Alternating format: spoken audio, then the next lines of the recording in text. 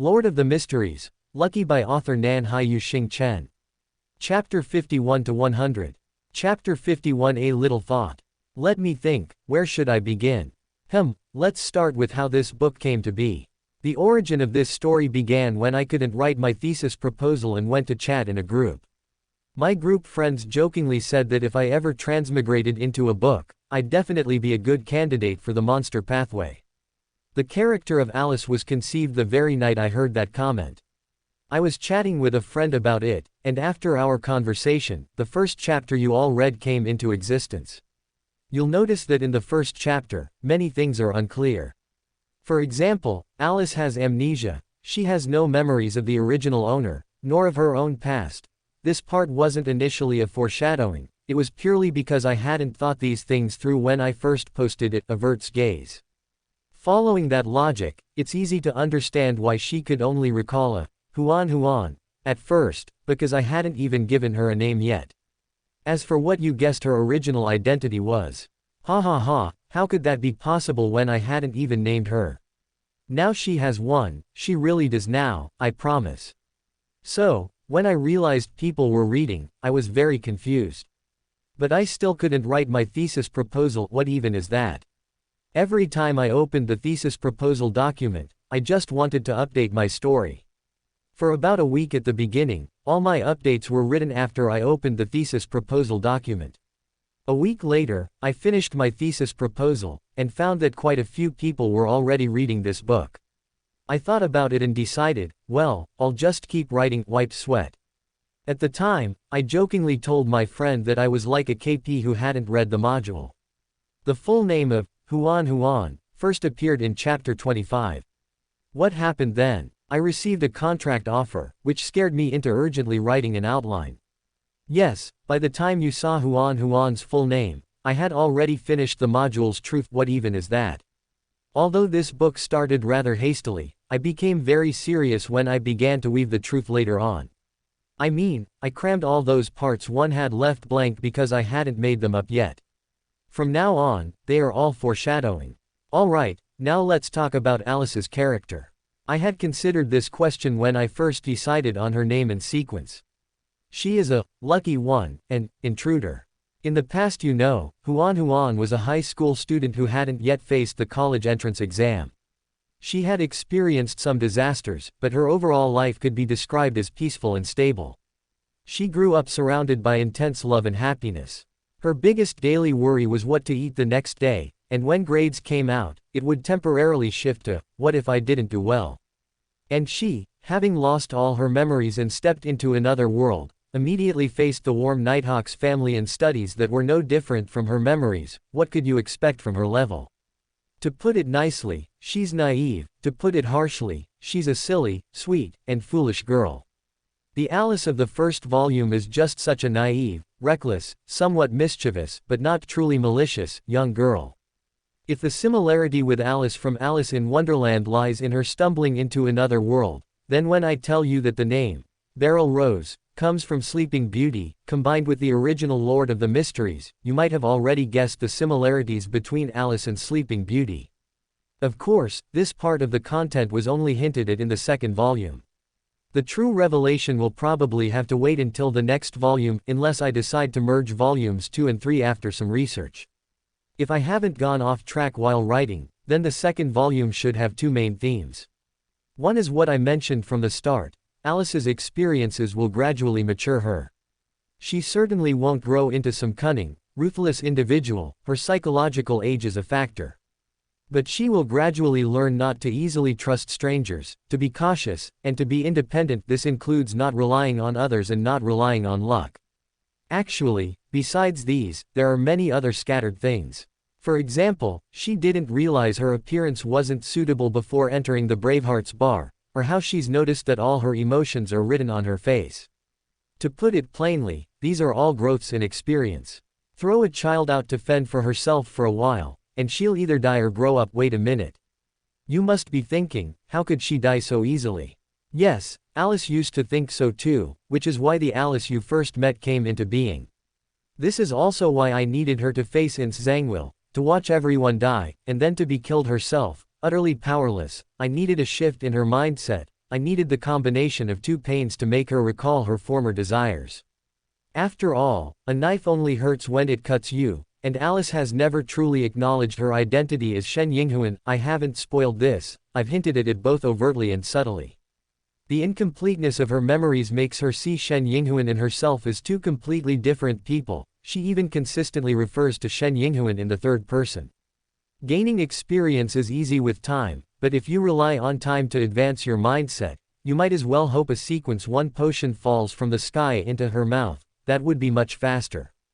The other is one of the meanings behind the title of this volume. She will gradually accept herself as a part of this other world, not an outsider, an intruder. Also, Alice genuinely doesn't know the plot. Her understanding of the plot is let me put it this way. Shen Yinghuan thought Klein and Eamon were really in love until her death. Alright, I'm done rambling. Good night, everyone. Collapses. Chapter 52. Chapter 15. Goodbye, fat pharmacist. What's wrong? Alice, who had changed her appearance, looked at Kaspars. Nothing, come with me. Kaspars quickly recovered from his surprise and led Alice away. Alice followed the limping Kaspars through the bar's kitchen, into the alley behind, and around to a dark, unlit house. Then, Kaspars motioned for Alice to stay put, and he stepped forward, knocking on the door in a specific rhythm. Even unintentionally, the robot's Beyander ability made Alice remember the rhythm Kaspars knocked with, though Alice doubted it would be of any use. After 7 or 8 seconds, a small wooden panel on the door was suddenly pulled open, and a pair of brown eyes peered out from inside. After being scrutinized for a while, the door swung open, and a man wearing a similar iron mask appeared behind it. He tossed Alice a hooded robe, then asked Kaspars in a hoarse voice, "Didn't I say not to bring anyone here recently? She found her way here herself, somehow learned the news. And she's the same kind of person as you all, I had no choice." Kaspars explained. So the man frowned and looked at Alice, who had already put on her hood. Noticing his gaze, Alice looked up and calmly replied, "Just consider me lucky." The man coldly swept his gaze over Alice, realizing that sending her away now would certainly not be a wise choice. He could only vent his anger on Kaspars. "Next time, remember to tell me beforehand, otherwise, HMPH. Then, he closed the door, turned around, and led Alice through the darkness of the living room into the ground floor sitting room. The only light source in the sitting room was a candle on the coffee table. The dim, faint light was not enough to illuminate the entire room. A few scattered figures, wearing hoods and iron masks, sat together in this dim light. It truly looked like the scene of some unknown cult gathering. Despite muttering to herself inwardly, Alice quietly kept her head down, finding an inconspicuous spot in the corner to sit. The man walked over and whispered something into the ear of an old mister sitting on a single sofa. The old mister glanced at Alice, nodded, and then the man left. Thus, Alice understood that her presence was temporarily tacitly allowed. In this atmosphere of silence and vigilance, several more people arrived one after another, making the sparse figures gradually become denser. "It seems these are all the people for today," the old mister said after an unknown period of time. "Let's begin. He didn't deliberately mention me." After the old mister's words fell, Alice's eyes flickered beneath her lowered eyelashes. "I want to buy the medullary crystal of Elven Spring, who has it?" After a brief silence, a man sitting not far from Alice suddenly said loudly, startling Alice. Alice turned to look at the man beside her. His hood was open, revealing his masked face. On the lower half of his face, not covered by the mask, rolls of fat were clearly visible, still jiggling as he spoke. Alice narrowed her eyes slightly. Certain features on the lower half of the man's face gave Alice a sense of familiarity. She suspected it was someone she knew. Before the man noticed Alice's gaze and turned his head, Alice withdrew her eyes and lowered her head as before, waiting for others to speak. The air was silent. The man did not get the answer he wanted. He smacked his lips twice and mumbled, "Really, every time I ask, there's nothing. This time I also brought 4 bottles of potion. They can effectively stop bleeding, promote wound healing, and work much better than going to a clinic. They're effective for 6 months. Quote, he's an apothecary. Alice suddenly found the source of that familiar feeling. She realized that this apothecary in front of her was the apothecary she had met in Tingen City, the one who ran away. Damn it. The sudden murderous intent that welled up in her heart startled Alice. She abruptly suppressed that murderous intent, but a deeper confusion filled her mind. How could I want to kill someone? How could I want to kill someone over something like this? A wave of fear spread from the bottom of her heart. The best explanation was that her personality had drastically changed due to recent events, but if that were truly the case, Alice wouldn't need to fear it. That budding murderous intent quickly vanished after Alice discovered it, making it impossible for Alice to investigate its source. It was useless except for making her realize that this thought was definitely not her own. No, it's not useless. At least it made me vigilant, otherwise I might have been slowly influenced without realizing it, turning into another person. Alice calmed her emotions under the cover of her hood. That task, which had been temporarily scheduled after her advancement, was once again moved forward. Now on par with advancement, she needed to find her past. At this moment, the fat apothecary's potion had already been bought by another person at the gathering, and a woman spoke up. I want to sell a weapon. Alice, who hadn't brought any money, also perked up her ears. She didn't intend to buy or sell anything at this gathering initially. Besides trading, the greatest use of these gatherings for her was to help her grow into a qualified Beander. One is a rune steel sword, manufactured by the Church of the Eternal Blazing Sun, with purifying and exorcising effects. It is the bane of undead creatures like water ghouls, wraiths, and zombies, and it can be used for another 3 years. Of course, its sharpness is also enough to kill. The woman's voice fluctuated, clearly concealing her features. 500 pounds, or the formula for sequence 8 feet barbarian, and you can have it. Barbarian. I wonder which pathway's sequence 8 it is. No one responded, so the woman also fell silent in disappointment. I want to sell a special Beander item, another person immediately spoke up. This Beander item is called a wealth accessory. It can make a person's financial luck improve for 3 months. For only 2,000 pounds, you can get it. Believe me, you'll get much more than that in 3 months. Alice, who had been complaining outside not long ago that her sequence was very suitable for gambling, fell silent, but she quickly realized something was wrong and asked, what are the side effects? If you don't sell it to someone else within 3 months, then you will become a pauper in the next half month, and even selling it won't help. The other party reluctantly gave the answer. As a lucky one and soon to be a calamity priest, Alice felt her understanding of the conservation of luck had deepened. Chapter 53 Chapter 16 Two parties. Judging by this expensive price, this person might not be in a hurry to sell this item. No, not necessarily. He might just be bluffing to prevent someone from deliberately driving down the price. But it also indirectly shows that he is still some distance away from 3 months, otherwise he would probably even pay to give this item away. Alice shook her head, leaning back against a chair. A strange thought suddenly popped into her mind. If I bought this item and Klein and I each used it for 3 months, would that be exploiting a bug? But at this moment, the next person had already begun their narration, so Alice abandoned this dangerous idea. Next, several more people successively proposed transactions. Some were successful, others failed. Alice's gain was learning that the old Mister's codename was Wise Eye. Finally, old Mr. Wise Eye clapped his hands twice and said, "That's all for today. As per custom, leave one by one, with 3-minute intervals between each person." Is this to prevent tracking?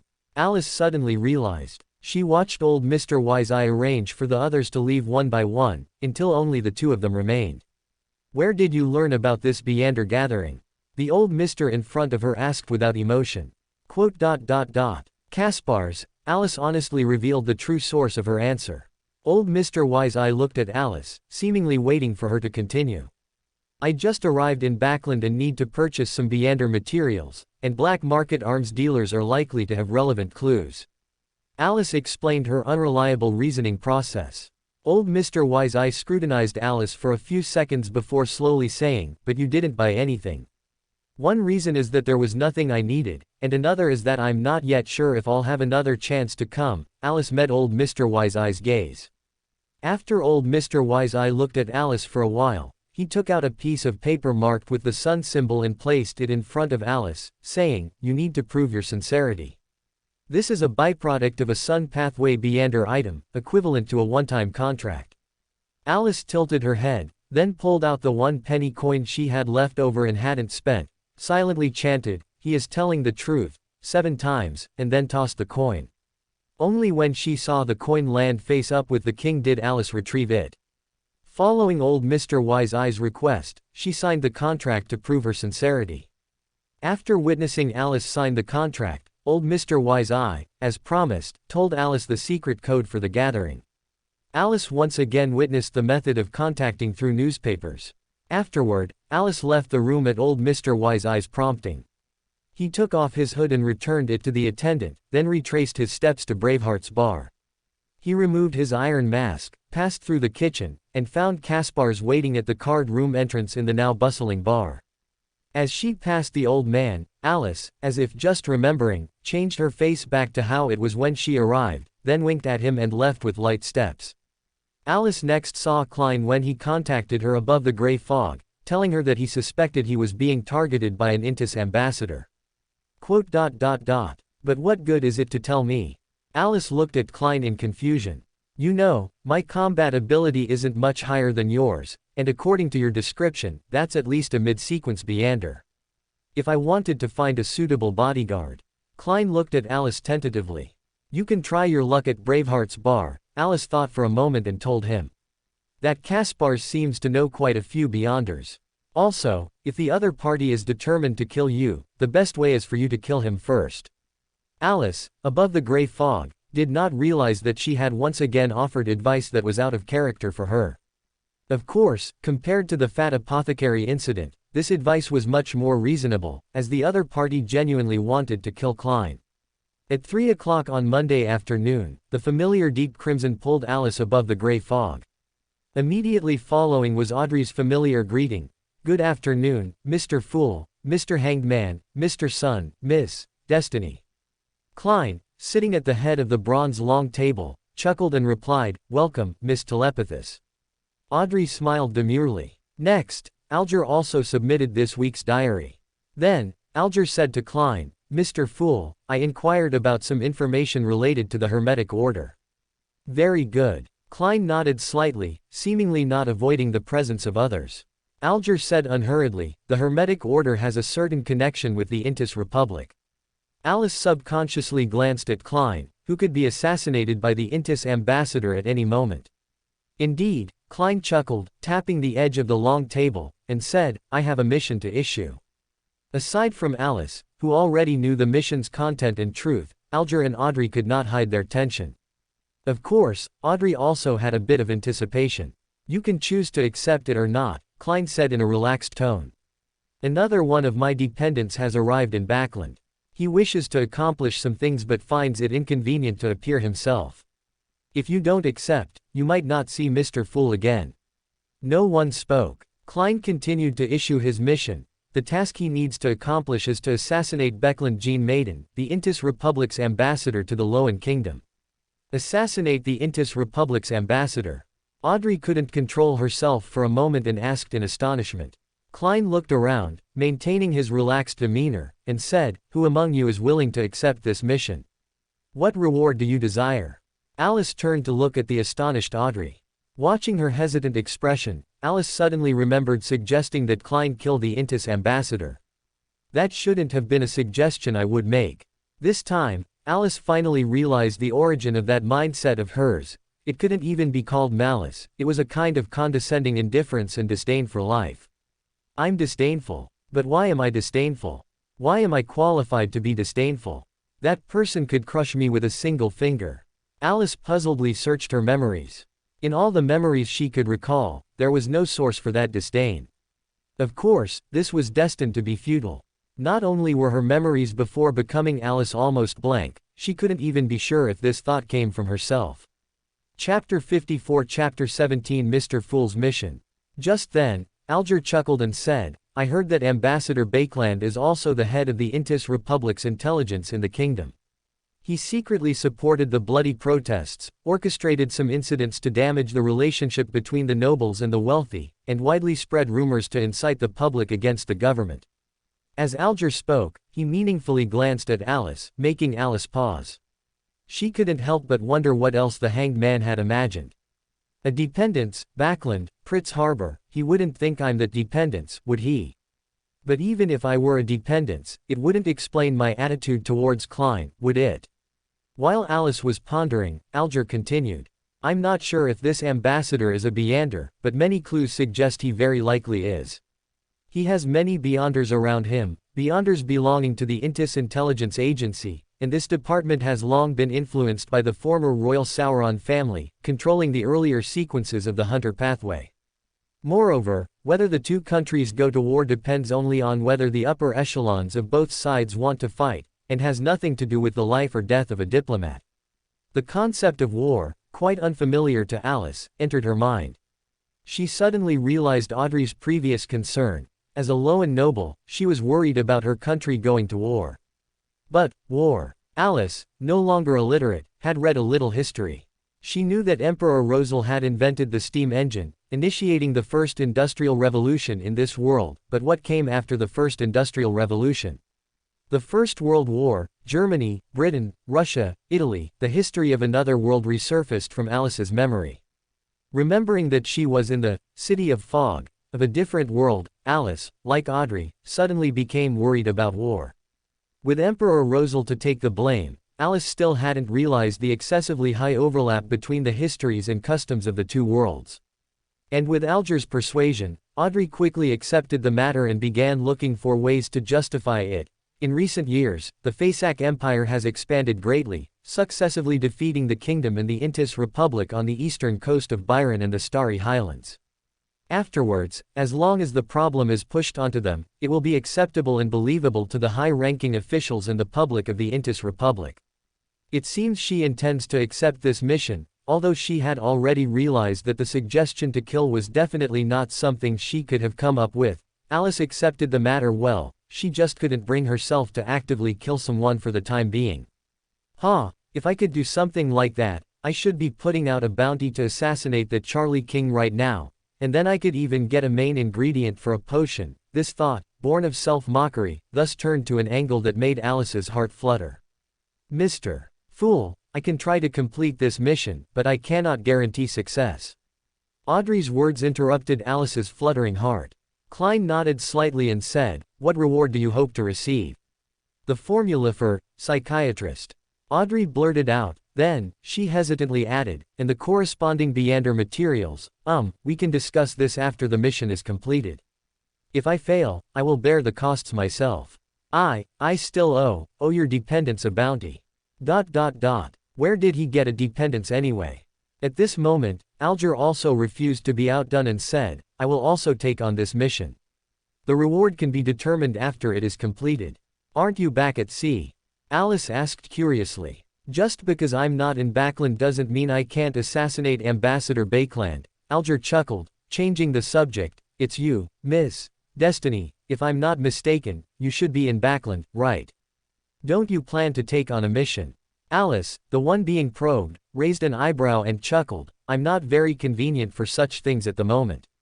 So Alger showed a meaningful smile again and said, that's a real shame. Derek, the bystander, had not found an opportunity to join the conversation. Klein nodded in agreement and then shifted his gaze to the diary in his hand. After finishing the diary in his hand, Klein looked up and said, you can now begin free trading or discussions. To avoid being tempted and corrupted, Alice immediately put forward her request. I need clues about Calamity Banshees and Minova Serpents. These were the two types of monsters involved in the main ingredients of the Calamity Priest potion. Since the auxiliary materials also involved these two types of monsters, and Alice didn't have enough money, she chose to settle for less and first tried to find clues about the monsters. As for how to hunt them down once found, there will always be a way. Alice, troubled by life, sighed deeply and began to introduce these two monsters to the others. Calamity Banshees are considered symbols of disaster. People usually find them near areas where disasters have occurred. In fact, these monsters can sense the coming of disaster in advance and absorb power from disasters to grow. The combat power of these monsters themselves is not strong. What needs attention is that, because they can sense disasters, they might lead you to the location where a disaster is occurring, thereby defeating you. Minova serpents are a type of snake active at sea. Mr. Hanged Man might have heard of these snakes. They are a type of snake that likes to cause shipwrecks. Of course, this doesn't mean they can't cause other disasters or can't survive on land, they just prefer the sea. The combat power of these snakes themselves is also not strong. The only thing you need to be careful of is their ability to create disasters, especially when encountering them at sea. Given their characteristics, you might even find them together. I do know Manova serpents. Alger did not disappoint Alice. To be precise, I know a sea area where Manova serpents congregate. Can you imagine? Alice's expression twisted slightly. She didn't need Alger to describe it to know what such a sea would be like. No passing ship could survive. Alice felt she should ask Alger for the coordinates of the sea area, but she knew very well that until those snakes moved, that sea area would be very famous, and no ship would pass through it, and she didn't want to fight such things on the surface of the sea at all. I think I've seen the Calamity Banshee you mentioned. The son also quietly raised his hand. I was confused when I realized I had to invent the monster pathways potions and acting method myself, and even the abilities of high sequences. Chapter 55 Chapter 18 Negotiation. So Alice turned to Derek and asked thoughtfully, Mr. Sun, can you kill them? I only need one. One should be enough. Alice believed she couldn't afford a second one. Derek shook his head and said, the places where these monsters are located are still too dangerous for me. Very good, Alice said approvingly, then do you have a way for me to go to the City of Silver? Derek closed his mouth. Perhaps I can take you to that sea area, Alger said tentatively, if you need it. Alice withdrew her gaze from Derek, leaned back in her chair, and looked at Alger with a half-smile. Frankly, Alger's suggestion was indeed one of the most suitable answers. Otherwise, Alice could probably use excuses like collecting materials or finding inspiration to spend money to hire someone to take her out to sea after copying. After finishing this comic, but would anyone really be willing to take on such a life-threatening, money-grabbing sea mission? But Alger's intentions were too obvious. This was an overt scheme. Alice guessed that the hanged man must now be absolutely certain that she was the Beander Klein mentioned who had just arrived in Backland, and he was probably trying to understand the reason for her attitude towards Klein. Alger met Alice's gaze with an honest expression and continued, if you're worried, we can ask Mr. Fool to be a witness. All right, Alice straightened up slightly and looked at the head of the bronze long table. Then please, Mr. Fool, be a witness for us, okay? I can, Klein nodded gently. So Alice looked at Alger again, her smile fading as she said, Mr. Hanged Man, do you remember that Beander of the monster pathway you encountered? What about him? Alger asked in a deep voice. There's an angel behind him, at least an angel, who's targeted me, Alice said, leaning forward, and unfortunately, he was able to find me because of you. The hanged man's expression changed for a moment, a change he couldn't hide, and Alice, observing this change, smiled contentedly. That angel might have already noticed you, you know. At this moment, Alice completely ignored Mr. Fool's gaze on her. After all, Mr. Fool thought it was impressive enough for her to provoke a sequence 6 or even a sequence 5, who would have thought Alice attracted an angel? Derek was greatly shocked, and Audrey directly asked, then aren't you two in great danger?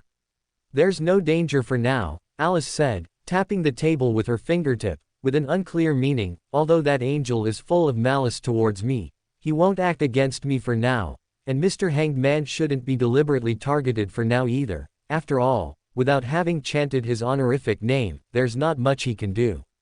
Also, that angel is currently in Backland. Is it an angel of the monster pathway? Alger asked aloud. Alice looked at Alger's expression, guessing that he must be desperately wanting to ask how she managed to provoke an angel, although for her, this was also an unprovoked disaster. Evidently, Alice shrugged, I have his honorific name, do you want to hear it? No need, Alger looked at Alice, who was still in the mood to joke, and rejected the suggestion with mixed emotions. Did you do something to offend that angel? Alice fell silent. She put away her smile, looked at Alger, and said in an ethereal tone, that is not for you to know. And secretly gave herself a thumbs up for her performance. Looking at the silent Alger and Audrey, and Derek, who had been at a loss for words, Alice said, Mr. Hanged Man, if in the future I invite you to hunt that Beander of the monster pathway with me, He calls himself Charlie King, and is currently a Sequence 6, if I invite you to hunt him with me. Are you sure this won't make that angel want to kill me?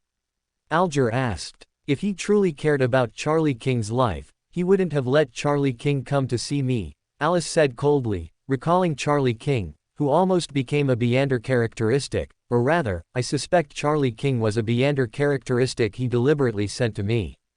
And if I hadn't taken it, would Charlie King be sent over again when he reached Sequence 5? If he wants to kill you, why would he send you a Beander characteristic? Alger asked, puzzled. That is also not for you to know, Alice refused to answer the question. Why didn't you mention this last week? Alger continued to ask. Because last week I couldn't be sure whether that angel was benevolent or malicious, Alice replied, and this week, I've already met that angel once. Klein then glanced at Alice again, hidden by the gray fog. Why invite me? Alger continued to ask. 2 reasons, Alice gave her answer. One is that you are already exposed to his gaze, and the other is, I'm actually a support. If the reward is suitable and I have time, I will consider it, Alger gave a rather flexible answer. Very well, Alice raised an eyebrow slightly. If I need to travel to that sea area you mentioned via your ship, what do I need to pay? How should I contact you? Alger fell silent. Alice suspected he regretted his earlier suggestion.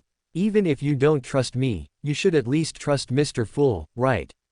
Alice decided to wave a big flag. Moreover, I can assure you that that angel doesn't have the ability to influence my fate, he merely found me through some means.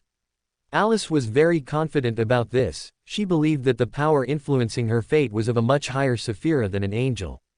2 weeks later, Pritz Harbor, I will tell you the specific situation at the next tarot club, Alger replied in a deep voice. I request that the spoils be distributed according to the normal rules of team adventures, and you will need to pay an additional £1,000 as boat fare.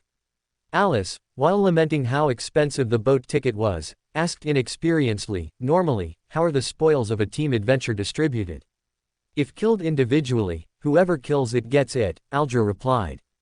Alice, whose entire combat power consisted only of a revolver, was silent for a moment, then asked, what if I don't have the ability to kill a monster by myself? Distributed according to contribution and need, and compensation made afterwards, Alger looked at Alice with a hesitant expression. I'm actually particularly curious whether you mean outer deity or Sephira when you say key of light. After all, these two actually have the same name. But why does the book club seem to be quarreling? Hey, if you speak nicely and give serious suggestions, I will read and consider them, because some of the problems you point out do exist, avert eyes. But for those who nitpick, those who teach me how to write, and even those who cursed saying Alice is stupid doesn't count because I'm also secretly saying it, avert eyes, I won't speak nicely to them either. After all, there are so many books, if you don't like reading this one, you can go read others, there's no need to make everyone uncomfortable here. If you really can't find anything you like, then go write it yourself. Why bother making yourself unhappy, and still want to make your presence known before leaving? Welcome to Fanfic Audiobook, your go-to place for immersive audiobooks. If you enjoy the content, don't forget to like the video and subscribe to our channel for more amazing stories. And please support the author by link in description. Chapter 56 Chapter 19 Advanced Deposit. I'll try to gain the ability to kill a monster independently before going out to sea. Although Alice understood the hanged man's look, she still steered the conversation in another direction. Alger's actions showed he refused to continue talking with Alice, so Alice also quieted down and began to seriously recall if she had forgotten anything. Audrey seized the opportunity to speak to Derek. Can I exchange information about giant dragons with you? Yes, I'd like to obtain the Sequence 8 potion formula for the Bard pathway. Derek, rejoining the conversation, spoke with some hesitation. I will find the Sequence 8 potion formula corresponding to the Bard pathway for you as soon as possible, but not today. Can you accept that? Audrey said thoughtfully, then glanced at the top of the ancient long table. We can ask Mr. Fool to bear witness. At this moment, Klein smiled and said, Miss Justice, perhaps I can pay for the light supplicant formula for you. Where did he get a potion formula? And that charm the other day, that charm seemed to be from the Sun domain too. What did he do? Audrey's eyes lit up at this. No problem. What should I exchange with you then? There's no need to rush this.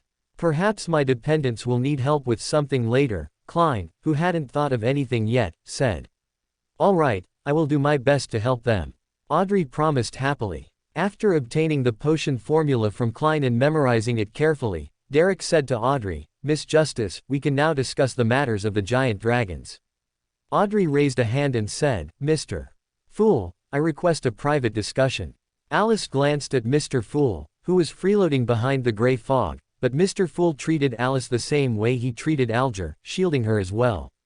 Looking at Alger, who was isolated just like her, Alice finally remembered what she had forgotten. Do you have any Beander items that allow people to move freely in water? Yes, she suddenly remembered that she couldn't swim. I am a Beander of the sailor pathway. Alger looked at Alice, paused in silence, and stated the obvious fact.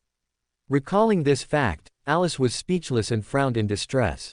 If you're just worried about problems after going out to sea, I'll take care of that, Alger said with great conscience. Alice looked at Alger, whose attitude was vastly different from before, in surprise and couldn't help but say, actually, you can just ask what you want to know.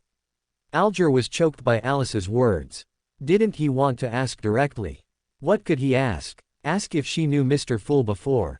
He had already realized that Miss Fate's origin was quite strange.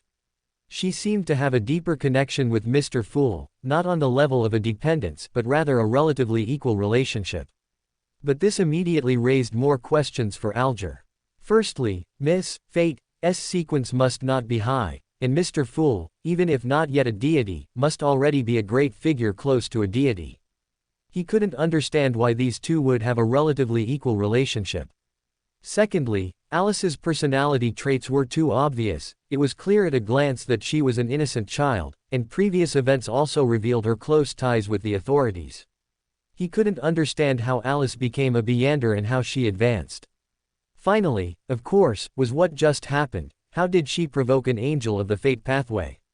Since that angel wanted to kill her, why would he send her a Beander characteristic? And, why was she so sure that the other party couldn't tamper with her fate?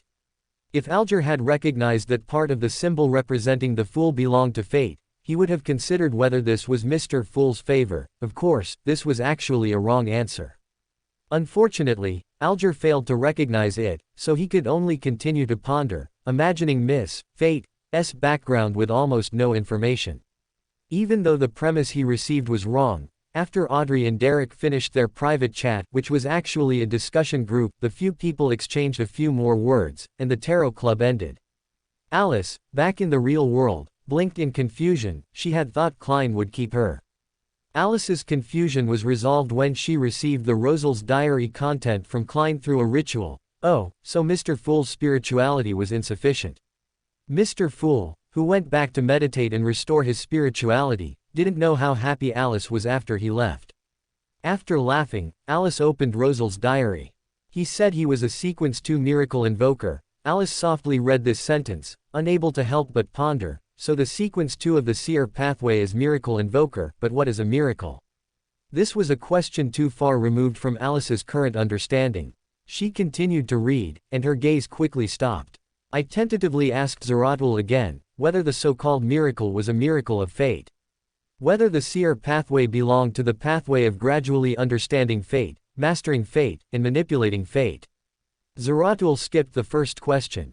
He told me that fate was only a part of the seer pathway, not even the main body. The pathway that truly represented fate was monster. He gave several examples for this, all names of monster sequence potions: Sequence 7 Lucky 1, Sequence 5 Winner, Sequence 2 Soothsayer, and at the top, that Sequence 1, Snake of Fate. This is also called the Snake of Fate. Alice recalled the giant snake in her dream, that white, scaleless snake. Regarding the monster pathway being the fate pathway, Charlie King had already exposed this information to Alice, so it wasn't surprising to her. And whether it was the Sequence 5 Winner or the Sequence 2 Soothsayer, both were indeed very fitting names for the fate pathway: understanding fate, mastering fate, manipulating fate. What truly interested Alice was the Sequence 1 Snake of Fate.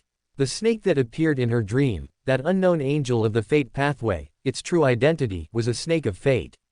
Sequence 1, Alice murmured, her eyes filled with confusion, not knowing of the existence of Sequence 0.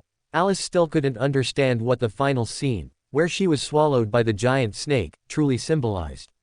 Of course, inviting Alger at the Tarot Club to hunt Charlie King together in the future was not a joke. After realizing that the snake of fate intended to fatten her up and then kill her, Alice understood one thing: Charlie King was the Beander characteristic the other party sent her. Alice had no doubt that Charlie King would die in front of her one day, even if she didn't kill him. Just as Charlie King had said at the very beginning, this was an advance payment. Chapter 57 Chapter 20 Mr. Fool's Suicidal Experience. Above the gray fog, Klein, whose spirituality had just recovered, pulled Alice up and immediately asked, "What exactly is going on?" "What's going on?" Alice, who had just settled down, was momentarily confused. "Oh, you mean that snake of fate?" "Snake of fate. The one targeting you is a snake of fate." Klein repeated Alice's words. "A snake," Alice corrected Klein's quantifier seriously. Klein's well-organized words got stuck for a moment. He took some effort to remember what he had just wanted to say. "How exactly did it target you?" Alice leaned back in her chair and looked at Klein plaintively. "If I knew, I wouldn't be here." "Then, what did you mean by what you said to the hanged man?" Klein pressed on. Quote, "It was a revelation," Alice replied softly. "It needs me to stand high enough, so that my death will have meaning." Klein was slightly startled. "I feel like I'm an unripe Beander ingredient," Alice complained, pinching her brow. "As for why it can't tamper with my fate, I think the answer is obvious, isn't it?" Klein was stunned for a moment, then quickly remembered what Alice was referring to. Whether it was the lucky one who died first, or Migos who died later, and Alice's resurrection, or even Alice's initial awakening in this body, all were proof that Alice's fate had been affected by an unknown influence. And the goddess had directly informed Alice of this. "You think that power is of a higher sequence than an angel?" Klein asked, puzzled, "But how did you confirm it? Otherwise, I wouldn't have met that snake of fate and received a revelation of fate after trusting Charlie King and accepting his advance payment." Alice gave her reason. "An angel of the fate pathway, can't it even decide who it doesn't want to see?" Klein was speechless, but he quickly discovered a hidden problem in this logic. "But how are you so sure it didn't want to see you?" "Maybe it did it on purpose." Alice retorted, "Do you think it's easier for me to accept its help and grow if I believe it is benevolent, or if I believe it is malicious?" Klein quieted down. After all, even if that snake of fate really wanted to get to know Alice, it wouldn't directly give Alice a revelation of fate, exposing its own secrets. "You're done asking, isn't it my turn to ask?" Alice looked at Klein and asked sincerely. Quote, "What do you want to ask?" Klein suddenly had a bad premonition and began to frantically think if he had done anything wrong. "Back then, with Migos, the charm you gave me should have been from the sun domain, right?" Alice began to probe from the periphery. Quote, "Yes." Klein nodded. "How did you make that charm? And the light supplicant, Beander formula?" Alice stared at Klein curiously. I actually, Klein's eyes darted away. Alice then stopped talking, blinking at him. "You know about 30782, right?" Klein stammered as he began to recount his self-destructive experience. Alice nodded. "I divined the origin of 30782, and found a drop of golden liquid." Klein's speech became slower and slower. Alice suddenly had a bad premonition. She asked, "And then?" "I divined the origin of that drop of golden liquid." Klein hesitantly and stammeringly recounted the outcome of the matter. "I found out it was the blood of the eternal blazing sun." Alice fell silent. She didn't know what to say, because she suddenly felt that perhaps she and Klein were equally matched not only in combat level but also in their ability to cause trouble. "No, maybe I'm a little better, at least that angel wasn't someone I provoked actively." Alice saw Klein again at Braveheart's bar. Although she had given Klein the clue about Kaspar's, Klein's rapid appearance at the Beander gathering still surprised Alice. After all, Alice knew very well that Klein was much better than her at handling matters indirectly and without arousing suspicion. At least Alice believed that if Klein were in her position, he definitely wouldn't do something like coming to Braveheart's bar without any disguise. In the end, Alice had to rely on demonstrating her ability to change her appearance in front of Caspars to cover up the matter. Getting back to the main topic, the most lively person at this gathering was still the fat apothecary. Recently, there's been a group of beasts in the sewers, gnawing away at a lot of the herbs I planted. They're very smart, they didn't touch any of the poisonous ones. I need someone to help me clear them out. You know, this isn't my specialty. I'm only good at concocting potions and treating your illnesses. Alice, who is also not good at this, quietly watched the others. I'll repeat, I need someone to help me clear out the new beasts in the sewers, only in the Backland Bridge area. I will pay 4 precious potions as a reward. 2 of them can effectively stop bleeding and promote wound healing. Believe me, this is better than getting stitches at a clinic, and they will be effective for 6 months. Suddenly, the fat apothecary chuckled and said, the other 2, with a month and a half of validity, can help gentlemen regain the impulses of a 17 or 18-year-old, becoming beyonders in bed, hee, you know what I mean. Even after the validity period expires, it will still have an effect, but it will spread from there to the whole body, and the user will become extremely violent, with greatly increased strength, speed, and agility. They will fall into weakness after half an hour. Alice listened to the fat apothecary's description with amazement. She suddenly understood why he had asked her if she was an adult when she first met him. Unfortunately, Apothecary's potions didn't seem attractive enough, and no one responded. In addition to the 4 precious potions, I'll add 30 pounds. The fat apothecary gritted his teeth and raised the price. Finally, a man sitting on the edge of a sofa spoke up, I accept this commission. You pay 2 potions in advance, 1 of each kind, with Wise Eye as a witness. No problem. The old Mr. Wise Eye, sitting on the single sofa, agreed without surprise. Good. The fat apothecary was clearly relieved that someone had accepted his request. Chapter 58 Chapter 21 Gambling on Luck. The first successful transaction enlivened the atmosphere a bit, and the lady who sold weapons at the last gathering spoke again, I have 2 weapons for sale. An extra one. Alice pricked up her ears curiously, and sure enough, the other party once again introduced the runic steel sword, even the asking price remained unchanged. Following that was the introduction of the second weapon, a saw cleaver, with an intricate mechanical structure, it can transform and is easy to carry. This is a practical weapon, crafted by an outstanding artisan, and not common, 25 pounds. The huge price difference momentarily stunned Alice, then she realized, oh, this isn't a Beander weapon, no wonder. But then again, does this lady have an artisan behind her? Or an organization that has an artisan? While Alice was pondering, a gloomy man in the corner spoke up and took the runic steel sword, and the saw cleaver subsequently became a collection of old Mr. Wise Eye. After a brief silence, the seller who previously sold the wealth accessory spoke again, I want to sell a mystical item. It's called the wealth accessory, and its specific effect is. He repeated the pros, cons, and price of the wealth accessory, which were unchanged from last time. It seemed he wasn't in a hurry at all. Klein was momentarily tempted by the effect of the wealth accessory. Under Alice's influence, he couldn't help but entertain the idea of exploiting a bug. Unfortunately, they shared a common problem, they had no money. Klein, troubled by money, slowly exhaled and spoke up during a lull in the conversation, I want to sell an item. After successfully attracting everyone's attention, Klein pulled out an iron cigarette case and revealed something Alice was not unfamiliar with, a Beander characteristic. Then, Klein, who had already prepared his speech, said, this is something I obtained from a corpse. I don't know what it is, but I just feel it seems very mystical. Perhaps someone among you recognizes it. Alice's gaze swept lightly around, no one spoke. Perhaps they didn't know the law of conservation of Beander characteristics, or perhaps they knew but were unwilling to reveal it. Alice's eyes flickered slightly as she asked, who did it come from? I mean, what sequence and pathway was that person before he died? I don't know. Klein played the role of someone with lingering fear brilliantly, which made Alice want to tease him again. No, I can't. That would expose the fact that we know each other. Alice restrained her mischievous urge and pretended to be uninterested by lowering her head. At this moment, old Mr. Wise Eye glanced at Alice, coughed, and said, I probably know what it is and what it does, but knowledge requires compensation. I offer 400 pounds. Believe me, this is an absolutely fair price. Of course, you have the right to refuse.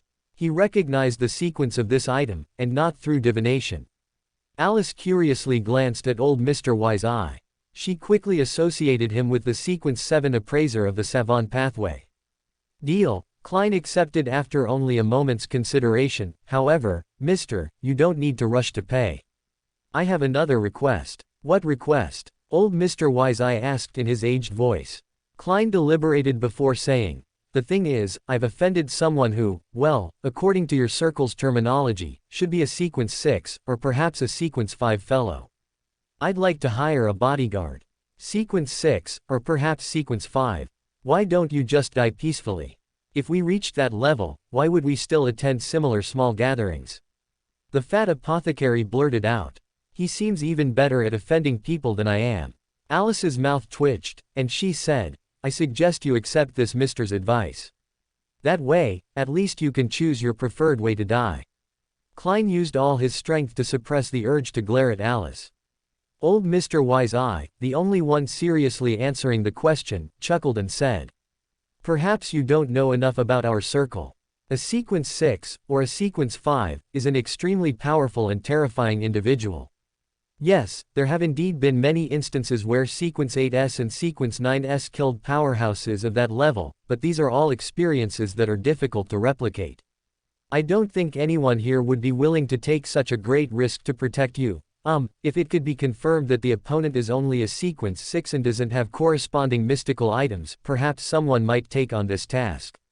All right, I can't confirm. Klein spread his hands and then said, then I can only try to save myself. What can 400 pounds buy? Those mystical items you just mentioned. Believe me, mystical items that 400 pounds can buy definitely won't be able to deal with your enemy, and might even bring you additional danger. I suggest you apologize to the other party, sincerely apologize. Perhaps 400 pounds can buy his forgiveness. Old Mr. Wise-Eye sincerely offered his advice. Alice secretly sighed inwardly. Knowing the full story, she understood that an apology would be useless, just as she had never considered begging the snake of fate. At this moment, the man who had previously taken on the beast-clearing mission suddenly laughed. Perhaps, you can gamble on luck. Upon hearing this, Klein instinctively wanted to glance at Alice, who was a lucky one, but he quickly restrained himself. The man continued, I have a mystical item here, and I'll sell it to you for 400 pounds. It can allow you to hear the voice of a great existence. If you're lucky enough to decipher useful information from it, you'll become very powerful, and protecting yourself will no longer be a problem. If you're very unlucky, and what you decipher is a curse, or if you can't decipher it, you will be harmed, or even die. Do you want to take a gamble? Alice knew without thinking that this item must come from a listener. She looked at the man with a strange expression. Could this person be from the Aurora Order? And old Mr. Wise-Eye had already growled, Black Snake. Don't mention that ominous item of yours. Black Snake chuckled. I didn't lie, I didn't violate the rules here. I told him both the good and the bad, letting him choose for himself. The probability of deciphering useful information is probably only 10%. Do you want to gamble? Alice looked at Klein. She guessed that Klein would definitely agree to this. After all, he even dared to divine the eternal blazing sun, so a mere true creator. Deal. Klein's expected agreement stopped Alice's thoughts from drifting in a more irreverent direction. Chapter 59 Chapter 22 Goodbye Old Neil. The atmosphere in the living room, illuminated by only a single candle, was as silent as if frozen. Several seconds later, the fat apothecary mumbled, Why didn't you leave an address? That way, I could at least get something from your corpse. Alice, who knew Klein's address, had to admit that for a fleeting moment, she was tempted. Klein pretended not to understand and looked at Black Snake, saying, If I don't gamble, I have no chance of living. If I do, there's at least a sliver of hope. I won't sit around waiting for death. Alice once again inwardly lamented that Klein was truly skilled at acting. Hearing this, the wise-eye old mister's open mouth closed again. I really admire your character. Black Snake laughed heartily. I admire it too. Several of my old friends had this kind of character.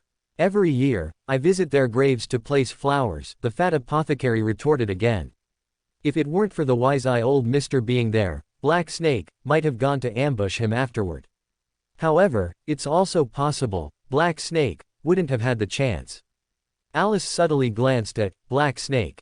Without divination, she could easily see the dense aura of death around. Black Snake, agreeing to the fat apothecary's commission, had brought him close to death.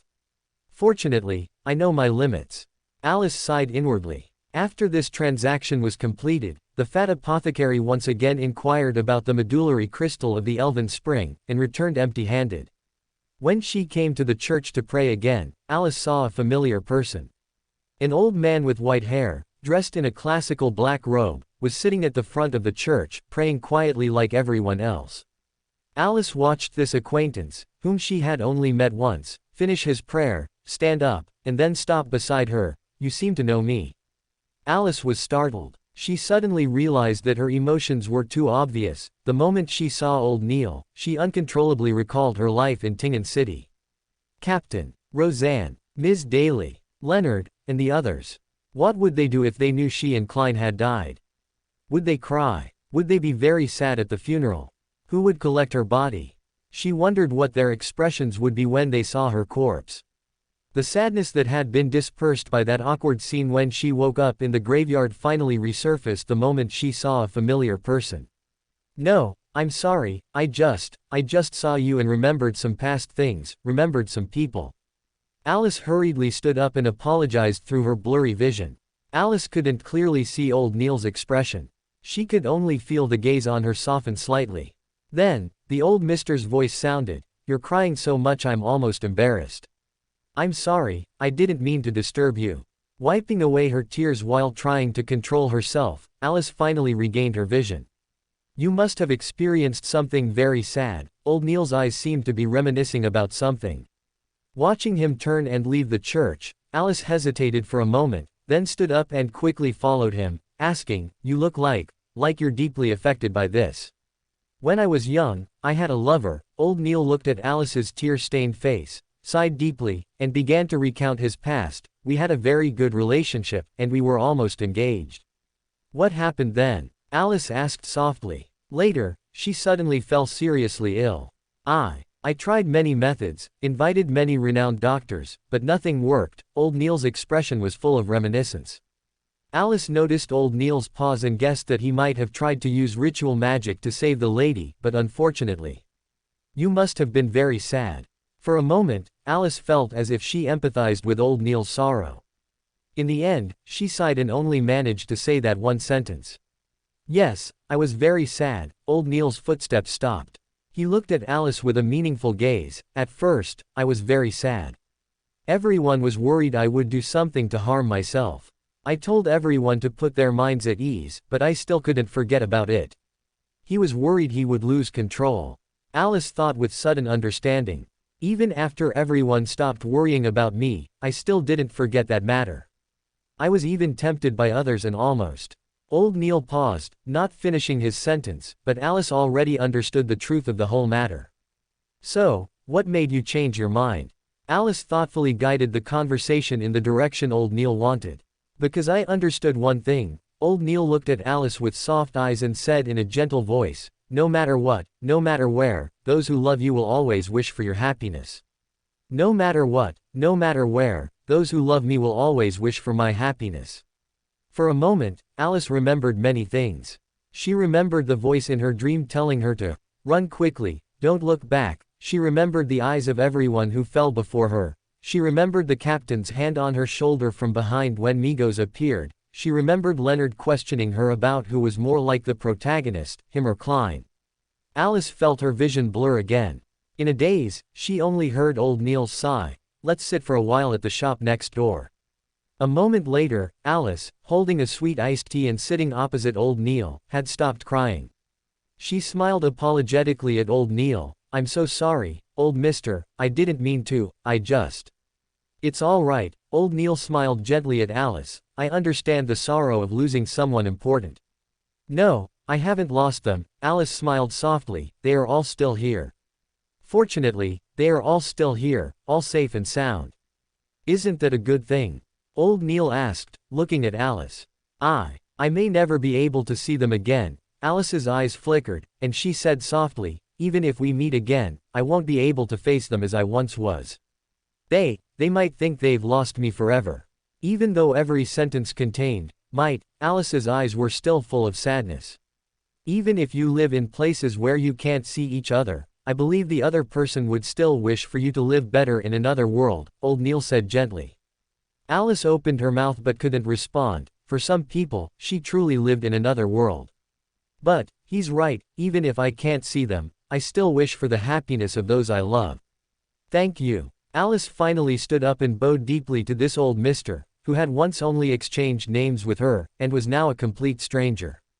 Chapter 60 Chapter 23 An oolong incident caused by Miss Wrathful Spirit. After her conversation with old Neil, Alice returned home. Remembering old Neil's view that, no matter where you are, those who love you will wish you happiness, Alice hesitated for a moment before trying to integrate into this era again. Actually, Alice had tried before in Tingen City, but just as she was starting to feel a sense of belonging, it all. After a moment of thought, Alice decided to start by visiting her neighbors. It was truly inexcusable that she hadn't considered getting to know them in all the days since she moved in.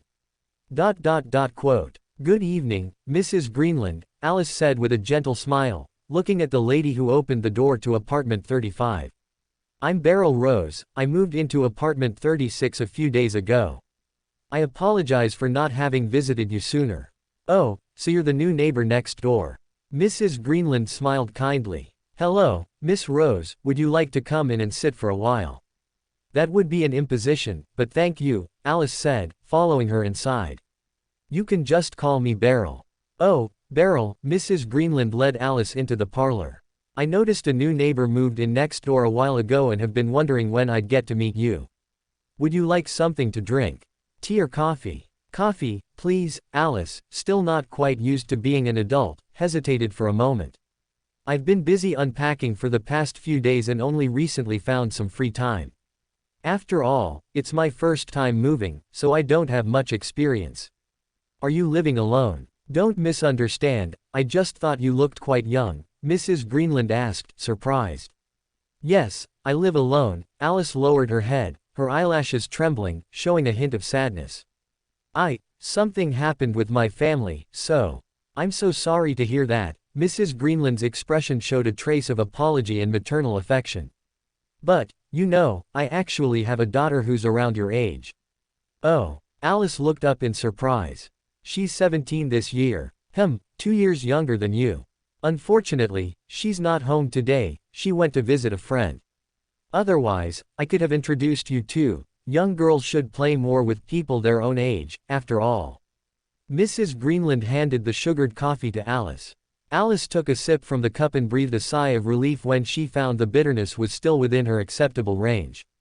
She couldn't help but think, actually, considering my real age, she should be older than me. Over the next while, guided by Alice, Mrs. Greenland introduced her daughter, Evelyn Greenland, to Alice. Noticing that it was getting late, Alice got up to leave and returned home. She closed the door, leaned against it, and instantly shed her previously displayed maturity and feigned strength. She raised her hand, made a V sign, and jumped, exclaiming, "Yay!" After her excitement, Alice became dispirited again, letting out a long sigh. I wonder if I'll ever get to see everyone again. Feelings of longing always grew especially strong when she was alone and idle. To keep herself from dwelling in sadness, Alice decided she would go bother Klein. We won't dwell on how Klein expressed his displeasure with Alice's actions. In any case, over the next few days, Alice settled into a routine of waking up to pray at the church, writing for a while during the day, and then randomly visiting a lucky neighbor each day. Without having to come up with plots herself, Alice's writing speed was incredibly fast. I mean, she successfully had a new work published under the name Beryl Rose. Having earned her first pot of gold, Alice was too excited to sleep in the middle of the night and, bored, prayed to Mr. Fool. Well, that's perfectly reasonable, right? But Alice didn't receive a reply from Mr. Fool. Maybe he's not convenient to reply right now, out tracking something. Alice, who hadn't received a reply, fell into a slumber with a faint sense of unease. The next day, Alice still hadn't received a reply from Mr. Fool. No problem, this is very normal my foot. Even if Klein went above the gray fog to curse her for being crazy, he wouldn't fail to reply. Alice hesitated for a moment but ultimately didn't rashly go looking for Klein. She decided to try divination first. After silently repeating Klein's current situation, sinking into a dream, and then exiting the dream in a daze, Alice finally realized why she could look directly at Klein. Some unknown person had placed an anti-divination specifically targeting her on Klein. Ah, this is truly. Alice gnashed her teeth and began to think about how to resolve this matter. She certainly knew Klein's address, but the problem was, what reason could she use to go find Klein? It shouldn't be too much for me to go find a private detective, right? Alice muttered to herself as she set off. The moment he saw Alice, Klein understood why she had come. It was because Miss Wraith couldn't reply to messages when he couldn't go above the gray fog. But, couldn't she divine? Hello, do you need to commission something? Klein asked, fitting his persona. He began to pray that Alice would understand his hint. I can't find my manuscript. Alice blinked twice, looking at Klein, who was desperately winking at her, and began to wonder if he was trying to say that he couldn't speak freely right now or if he had been kidnapped. I have an unfinished commission, so it might be inconvenient for me to help you for now. Klein emphasized, inconvenient for now. Ah, that's a real shame. Alice understood Klein's hint, showed a disappointed expression, and left Klein's house. In any case, it was good that he was all right. Alice admonished herself and began to quietly wait for Klein's reply.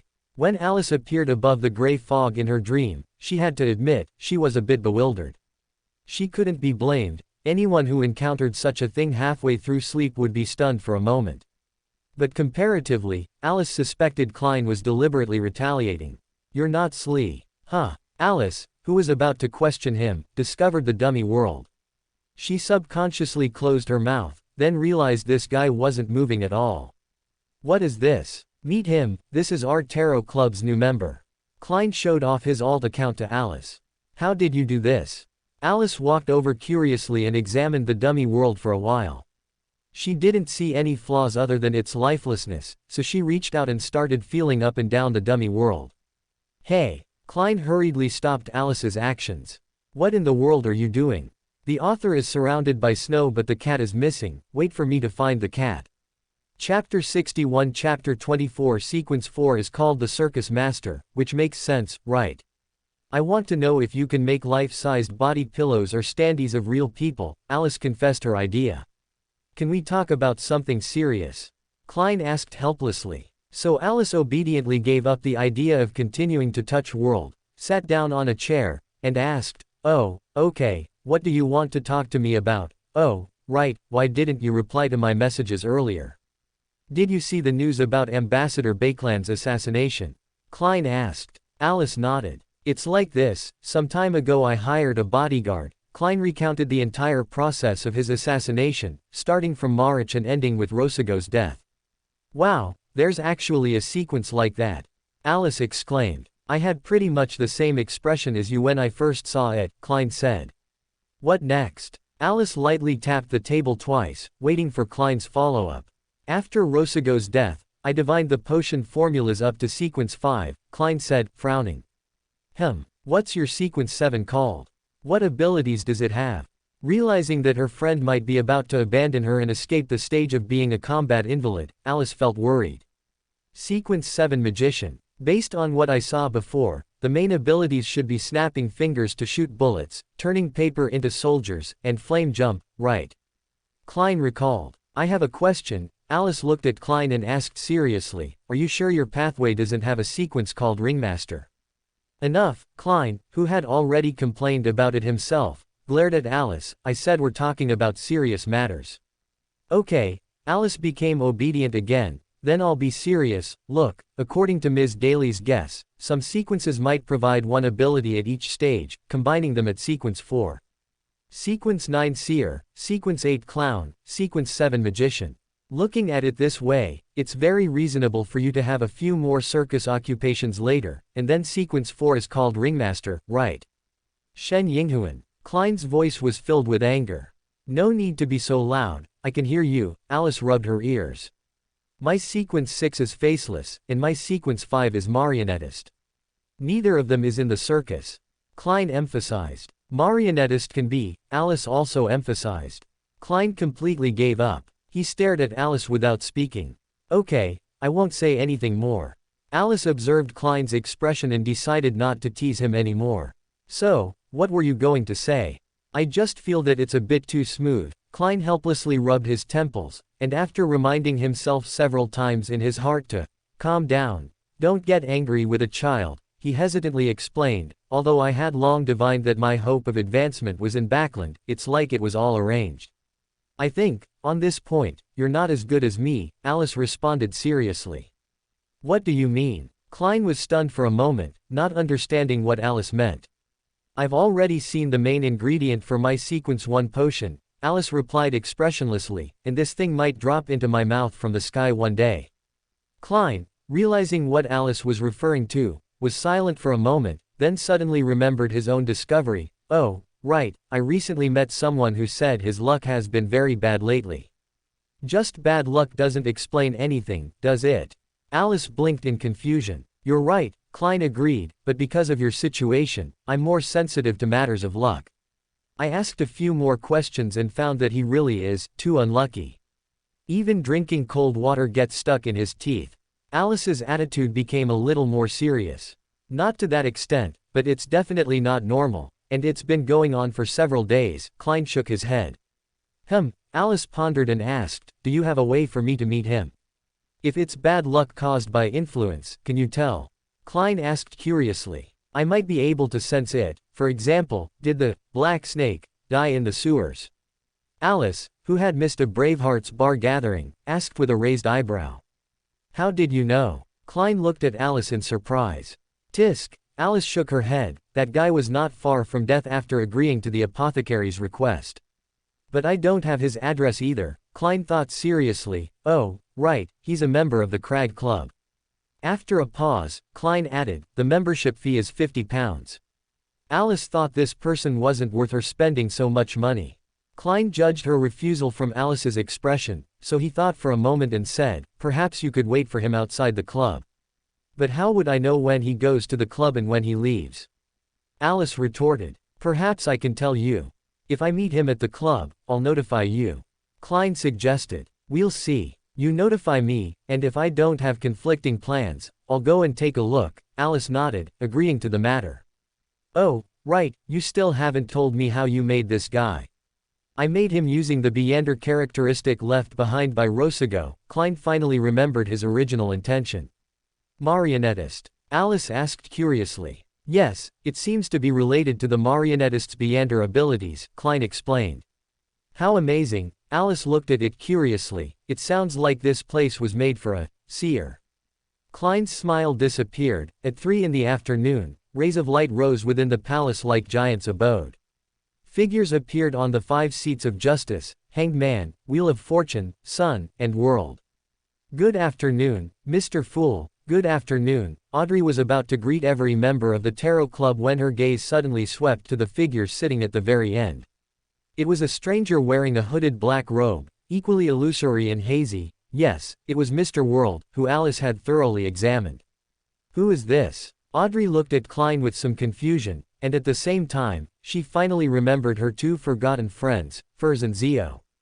This is a new member, Mr. World, Klein said, leaning back in his chair. The little snake is truly getting more and more pitiful. Sigh. Later, when Klein becomes a bizarro sorcerer and uses rats to make paper figures to scare Alice, Alice will say, holy cow, a standee. Chapter 62 Chapter 25 Mr. World. Good afternoon, Mr. World. Audrey calmly greeted him, scrutinizing the dummy, World.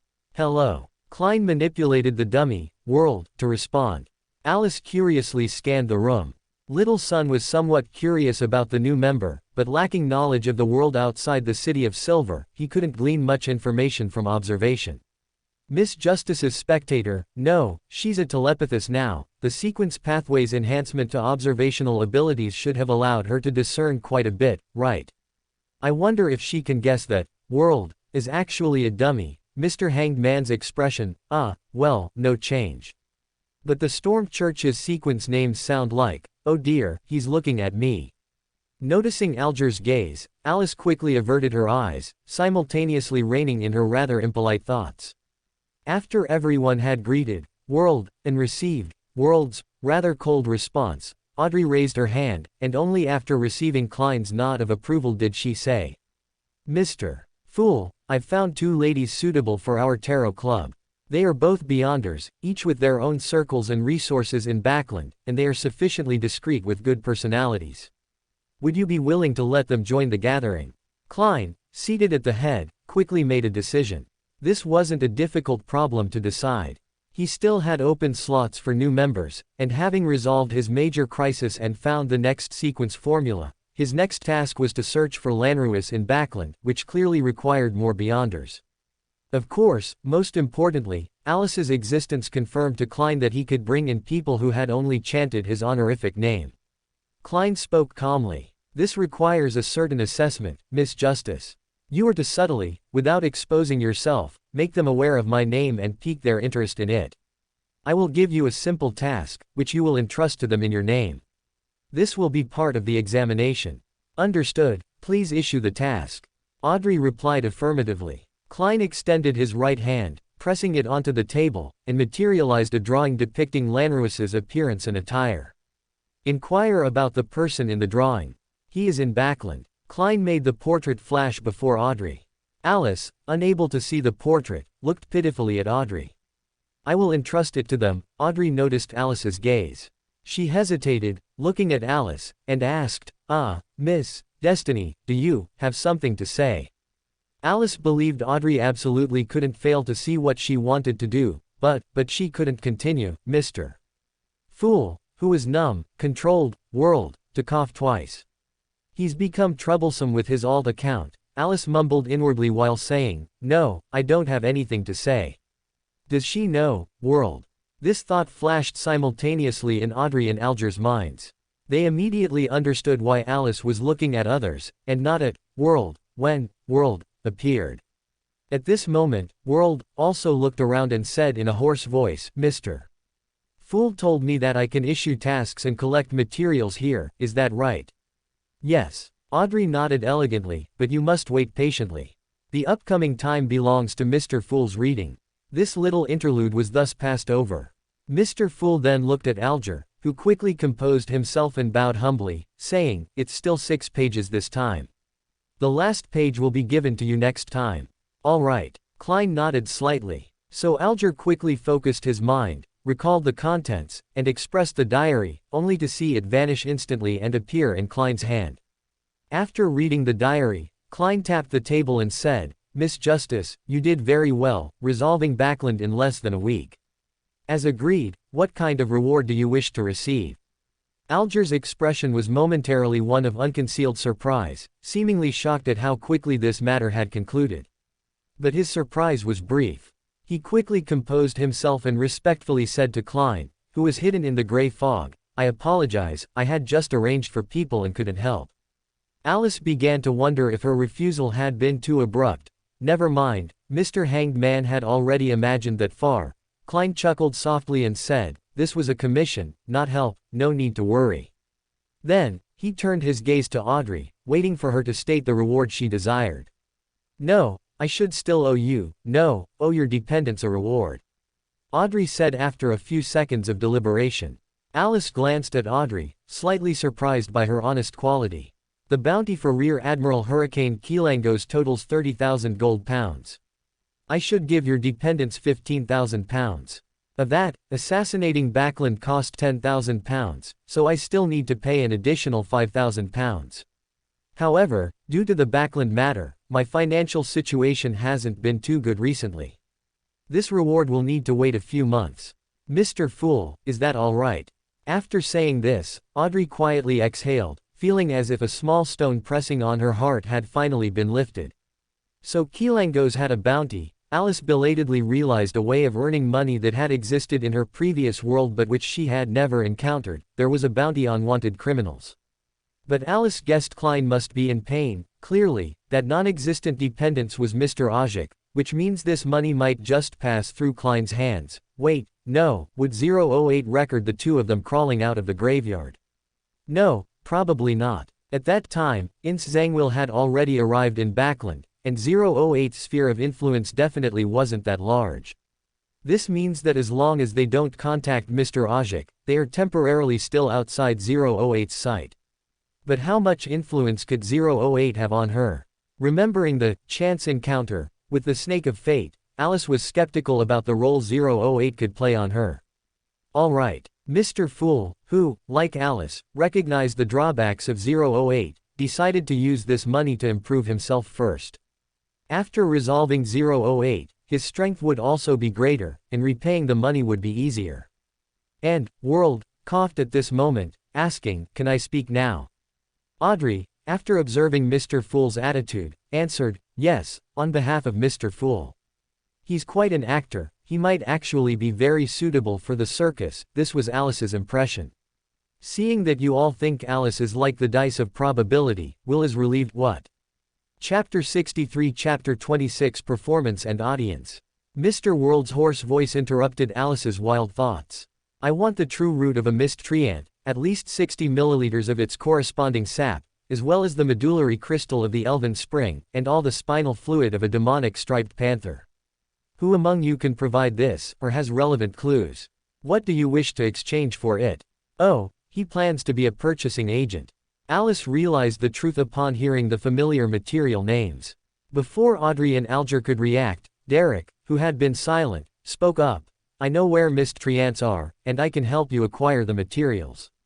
However, I must wait until I complete my advancement, have sufficient strength, and join a corresponding patrol team.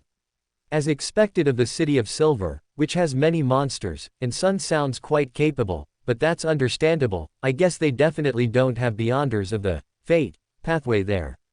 World's hoarse voice sounded again. "Then what do you wish to gain? Can he get a different voice actor?" Derek answered without hesitation. "A weapon suitable for me that can enhance my combat ability." Alice immediately recalled the rune steel sword. She guessed Klein must have remembered it too. Why didn't he say so earlier? This thought popped into both their minds simultaneously. And World responded without changing his expression. "I will search for a weapon that meets your requirements as soon as possible." Shall Mr. Fool witness this transaction? Then Klein's main body nodded slightly. He really is good at acting. Alice watched this scene with admiration. At this moment, Audrey glanced at Derek and reminded him, aside from the mist treant's sap, the materials Mr. World requested are all Beander materials corresponding to Sequence 7, with an approximate value between 500 and 700 pounds. The potion formula corresponding to Sequence 7 is around 800 pounds, Alger added immediately. "I wonder how he translates the word pound." Alice, who already knew that Sun was speaking giant language and that their current conversation relied entirely on Mr. Fool's simultaneous translation, thought silently. "I understand." Derek nodded slightly, then quietly added, "Thank you." The dummy World maintained his gloomy style, offering no opinion on the previous matter. He turned his gaze to Audrey and Alger, and of course, did not miss Alice. Audrey thought for a few seconds and said, "The psychiatrist potion formula, and corresponding Beander materials. This is Sequence 7 of the Spectator pathway. You can gather information first, no need to rush to buy. Wait until I have clues about the demonic striped panther and the elven spring medullary crystal before acting. If you are willing to exchange it for gold pounds, you can buy it anytime. Miss Justice is truly rich." Alice couldn't help but exclaim, recalling the 15,000-pound bounty. The hanged man Alger pondered. The wind-blessed potion formula, Sequence 6 of the Sailor pathway. This is more expensive than all the Beander materials you need combined. If you can find it, you can think in advance about what the additional compensation will be. I cannot guarantee that I can help you collect all those materials, or even one of them, and you don't need to spend anything on it in advance. He doesn't plan to get advanced materials from the church. He doesn't want the church to discover that he already knows the acting method. Alice quickly realized Alger's intention, gave him a meaningful look, and then said to the dummy World, "I will try my best to help you collect materials when I am free." Alger glanced at Alice thoughtfully. "All right, World replied in a low voice, then continued, I have another commission. World looked around and said, I wish to obtain information on all the fallen nobles in the Loan Kingdom, including their current addresses, the more detailed the better. This sounds like Miss Justice's professional field, but what does he need this for? Is he investigating something? Audrey was momentarily stunned, then re-examined the member at the end of the bronze long table and tentatively asked, what do you intend to do? World chuckled hoarsely. You don't need to worry, I am only looking for some things and will not cause them harm. I can swear to this, with Mr. Fool as my witness. Doesn't that still mean whatever you say goes? Speaking of which, it wasn't obvious as a seer, but clown and magician are full of performance, and the abilities of faceless and marionettist are not clear yet, but they also sound like they have a certain performance aspect. If the subsequent sequences of this pathway really are ringmaster, even if it's not ringmaster, this pathway sounds like it's made for performance, and a performance definitely needs an audience, but the ability to perform naturally counters the audience's observational abilities. It sounds like a pathway of loving and killing each other. Audrey's voice interrupted Alice's thoughts. I know some information about fallen nobles, but it's not detailed enough, not specific enough, not comprehensive enough. I need some time to complete it, probably 3 or 4 days. Is that all right? No problem, World chuckled deeply. Then what reward do you wish to receive? What I can pay immediately includes some hidden history of the fourth epoch, knowledge about certain Beander pathways, and a few formulas. But frankly speaking, I don't think the affairs of those fallen nobles can be equivalent to Sequence 8 or Sequence 7 potion formulas. Hey, if you propose other requests, I will try to fulfill them. I want to hear about certain Beander pathways that I don't already know about, Audrey replied after a moment of thought. Respected Mr. Fool, can you judge? Yes, Klein replied calmly. Then let's communicate privately, Audrey looked at World. At this, Klein tapped the table twice, and Audrey and World were drawn into a discussion group. Inside the discussion group, Klein nodded downwards, indicating that they were now in a private conversation. World looked at Audrey and said in his usual hoarse voice, what do you know about the demonist sect? Audrey recalled the information she had spent a fortune on, and answered briefly with some caution. I know what they believe in, what era they originated from, what Beander pathway they control, and what their high-level tendencies are. I also know the names and effects of their potions up to Sequence 7. World gave 2 gloomy laughs and said, it seems you already know the effect of the witch potion. Yes, Audrey paused. She had actually felt a longing for the witch in her heart, as she didn't yet know about the existence of the demoness of pleasure, nor the evil acting method, but there was no need to tell World about such things. If that's what you wanted to say, I already know it. 4,000 characters is the limit for humans, chest puffed out. Chapter 64 Chapter 27 Epilogue. Being able to turn men into women, and also make women more attractive, it sounds like a potion that women would yearn for, doesn't it? The World didn't seem displeased, instead, he smiled. What are you trying to say? Audrey suddenly had a bad feeling. The Sequence 6 corresponding to which is pleasure, also known as demoness of pleasure. The acting method requires bringing pleasure to both men and women, primarily of that kind, and using it to control or influence them. Demonesses of this sequence are skilled at using peculiar spider silk, the World said, revealing the next sequence name. Audrey's pretty mouth opened slightly, then silently and tightly closed. She now deeply regretted ever having yearned for this pathway. Furthermore, a demoness who was originally male must maintain his male identity throughout the acting method, to avoid being influenced by the mental imprints remaining on the potion, the World continued to add. And the high-ranking members of the demoness sect are psychologically twisted because of this, and particularly enjoy capturing or luring men into drinking the potion. I suspect part of the reason might also be that the primordial demoness was once a man. Audrey took a deep breath. She felt that she could suddenly understand why the demoness sect was a cult. Of course, in a sense, this also aligns with the acting method principles of this pathway, spreading calamity, disease, and suffering, the World continued. Spreading calamity, disease, and suffering. Audrey shivered. To prevent the World from saying anything more sensational, she quickly said to the World, thank you for the information. I am very satisfied with this reward. Shall I give you the information you need at the next gathering? The world mused, can it be sooner? Then I will offer it to Mr. Fool as soon as I finish collecting it, and ask him to bestow it upon you, Mr. Fool, is that all right? Audrey asked, tilting her head. Klein, in the dense gray fog, nodded in agreement. And so, this transaction, satisfactory to both parties, concluded. Seeing the others again, Audrey felt a sense of familiarity from within. She looked at Miss Destiny, Alice, who had first told her that the witch potion would cause a sex change, and asked, Miss Destiny, I have a question for you. Her observation of Alice told her that Alice might have genuinely considered similar questions. What question? Alice asked curiously. Audrey organized her words. If an animal consumed a witch potion and did not die or lose control, would its increased charm mean transforming into a human, or an increase in its own species' attractiveness? For example, a female cat that all male cats and all cat lovers would madly adore. Alice's mouth opened. Certain images of figures with cat ears and cat tails uncontrollably appeared in her mind. She tried hard to suppress those images, then asked Audrey, he told you about the demoness pathways knowledge? Audrey answered the question with a complex expression. Alice was silent for a moment, ultimately deciding not to pollute Audrey's mind with such things. I haven't tried anything like that, so I can't be sure. At this moment, the world spoke again. I have another question. So everyone's attention was drawn back to the world.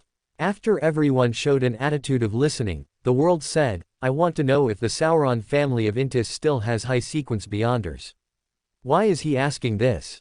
Just as Alice was pondering this question, Klein's true body in the gray fog tapped the table again and said, I will answer this question. What reward can you offer?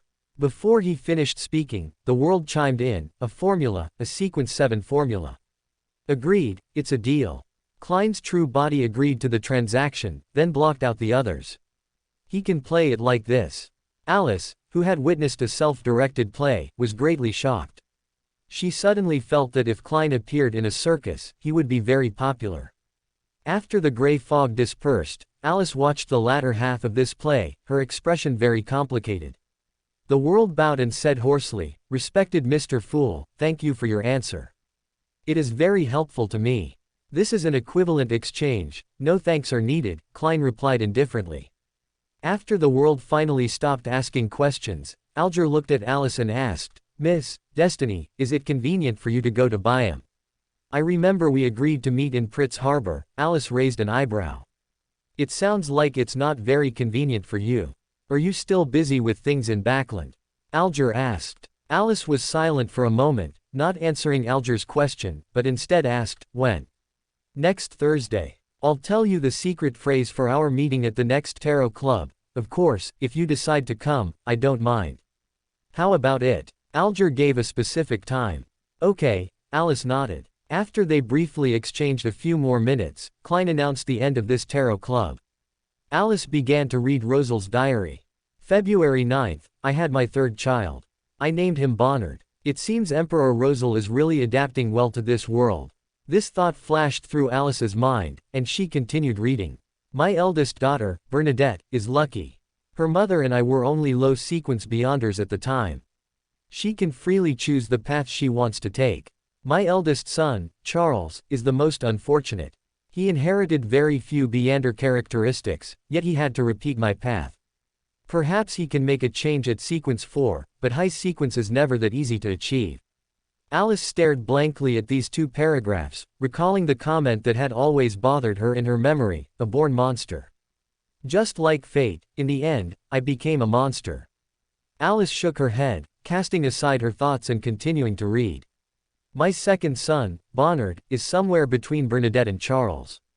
I gave him characteristics equivalent to a sequence 5 Beyander, which lightened my burden, allowing me to digest the potion faster and accelerate my advancement. And he, newly born, is already an astrologer, capable of displaying various peculiarities. Zeratul secretly congratulated me, praising Bonnard as a lovely angel. I asked this master of divination what achievements Bonnard would have in the future. He just smiled and didn't answer me. Alice fell into deep thought looking at a lovely angel. With her experience as a charlatan, and due to Zeratul's inexplicable attitude, she instinctively interpreted this sentence in the manner of divining. So, That Bonnard eventually became an angel. No, it's not that simple. At this time, Alice still didn't know the complex relationship between divinity and humanity. Mr. World gained a character setting he didn't originally have. Looks away. Chapter 65 Chapter 28 Doubt. I asked him about Xyl's future, and he finally spoke, telling me that death was an unavoidable end, but perhaps it was a good thing.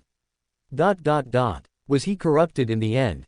Honestly, a seer's words are always so vague, it makes one want to pry his mouth open. Alice secretly rejoiced that Emperor Rosal was no longer around. Finally, I asked about Bernadette's future, and he suddenly became very serious. He said she would hate me, despise me, betray me, and she would become a big figure in the mystical world. Sounds like some family drama. But, a big figure in the mystical world. Sometimes, I really shouldn't ask for divination results. I find it hard to believe that my lovely, kind Bernadette, who loves her brother, adores her father, and cares for her mother, would hate me, despise me, and betray me. What could be the reason? Did I do something excessive?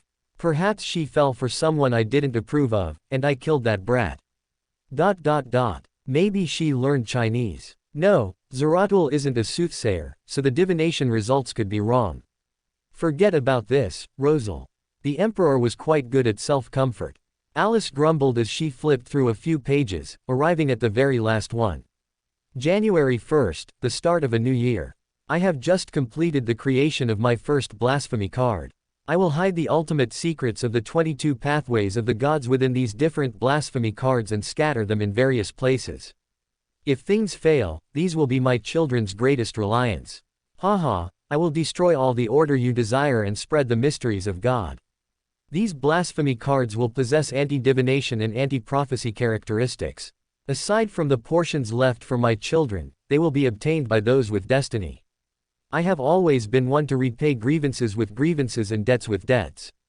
After I die, let the floods rage. I didn't create that phrase. In short, the more chaotic the mystical world, the better. I need to consider how to name the blasphemy cards that are about to become a set. There are 22 pathways of the gods, and there are also 22 major arcana tarot cards, which can correspond perfectly. However, some names do not meet the requirements, so I must make some changes to match the original potion names. That ancient organization is my last and greatest reliance. I wonder if they will support me, and in what way. I still remember the shock of seeing the blasphemy slate for the first time. So, Beander pathways really are pathways of the gods, and the blasphemy slate really is blaspheming the gods. Above sequence 1 of each pathway, there is also a sequence 0. And corresponding potion formulas and rituals. Each pathway can only have one sequence 0. And sequence 0 is the sequence where a true god resides. For example, sequence 0, Sun. Sequence 0. Above sequence 1, there's sequence 0, and sequence 0 equals a true god. Am I the potion ingredient for his advancement to sequence 0? But what should the potion ingredient for sequence 0 be? Is it some kind of mythical creature? Or, a god himself? Alice stared blankly at the last page of the diary. The information on it was so overwhelming that Alice couldn't process it, and countless thoughts and conjectures flashed through her mind. That fleeting association was quickly suppressed by Alice, but she still couldn't help but recall that sense of pride and disdain whose origin she couldn't pinpoint. At that moment, a feeling of dread enveloped her. Am I really human? Alice asked softly, as if talking to herself, and yet as if asking someone who wasn't there. Even though Alice still reserved judgment on whether she was Huan, Alice had never considered the possibility that she wasn't human. How could she not be human? How could it be? No, absolutely impossible. She was clearly a very real person, she had human thoughts, she had a human body. Yes, a human body. Alice lowered her head, looking at her hands. After a long moment, she walked to the mirror and looked at herself in the reflection. It was her familiar appearance. First, there were the bright colors that had initially surprised her, which she thought shouldn't exist on an orphan, dazzling golden hair and clear blue pupils. And the facial features that gave her a strange sense of familiarity. Of course, there was also a human body, and limbs. This body, it was clearly that of a human. Alice looked at herself in the mirror, feeling her heart settle considerably. She reached out and pinched her arm hard. The pain twisted her expression instantly. The vivid and lively change in expression and the real pain finally made her more certain of her identity. Alice let go, no longer tormenting her arm, though she had already left a noticeable red welt on it. Judging by an ordinary person's recovery rate, it would likely turn purplish later. Thump, thump, thump. A knock on the door interrupted Alice's thoughts. Alice had no choice but to put on the necklace she had named Matilda, adjust her appearance, and then go to open the door. Outside the door was a girl whose features held a hint of familiarity, but Alice didn't recognize her. She blinked in confusion and asked, "Hello, may I ask who you are?"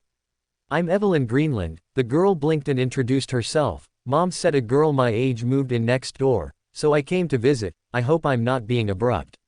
"No, of course not, please come in." The visit from someone her age made Alice feel a little more at ease. Yes, that's right, she must be human. Reaffirming her thought, she decided to invite the other party in. "Do you want anything to drink?" "Actually, I prefer juice," Evelyn said. "Actually, I prefer juice too," Alice replied. They looked at each other and suddenly burst out laughing. Alice knew then that from now on, they could be considered friends. "See, I am clearly human. If I weren't human, how would I understand what friendship is?" Convincing herself once more, Alice offered Evelyn an apologetic smile. "I'm sorry, I don't seem to have anything to offer you here, and I didn't prepare anything in advance. It was my sudden visit in the first place." Evelyn took the blame, "But, since there's nothing to do at home, do you want to go out and wander around together?" "Yes, that's right, go into the crowd. Being among people makes me feel much better." Alice smiled and agreed to Evelyn's suggestion. Chapter 66 Chapter 29 Traveling Through Time. "I love the ice cream here the most," Evelyn happily introduced her life to Alice. "It's a pity Mom never likes me to eat too much. Hey, Aunt Jenny, sprinkle more nuts for me." "All right, little Evelyn." Aunt Jenny seemed equally familiar with Evelyn. She smiled and agreed, her hands not stopping for a moment, but her mouth started to chat. "Is this your new friend?" "Her name is Beryl. She just moved in next door to us," Evelyn introduced. "So that's it." Aunt Jenny nodded, handed the finished ice cream to Alice and Evelyn, and reminded them, "Here, your ice cream. Go home quickly after you finish it. You two little girls shouldn't play outside too late. Backland hasn't been peaceful recently." "Thank you, Aunt Jenny." Evelyn took the ice cream. "We've been out for a while. We're going back right away." "Thank you." Alice also took it and thanked her, then curiously pressed on, "Has something happened in Backland recently? Isn't there a serial killer who only targets women, committing crimes everywhere and still hasn't been caught?" Aunt Jenny sighed with worry. "Those police, HMPH. A serial killer." Alice was startled, and quickly recalled what Aunt Jenny was referring to. Although the Loan police were far from the police in her memory, mostly useless in most situations, that case had clear traces of devil worship. Alice suspected it had already been handed over to the Beyonders. But Beyonders, with means to perform spirit mediumship and divination, why haven't they caught the killer until now? "No, that's not right, this should be a requirement for some ritual. If that devil didn't have means to prevent spirit mediumship and divination, he wouldn't have the courage to conduct a ritual in Backland. I wonder what the purpose of this ritual is." Alice looked at Evelyn, who was pulling her away, and secretly prayed in her heart. Everyone in Tingen City didn't end up as part of the price. "I hope you in Backland, and perhaps the friends I will meet in the future, don't become the price. I don't want to see important people die in front of me again. If there is a price, I hope to pay it myself." Alice met Klein at night. She had thought Klein would look for her when she was outside. When she first finished reading the diary, her rationality was overwhelmed by the astonishing truth, even making her doubt if she was a human. Evelyn, who promptly knocked on her door, was like a lifeline. She didn't have time to think and grabbed onto her. But as she gradually regained her composure, she realized that Klein was probably, perhaps, possibly waiting for her. After all, Klein couldn't possibly not think of the possibility of the other party relying on her to advance to sequence 0, even if they both had no methods or clues. "Alice," Klein looked at Alice hesitantly, "are you okay? I originally wanted to find you after recovering my spirituality, but you were out." "I know," Alice sighed. She knew Klein must have tried to find her. In a way, they were natural allies due to their similar circumstances. I thought of some things at the time, and my heart was in a mess. Klein looked at Alice, falling silent for a moment, then suddenly showed an exaggerated smile and said, "At least you already know your ending. You can choose a way you like to die, can't you?" Quote. Alice looked at Klein with a face full of question marks. She remembered Miss Justice, who had become completely abnormal after communicating with the world, and suddenly realized that she might have led Klein astray a bit. Damn it. Alice cursed in her heart, then looked at Klein expressionlessly and said, "I suddenly feel that chatting above the gray fog is not a good idea." "Why?" Klein's expression was a bit puzzled. "Because I can't hit you," Alice said coldly. "And, you don't really think I can die by committing suicide, do you?" Klein, who had just climbed out of a grave not long ago, argued, perhaps after committing suicide a few more times. "You know, I can clearly feel that my 2 resurrections were different. The second time was more difficult." "Really?" Alice glanced at Klein. "That's a pity then. My 2 awakenings were no different, and I even felt the second time was smoother." Klein closed his mouth. So Alice leaned back in her chair and stated her guess, "I might be his Beander material for advancing to Sequence 0. Beander material for Sequence 0, but what are the Beander materials for Sequence 0? Klein couldn't help but cast a worried gaze at Alice. "The blasphemy slate, or the blasphemy cards." Alice lowered her eyelashes and whispered, "If we can't find the fate pathways, then look at other pathways first. Maybe there are similarities, for example, powerful mythical creatures, or the deities themselves." Alice didn't continue. After all, there were only a few possibilities, and if she could think of them, Klein certainly could too. Klein looked at Alice, but didn't know what to say, because Alice in front of him was such a vivid person, he really couldn't imagine such a possibility. After Alice stared at Klein, who was hesitant to speak, for a few seconds, she suddenly smiled and said, "You know, could there be a kind of mythical creature, they don't have a fixed body, repeatedly reincarnating in human consciousness, they would think they don't belong to the current era, but are transmigrators from another world." Before Alice finished her idea, Klein decisively cut off her connection with the gray fog. Alice, back in the real world, was stunned for a moment. Thinking of Klein's final expression, she suddenly felt much better, although he knew Alice was just talking nonsense. After cutting off the connection, Klein still couldn't help but ponder alone above the gray fog. What if there really is such a mythical creature? Born in the consciousness of others, one day completely replacing the host's consciousness, living in place of the host, and mistakenly believing themselves to be transmigrators? No, that's not right. If that were truly the case, how would this space above the gray fog be explained? Oh, maybe he would resurrect here, and then be born from here every time. This would be equivalent to a uterus or ovaries, and Alice might have come from a similar place.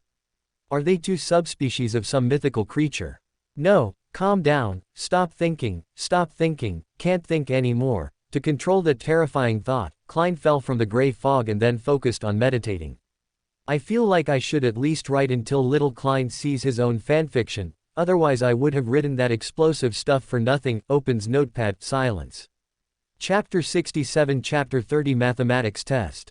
Let's momentarily set aside how Klein left with dark circles under his eyes the next day, and return to Alice. After completing her daily task of scaring Klein, Alice went to sleep feeling satisfied. To recover from the fright she had received, Alice spent the next 2 days playing with Evelyn and slacking off. Yes, she didn't even rush her manuscript. Backland was not an interesting city, and the North District, with St. Samuel Cathedral presiding over it, was even calmer, like a stagnant pool. Though only temporary, Alice indeed lived a quite peaceful life for 2 days. On Wednesday night, Alice stepped into the house she remembered in the alley behind Braveheart's bar. Alice was still among the early arrivals. She leaned in an inconspicuous corner, watching everyone enter the room, including Klein, who was deliberately disguised. Alice watched Klein, who had changed his usual style, sit openly on a high stool, and began to ponder what role Klein would play this time. At exactly 8 o'clock, old Mr. Wise-Eye looked at the clock on the wall and said in a hoarse voice, "Time's up. Let's begin. No need to wait for our late friends." As soon as he finished speaking, Klein immediately said in a deep, raspy voice, I want to sell Beander potion formulas. Alice immediately understood Klein's line of thought. A person who had only become a Beander a few days ago, casually producing several Beander potion formulas that didn't belong to him, would certainly arouse suspicion. And Klein, he clearly intended to legitimize the Beander identity of the detective Sherlock Moriarty. Speaking of which, I had overlooked this issue before. Alice briefly pondered the origin of her own Beander abilities for a few seconds before deciding to take things as they came. Well, after all, she really wasn't good at this kind of thing. Meanwhile, Klein had already announced the names and prices of 2 Beander potions, Church of the Eternal Blazing Sun Sequence 9 Bard and Sequence 8 Light Supplicant. The former is £220, the latter £450. Alice recalled his heroic act of divining the eternal blazing sun and silently lowered her head. Selling Beander potion formulas here didn't seem like a wise move. The dimly lit room fell into silence, and the surrounding air was so still it was almost congealed. After an unknown period of silence, the chubby apothecary spoke. Actually, I could consider buying them. I could take on another apprentice, give him these 2 formulas, and have him specifically pray for light for my herbs. Perfect. Luxurious. Alice couldn't help but recall the demoness cat that Miss Justice had mentioned. If she remembered correctly, Miss Justice also kept a dog from the spectator pathway. Speaking of which, what animal would be more suitable for the sun pathway? What am I thinking? Alice pulled her thoughts back to the correct direction, such as finding the fat apothecary's base in this city. Alice actually had 2 conjectures about how the Snake of Fate, hidden in the shadows, had discovered her. One was that she had been targeted from the very beginning when she swallowed the Lucky One Beander characteristic. The other was that the fat apothecary hadn't actually run away, but had helped her contact the life school of thought. But Alice couldn't really go ask the Snake of Fate what was going on. What's the difference between that and feeding herself to it? Although Alice strongly suspected that their encounter wouldn't be the only one, and they would definitely run into each other again later. There were only 2 main parties involved in this matter. She couldn't ask the Snake of Fate, so of course, she could only go to the poor fat apothecary, but asking the fat apothecary at such a gathering was clearly unrealistic. Alice needed to find the fat apothecary's offline address. Alice had already learned not to pin her hopes on chance encounters. The fat apothecary's words broke the brief silence in the room. A man in a deeply pulled down hood in the corner said in a deliberately sharp voice, perhaps I can give them to my child. At least it's stronger than my sequence. Alice began to wonder what sequence could be worse than being a universally reviled heretic. By the way, had he not considered letting his child be an ordinary person? Sequence 9, £200, Sequence 8, £400. If you agree, it's a deal. The other party began to bargain. This offer was fair and within Klein's psychological expectations. After confirming that no one had an urge to raise the price, Klein deliberated and said, an additional condition, you cannot sell these 2 formulas within this gathering. You can sell them anywhere else you wish. The man sharply replied, all right, old Mr. Wise, I will bear witness. Alice immediately sat up straight, her gaze, shrouded by her hood, directed towards old Mr. Wise Eye. This old Mr. had previously revealed that he either possessed the Beander ability of an appraiser or an item belonging to an appraiser, and Alice had been curious about it for a long time. Klein calmly pulled up his robe, took out 2 pre-written Beander potion formulas, and handed them to the attendant nearby. The attendant came to the single sofa in the center and handed the folded papers to old Mr. Wise Eye. Under Alice's unwavering gaze, the old Mr. unfolded the papers and, without a second glance, placed them on the small round table beside him. Then, he took out a handkerchief, wiped his right palm, and retrieved a ring inlaid with many tiny, diamond-like fragments from his pocket. Is it a Beander item? Alice speculated, observing the ring. The ring was intricately and exquisitely crafted, with a jade green, eye-like gem at its center. Just a quick glance from afar, Alice felt knowledge enter her brain in a tricky way, making her dizzy and lightheaded. Several images flashed quickly through her mind. They were Huan's memories. Alice focused and saw Huan sitting in a spacious, bright indoor setting. Directly in front was a blackboard, a multimedia projector, and a large clock. This should be a classroom. Many people sat beside Huan. They wore the loose school uniforms Alice had seen, but their figures were very blurry. As Huan lowered her head, Alice found herself holding a pen, and on the desk lay an answer sheet with the multiple choice questions filled in, the first page of the long answer questions sparsely written, and the second page mostly untouched. Why was there a second page? Because Huan lifted the answer sheet, revealing the math test paper underneath. Alice couldn't help but start to wonder what exactly had brought back her memories this time. Could it be her hatred of studying? The image dissipated, and the ring had already appeared on old Mr. Wise-Eye's right middle finger. The old Mister's eyes were tightly closed, as if he was brewing something. Suddenly, the jade-green gem on the ring emitted a brilliant golden light, a golden light like the sun. Why do I suddenly have a patron? Gets up. Chapter 68 Chapter 31 The Unsellable Fortune-Making Accessories. Old Mr. Wise-Eye quickly extended his right hand, letting the gem touch the potion formula Klein had written. The golden light became purer and purer, eventually transforming into a seal-like projection. Authentic and valid, old Mr. Wise-Eye announced in a deep voice, then removed the ring, not daring to wear it for another second. Alice couldn't help but start thinking about what the negative side effect of that ring truly was. However, this didn't seem to be an item for an appraiser, but rather a notary from the Sun Pathway. If it was from the Sun Pathway, Alice recalled the list of sealed artifacts within the church. As a positive aspect of faith, the negative side effects of Beyonder items from the Sun Pathway were quite consistent, all aiming to turn the user into a fanatical believer of the eternal blazing sun. It sounded just like a pyramid scheme, Alice silently quipped. However, old Mr. Wise-Eye seems to have many Beyonder items. Alice glanced at the old mister, who resembled a human treasure trove, and her thoughts drifted to the next topic. After old Mr. Wise-Eye's notarization, the transaction was successfully completed. Alice watched Klein count the money 3 times, and felt she had a new understanding of him. At this moment, the plump Mr. Apothecary looked left and right and said, "I've brought a few tranquilizers." He called out several times, seemingly deliberately waiting for someone to respond. After confirming no one did, he muttered, "That guy didn't come this time. Perhaps he died somewhere. He was waiting for someone." Who? Alice recalled the people who had left an impression on her at this gathering and realized that Detective Moriarty, who had openly acquired Beyonder abilities through a listener relic, was actually the most suspicious person. The fat apothecary, as expected, continued to seek the medullary crystal of the Elven Spring, and as expected, received no response. When he finally closed his mouth, the lady who was suspected of collaborating with an artisan spoke.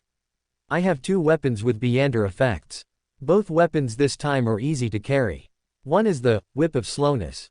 It's a replica of a mystical item and can continuously create invisible restraints, gradually affecting your opponents, making their movements progressively slower. The longer the battle lasts, the more obvious its effect becomes. It can still be used for 2 years, 450 pounds, or the Barbarian Potion Formula." She still hadn't managed to buy the Barbarian Potion Formula. Alice instinctively glanced at the fat apothecary, who had been seeking the main ingredient for who knows how long, and realized this might be the norm for wild Beyonders. Even official Beyonders, who could exchange potion formulas and materials by accumulating contributions, wouldn't normally accumulate contributions very quickly. In fact, even Emperor Rosal, whom Alice had complained about many times, was in some sense a protagonist of his era. Their advancements were too fast and too smooth. Alice suddenly remembered what she had said to Scare Klein 2 days ago, a mythical creature who thought she was a transmigrator.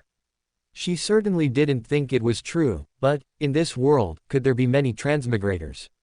If that were truly the case, were they really transmigrated? For Alice, who had already doubted whether she was even human, questioning the truth of transmigration was no longer enough to stir too many emotional fluctuations within her. If anything, she was probably a bit numb from all the scares she'd received recently. Focusing her attention on the current gathering, Alice heard Klein ask, "Can this invisible restraint affect spirit-type creatures? For example, wraiths?" The lady slowly shook her head and said, "No." Without waiting for others to ask, she continued to introduce. The second weapon is called the Hurricane Axe. It can increase the user's movement frequency and running speed, and has a 15% chance to cause a certain paralyzing effect on enemies. There's a 5% chance to create a bolt of lightning, and if used during a thunderstorm, the probability of lightning appearing can increase up to 50%. These have all been tested and summarized from a large amount of data. The effect of this weapon can last for no more than 1 year, 520 pounds, or the barbarian potion formula.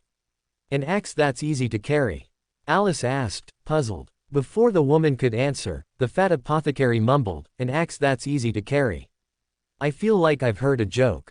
I think making it into a wrench might be more suitable. I say, why can't you sell some pistols with Beander effects? I will try my best to collect similar items. The lady emphasized the word, collect. This explanation was full of an attempt to cover up the truth.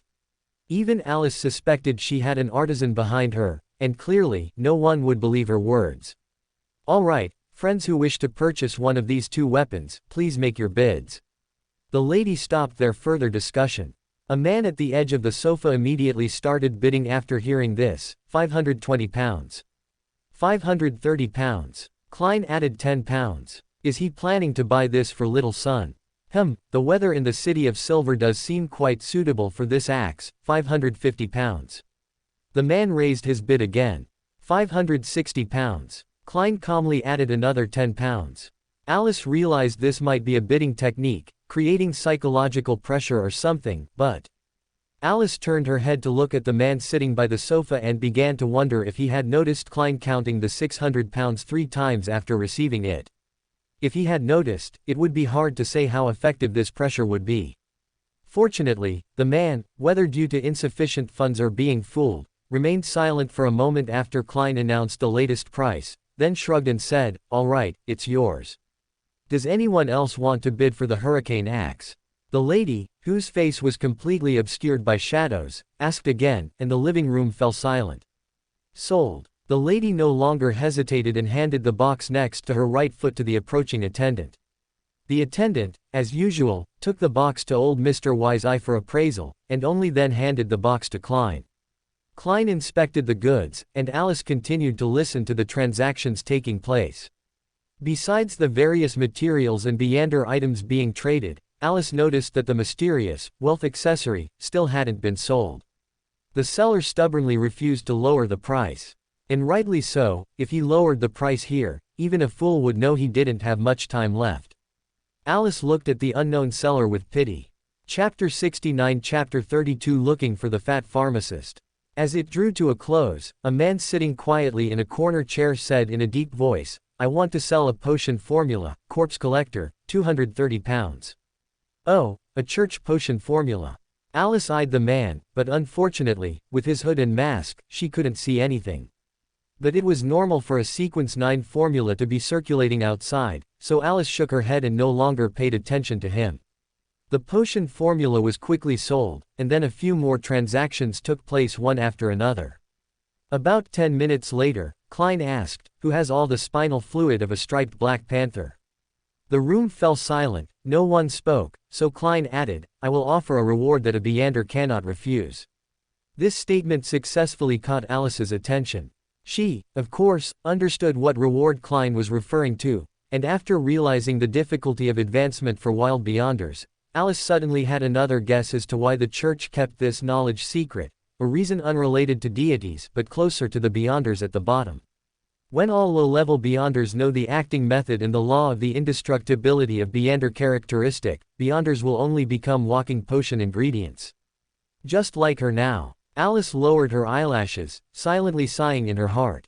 Perhaps part of the reason deities concealed these things was for their own self-interest, but wasn't this also a form of protection for the low-level Beyonders? Alice understood that there was not much pure kindness in this world, just as she had long understood that every gift of fate contained a price. It would be strange if this kindness was unprofitable. She never believed in purely good people in the world. Even her past self only believed that these people would be good to her when they faced her. Klein's offer received no response. He shrugged and said, all right, next one. The fat apothecary cleared his throat and promoted, I brought a lot of potions. See if there's anything you want. The prices aren't expensive, just a few pounds, or even a few solidi. Alice looked over in surprise and asked doubtfully, didn't Black Snake die? Did he perish with the beast in the sewer? This made the atmosphere around them suddenly freeze. After a few seconds of silence, the fat apothecary asked, "You didn't come last time." Alice immediately realized that her question had exposed this matter.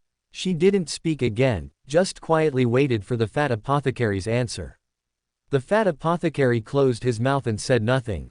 Old Mr. Wise-Eye broke the silent atmosphere. "How did you know? Black Snake died, miss." "I saw it." Alice paused, realizing these people suspected Black Snake's death was related to her. "Fate told me." While others were still pondering what Alice's words meant, the fat apothecary had already breathed a sigh of relief. "So that's it. I have to say, the way you spoke just now really sounded like my teacher." "Your teacher?" Alice raised an eyebrow. "Yes." The fat apothecary didn't pick up on Alice's words. "Want some potions? You should know about them. He assumes I know apothecary, he thinks I'm from the life school of thought. But it doesn't matter even if I'm not, he must think I can't find him." Alice raised an eyebrow and smiled. "Do you have any potions that can heal wounds quickly?" The fat apothecary immediately pulled out 2 bottles of potions and promoted, "They can be used externally and internally. 1 bottle is 10 solidi, and they're good for 6 months. Alice bought the 2 bottles of potions for £1 and then asked, "So, has the beast in the sewer been dealt with?" The apothecary chuckled, spreading his hands and saying, "I don't know either. At the last gathering, a lucky fellow suggested I report this to the police department.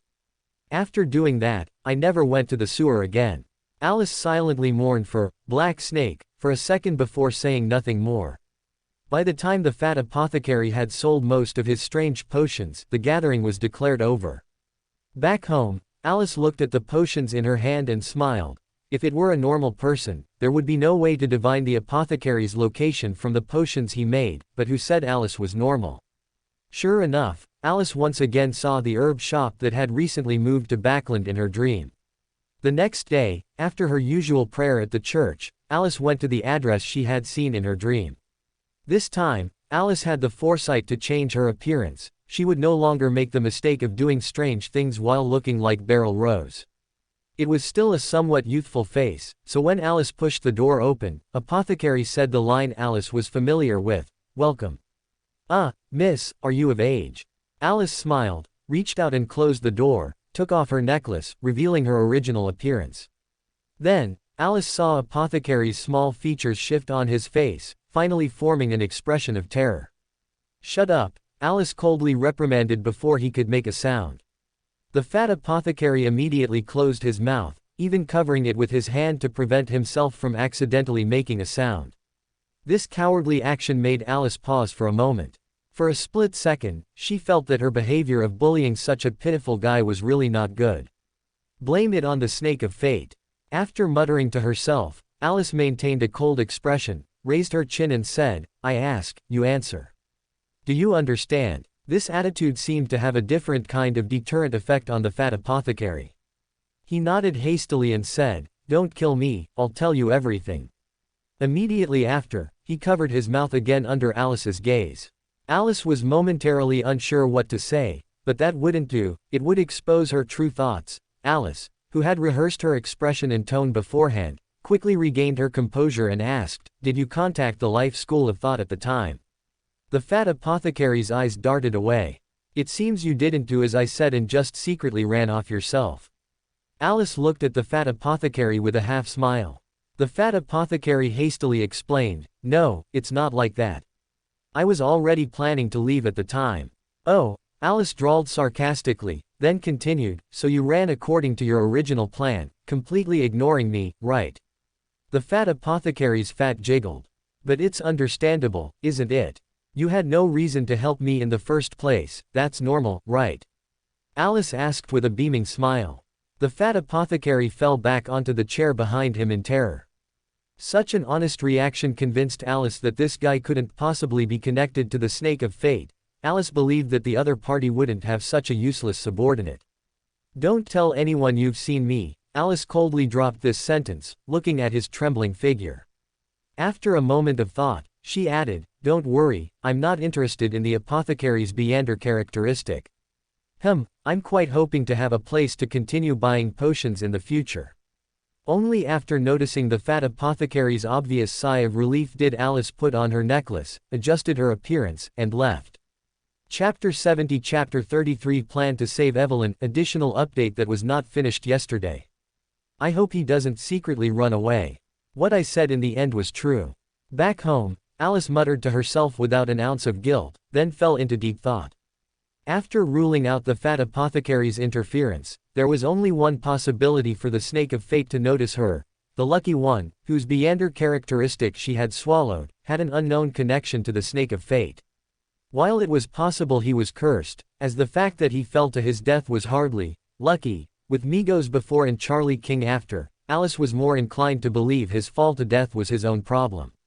Of course, it was also possible that her noticeable disturbance to the river of fate when she first woke up attracted its attention. After all, even the goddess noticed, so it was normal for the snake of fate to discover it. But if that was the reason, then, there are a few too many high-sequence Beyonders with fate-related abilities, if you ask me. If that were truly the reason, Alice wouldn't believe for a second that she could have spent 3 years safely in Tingen City. She was still more willing to believe it was a problem brought by that lucky one. Under the cover of night, there were only a few scattered pedestrians on the street. The gloomy and dark environment was illuminated by gas lamps, and Evelyn Greenland walked down the street in the dim light. Her heels clicked, tap, tap, tap, on the pavement with her light steps. She was passing through streets and alleys, heading to her destination. What was that? Evelyn Greenland's steps suddenly halted. She stared with wide, terrified eyes. Reason told her she should turn and run, or scream, but her body remained motionless. In a state of extreme terror, a person cannot move or make a sound. Evelyn watched helplessly as the terrifying monster approached her little by little, yet she could do nothing. It was a huge dog, baring its teeth at her, revealing sharp, gleaming white fangs that reflected a cold light. Each tooth was covered in mottled rust marks, and as it drew closer, the foul stench from its mouth told Evelyn, those marks were most likely uncleaned flesh and blood. Evelyn saw her terrified self reflected in its eyes, her body instinctively trembled. She hiss. Alice gasped, drawing in a cold breath. She climbed up from the table, rubbing her forehead, which she had just bumped, with her still perceptive left hand, and fell into thought as she looked at the light streaming in from the window. Just now, she didn't know how she had fallen asleep at the table, propping her head with her right hand, until her head accidentally slipped and hit the table, waking her with a jolt of pain. Of course, this was a good thing. A little later, Alice suspected she would have lost her right hand. Rubbing her numb other hand with her only remaining hand, Alice began to ponder the dream she had just had. Prophetic dreams were not unfamiliar to Alice, even receiving revelations without any clues was not uncommon for her. But, Evelyn. Alice, who had prayed just a few days ago that Evelyn would not become the price, fell into deep thought. She dreamed this. It couldn't be because of her prayer, could it? It couldn't be, right? Alice, having lost sensation in her right hand, wanted to tap the table, but she found her right hand was still numb. Alice could only continue to think, unaccustomed, while rubbing her hand. There wasn't much in the dream related to time or place. If anything, the moon was probably one. But unfortunately, Alice didn't have enough astronomical knowledge, so she was stuck at the first step. This way, she couldn't confirm the time or place of Evelyn's accident. Alice frowned. She thought for a moment, then went to Mrs. Greenland's door and gently knocked. "It's you, little Beryl." Mrs. Greenland opened the door. "You're here for Evelyn, aren't you? She went out today." "Ah." Alice showed a regretful expression. "What a coincidence. Did she say when she'd be back?" "She should be sleeping at her aunt's house tonight." Mrs. Greenland shook her head. "I see, then I'll come find her another day." Alice waved her hand. After politely declining Mrs. Greenland's invitation to come in and sit, Alice returned indoors, leaned back in her chair, and tapped the table with her right hand, which had regained its mobility. Upon hearing that Evelyn was not home, Alice had a subtle premonition. The time of that dream was most likely tonight. But knowing this didn't seem to be of much use. Backland was much larger than Tingen City, and Alice wasn't familiar enough with it. She still couldn't determine the exact location from the information in the dream.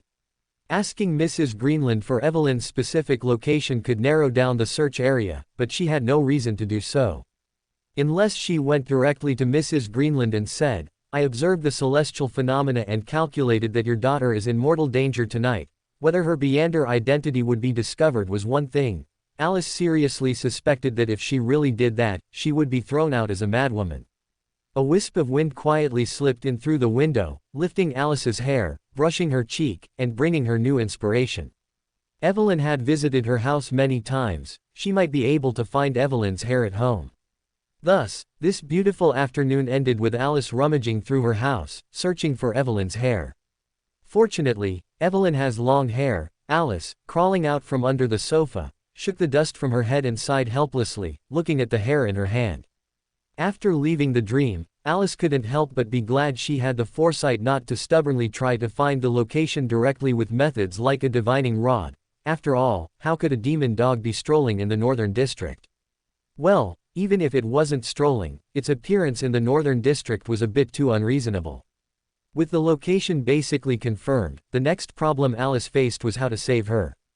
Compared to other options, directly preventing Evelyn from going out at night was definitely the most effective method, as from the situation in the dream, Evelyn merely encountered the monster by chance. But, by chance, she just happened to leave the familiar area, just happened to go out at night, and just happened to run into a monster at the intersection. Alice pulled out a coin and gently tossed it. The coin spun down from the air and, amidst the flickering light, stood upright in Alice's palm. The divination failed, but wasn't a failed divination, in itself, also an answer. Yes, this chapter is actually an extra update that I didn't finish yesterday. Chapter 71 Chapter 34 Warning. Someone interfered with Evelyn Greenland's fate. Realizing this, Alice immediately thought of the true reason for the hint she received. The other party's real target is me. Of course, this question couldn't receive an answer. On the contrary, if someone had answered, Alice would have been startled. After asking that question, Alice disguised herself and quietly went out. She decided to go see Evelyn. Yes, Alice suspected this was an influence from the fate domain, which could perfectly explain why the other party didn't directly act against her. Perhaps they were somewhat at a loss. Of course, the main reason Alice suspected this was because she believed it was a warning. After all, she had stayed at Sequence 7 for too long. If the Snake of Fate's goal required her to advance to a certain level to be achieved, perhaps it was dissatisfied with her unhurried attitude. Although, in reality, she was just waiting for materials. Even with the guidance of divination, finding someone in the vast backland was not an easy task. Alice first took the subway to the Cherwood Borough. This was what her dream told Alice. Of course, the dream's information was certainly more than that, but since she was going to take a public carriage anyway, she might as well confirm it along the way. Alice hailed a public carriage and told the coachman, "Go in this direction. I'll tell you when to turn." Although the customer's request was a bit strange, the coachman did not question it and smoothly followed Alice's instructions. Sitting in the public carriage and guiding the coachman to find the direction, Alice, for a moment, missed the existence of shared bicycles. Taking a taxi for this kind of thing really wasn't convenient. Alice didn't leave particularly early. By the time she saw Evelyn, it was already dinner time. After signaling the coachman to stop, Alice paid and got off, blending into the crowd to approach Evelyn. Even at a distance from Evelyn, Alice confirmed her suspicion. This was a blatant warning aimed at her. The other party disdained to hide the fact that they had tampered with Evelyn's fate. The misfortune clinging to her was stiff and disgusting. The most disgusting part was that Alice couldn't do anything about that misfortune. However, it didn't look like the Snake of Fate had acted personally. Instead, it looked like the work of a novice. It felt like a child's collage. Perhaps it wasn't disdain for hiding, but rather too unskilled to hide. Alice's eyes flickered slightly. She glanced at the sky and decided to have dinner first. It wasn't that she didn't intend to deal with it, but without a way to remove the misfortune, her intervention would be useless. Rather than waiting for Evelyn to encounter a great misfortune at some unknown time and place, it would be better for her to run into that monster. However, even though the misfortune on Evelyn didn't seem fatal, Alice still didn't dare to let Evelyn encounter that monster alone. After all, among all the factors that could influence Evelyn's fate, Alice happened to be the variable that couldn't be arranged. Night quietly fell, and Evelyn, with light steps, embarked on her way home, to her aunt's house. Alice had already changed into flat shoes and put on a dark gray hooded robe over her clothes, quietly following behind. There weren't many pedestrians on the streets at night. Alice didn't know why Evelyn had delayed until so late, but it didn't matter, that wasn't the focus of this matter anyway. Evelyn's light steps ahead gradually became more hurried. Alice noticed that she had discovered something, no longer as joyful as before, but instead tinged with a hint of nervousness. Alice, who noticed this, hadn't had time to think deeply when Evelyn suddenly turned around, startling Alice. Fortunately, she was hiding in the shadows of a corner and was not discovered by Evelyn. Evelyn, having found nothing with her turn, pulled her clothes tighter and, after a suspicious glance around, continued to hurry forward. The lightness in her steps had completely vanished. Could she have noticed me? Alice suddenly realized the reason for Evelyn's behavior. Well, to say she confirmed someone was following her probably wasn't it, it was just that subconscious sense of unease. To prevent Evelyn from turning around a second time, Alice's tracking became even more cautious. She fell back a greater distance. After all, she wasn't worried about losing her. This decision was both correct and an error. It was correct in that it effectively prevented Evelyn from discovering her. It was an error in that the tense Evelyn, upon seeing the demon dog, turned and ran, bumping into Alice at the intersection. But the demon dog wouldn't give them a chance to get up from the ground. Meeting Evelyn's startled face, Alice secretly congratulated herself for not using Beryl Rose's face to follow her, otherwise, her Beander identity would have been exposed. Of course, this face also didn't belong to Alice Kingsley. After all, the Greenland family were all believers of the goddess, and the Nighthawks had means of dream interrogation. Alice didn't want the fact that she was still alive to be exposed through Evelyn's dream. But that wasn't the focus now. Looking at the demon dog that was about to descend, Alice reached out and pressed Evelyn, taking her and rolling aside with the momentum, avoiding the demon dog's claw wind. Then, taking advantage of the demon dog's pause to adjust its posture after landing, she pushed Evelyn away, shouting, "Run, go to the night church. Cooler. Be careful." With Alice's forceful push, Evelyn successfully created some distance from the demon dog. Hearing Alice's words, she regained a bit of rationality, and just as she was about to say something, her pupils suddenly constricted, and she shouted at Alice. And Alice had already rolled out before she could shout.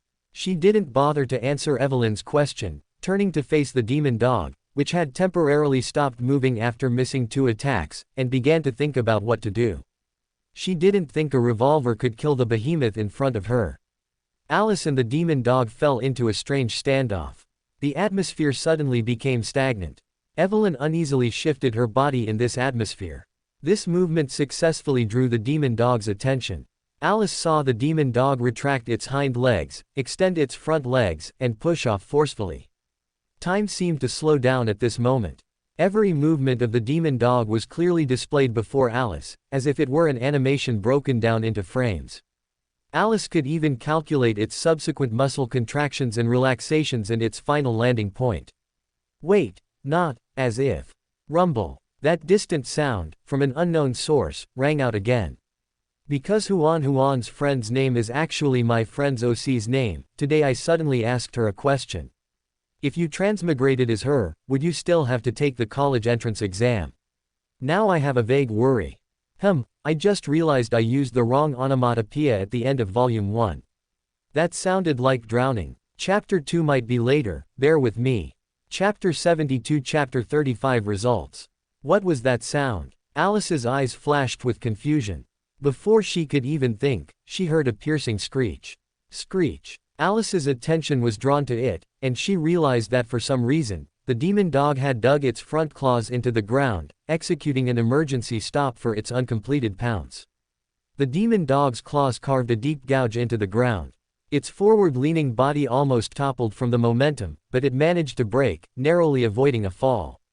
Then, before Alice and Evelyn could react, it turned and ran, its movements so swift as if some terrifying monster was chasing it. Alice, bewildered, got up from the ground, watching the demon dog leave. She looked at Evelyn, who was still sitting on the ground. Evelyn met her gaze and asked in a shaken voice, "What was that just now?" "Go to the night church and say you encountered a devil." Alice glanced at her, lowered her eyelashes, and said in a calm voice, "Someone will explain it to you." "Are you with the church?" Evelyn asked. Alice didn't answer Evelyn's question. She approached Evelyn and, despite Evelyn's flinching and trembling, touched her body to check her injuries. Fortunately, they appeared to be only superficial wounds. Alice looked up at Evelyn's slightly calmer expression than before and mused, "I used to be." "Used to be," Evelyn repeated, her eyes blank. "Can you stand up?" Alice didn't answer Evelyn's question.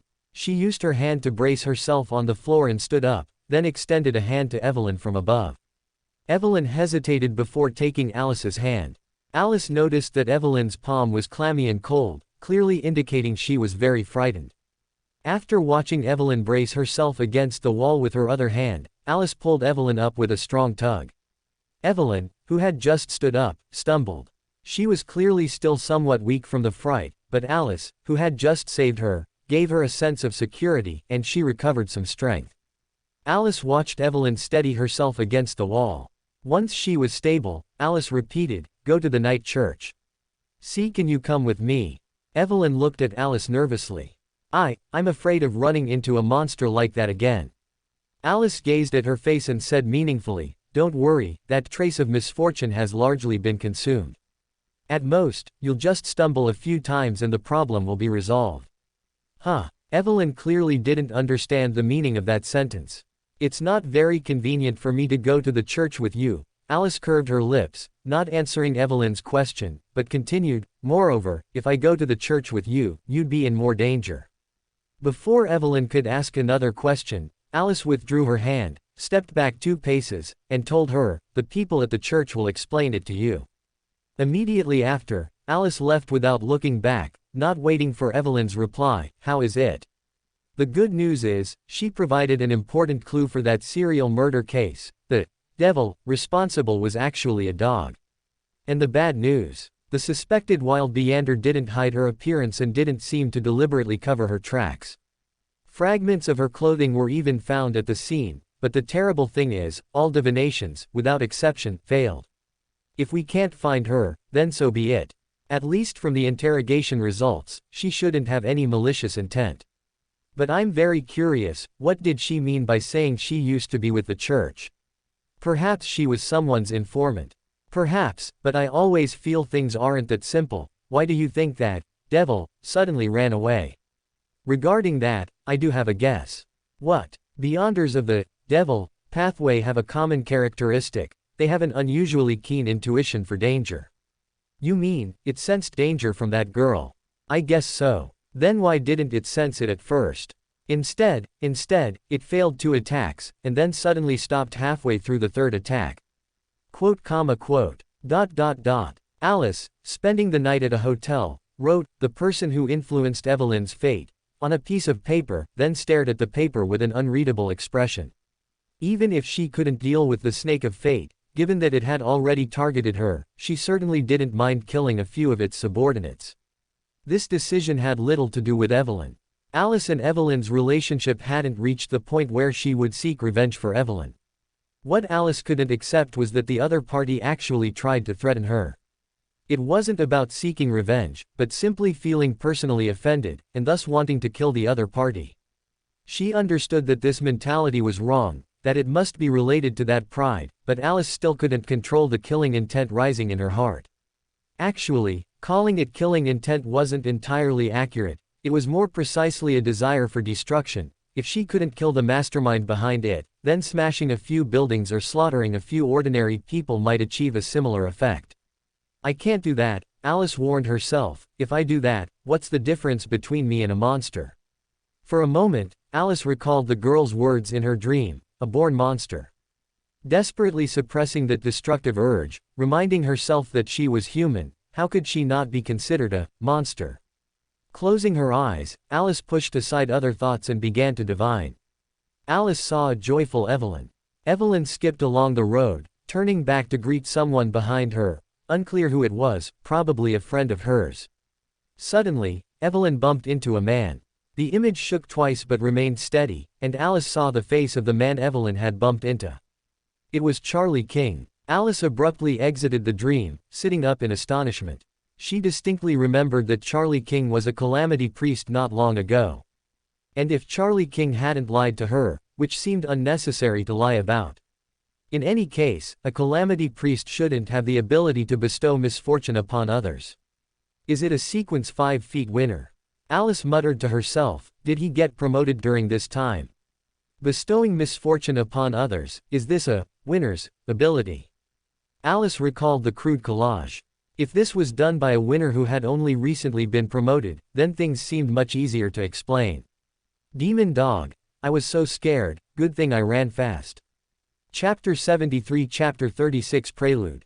Lanruis has the divinity of the true creator, Klein explained immediately, before Alice, who had been inexplicably called over, could even ask. The church will be here tonight to apprehend Lanruis. Alice looked at the happy clown mask on Klein's face, a momentary daze flashing in her eyes. Although in reality, it had only been less than a month since she left Tingen City, whenever Alice recalled her life in Tingen City, she always felt as if it had happened in a previous life. That wasn't wrong, after all, she had indeed died once. Alice turned around and looked at the dormitory of the Dockworkers Association. She was about to say something to Klein when scenes like an animation flashed before her eyes. Alice gazed intently, and she saw an image of a man wearing a linen shirt, with ordinary features and round-rimmed glasses. It was Lanruis. Alice watched this figure walk down the dim stairs, his expression indifferent and calm. Suddenly, a characteristic mocking smile appeared at the corner of his mouth, and his gaze turned cold. He seemed to say a few words, then abruptly pulled open his linen shirt. Before Alice could see what was beneath the shirt, this scene vanished, replaced by another. Alice saw a sewage ditch, a dim and dirty passage, and metal pipes with a hint of rust. The scene zoomed in, and Alice saw Lanruis frantically running in a cramped, enclosed passage. He ran, spun, and jumped in this dark underground maze, seemingly familiar with every pipe beneath the ground. The third scene still took place in the narrow sewer. Lanruis, who was running wildly, instinctively stopped, leaning his body back, as a tarot cards fiercely pierced his right chest. Immediately after, Alice saw a medium-height man in a worker's uniform, wearing a mask with a high-curved mouth and a red nose. Is that Klein? Before she could think more deeply, the fourth scene had already appeared before Alice's eyes. Klein was standing in front of Lanruis's headless corpse, his left hand wearing a black glove, holding a large portion of tarot cards suspended directly above Lanruis's corpse. Then, Klein released his hand, letting the tarot cards fall with a rustle, covering the headless corpse like leaves. Some had their faces up, depicting pictures and numbers, while others had dark red backs with faint patterns. This was the last scene. As it dissipated, the dormitory of the Dockworkers Association reappeared before Alice's eyes. Only an instant had passed. Alice turned to Klein, looking at him thoughtfully. Based on her understanding of Klein, she strongly suspected that Klein didn't have time to clean up the scene, which was why the last scene played out that way. Klein looked at Alice blankly, asking a little nervously, "What's wrong?" After staring at Klein for a few seconds, Alice pulled out a deck of tarot cards and handed them to Klein. "I have this too." Klein took them with some hesitation. "It's different," Alice shook her head. "No one will ever be able to divine me from these." Ah. Klein felt he had many questions, but he wasn't sure which one to ask first. "Listen to me," Alice continued, "go to the sewer and wait for Lanruis, then. I have some opinions on your final scene arrangement." "What?" Klein's eyes were blank. "You put the Wheel of Fortune card and the Fool card in the very center," Alice replied. "Hurry, don't ask so many questions." Before Klein could ask more questions, they both lost their ability to speak. The gas streetlights in the area ahead instantly extinguished, and that place was completely enveloped by darkness. Immediately after, that familiar sense of fear erupted from the darkness, enveloping them. Klein couldn't help but tremble all over, his legs went soft, and his back hunched, while Alice, her excessively high spirituality intuition made her condition even worse than Klein's. She certainly knew what it was an overwhelming pressure from a higher sequence, from the very essence of life. She had felt it from all beyonders whose sequence was higher than hers, but the last one who gave her such a feeling. No, there was no last one. The goddess had never leaked her aura in dreams, and others, even the snake of fate, couldn't compare to that aura. That was a divine descent. When that fear from the depths of spirituality disappeared, and that sequence-based pressure vanished, Alice immediately looked at Klein. Are you sure Lanruis only has the divinity of the true creator? Klein didn't speak, he also seemed very unsure. Alice, who was habitually complaining, saw that Klein was also clueless, so she said, you pull out the Wheel of Fortune card and the Fool card separately, then we'll go to the sewer. Inside the sewer, Alice reached out and stopped Klein. This is about the spot. Klein looked at Alice, who had her eyes closed, with a look of hesitation. He couldn't understand what Alice had experienced during this time to become so, like a charlatan. Although he had also acted like a charlatan at the Seer Club, Alice didn't seem to be acting at all. But Alice didn't care about Klein's mood. She had pulled Klein here not only for Lanruis but more importantly to confirm another matter. Even if it wasn't Lanruis, but some other opportunity for battle with someone blocking the way, Alice would have found a chance to come and see. Alice glanced at Klein, who still didn't know what he was about to face, and chuckled. Next, the task of direct combat is up to you. Huh. A question mark slowly appeared above Klein's head. I need to confirm some things. It's not that I won't help you, but I need you to help me attract his attention. Alice blinked at Klein. In the dark sewer, they couldn't see each other's expressions, but Klein knew what Alice's expression was without even thinking. Out of that strange mentality of, a fellow countryman wouldn't trick me, Klein finally agreed to the matter. After an unknown period of waiting, Lanruis finally appeared in Alice and Klein's sight. Klein decisively threw out a tarot cards, and Lanruis instinctively stopped, leaning his body back. Alice pressed the pause button. That's not quite right to say. Perhaps it should be called a slow motion button. But that doesn't seem entirely accurate either. At this moment, before Alice's eyes, the concept of time seemed to temporarily vanish. Alice was not unfamiliar with this state. In fact, the last time she saw it was just a few days ago, the demon dog whose jumping motion was broken down into frames. Chapter 74 Chapter 37 The Death of Lenevis. This description might be a bit strange. To put it more accurately, at that moment, Alice saw countless different possibilities for the demon dog, like the numerous tributaries of a river. There were those that jumped successfully, those that tripped, those that killed Evelyn, and those that accidentally chipped their teeth on their claws. Some scenes were logical, some were coincidental, but overall they were reasonable. Of course, there was also a small portion of extremely outlandish scenes.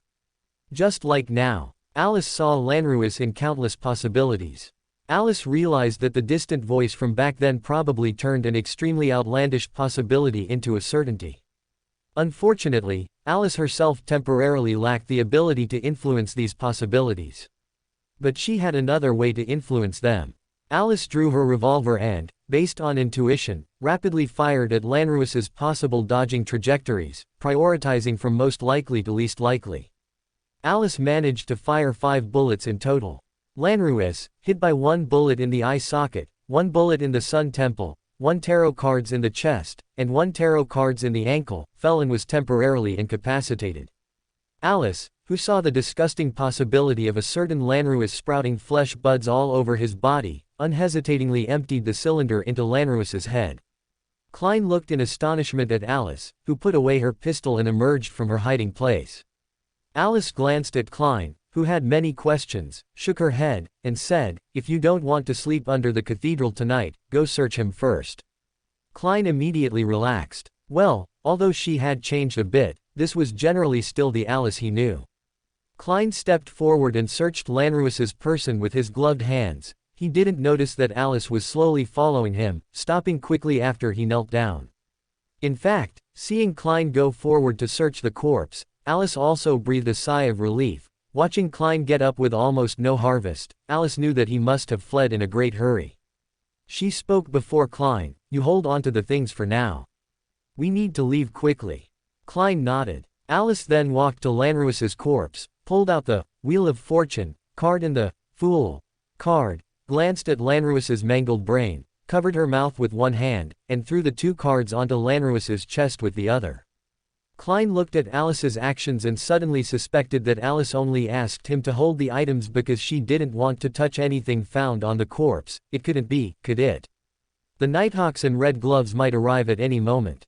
Klein temporarily set aside this nearly accurate guess and, as Alice requested, scattered the rest of the tarot cards on Lanruis's body.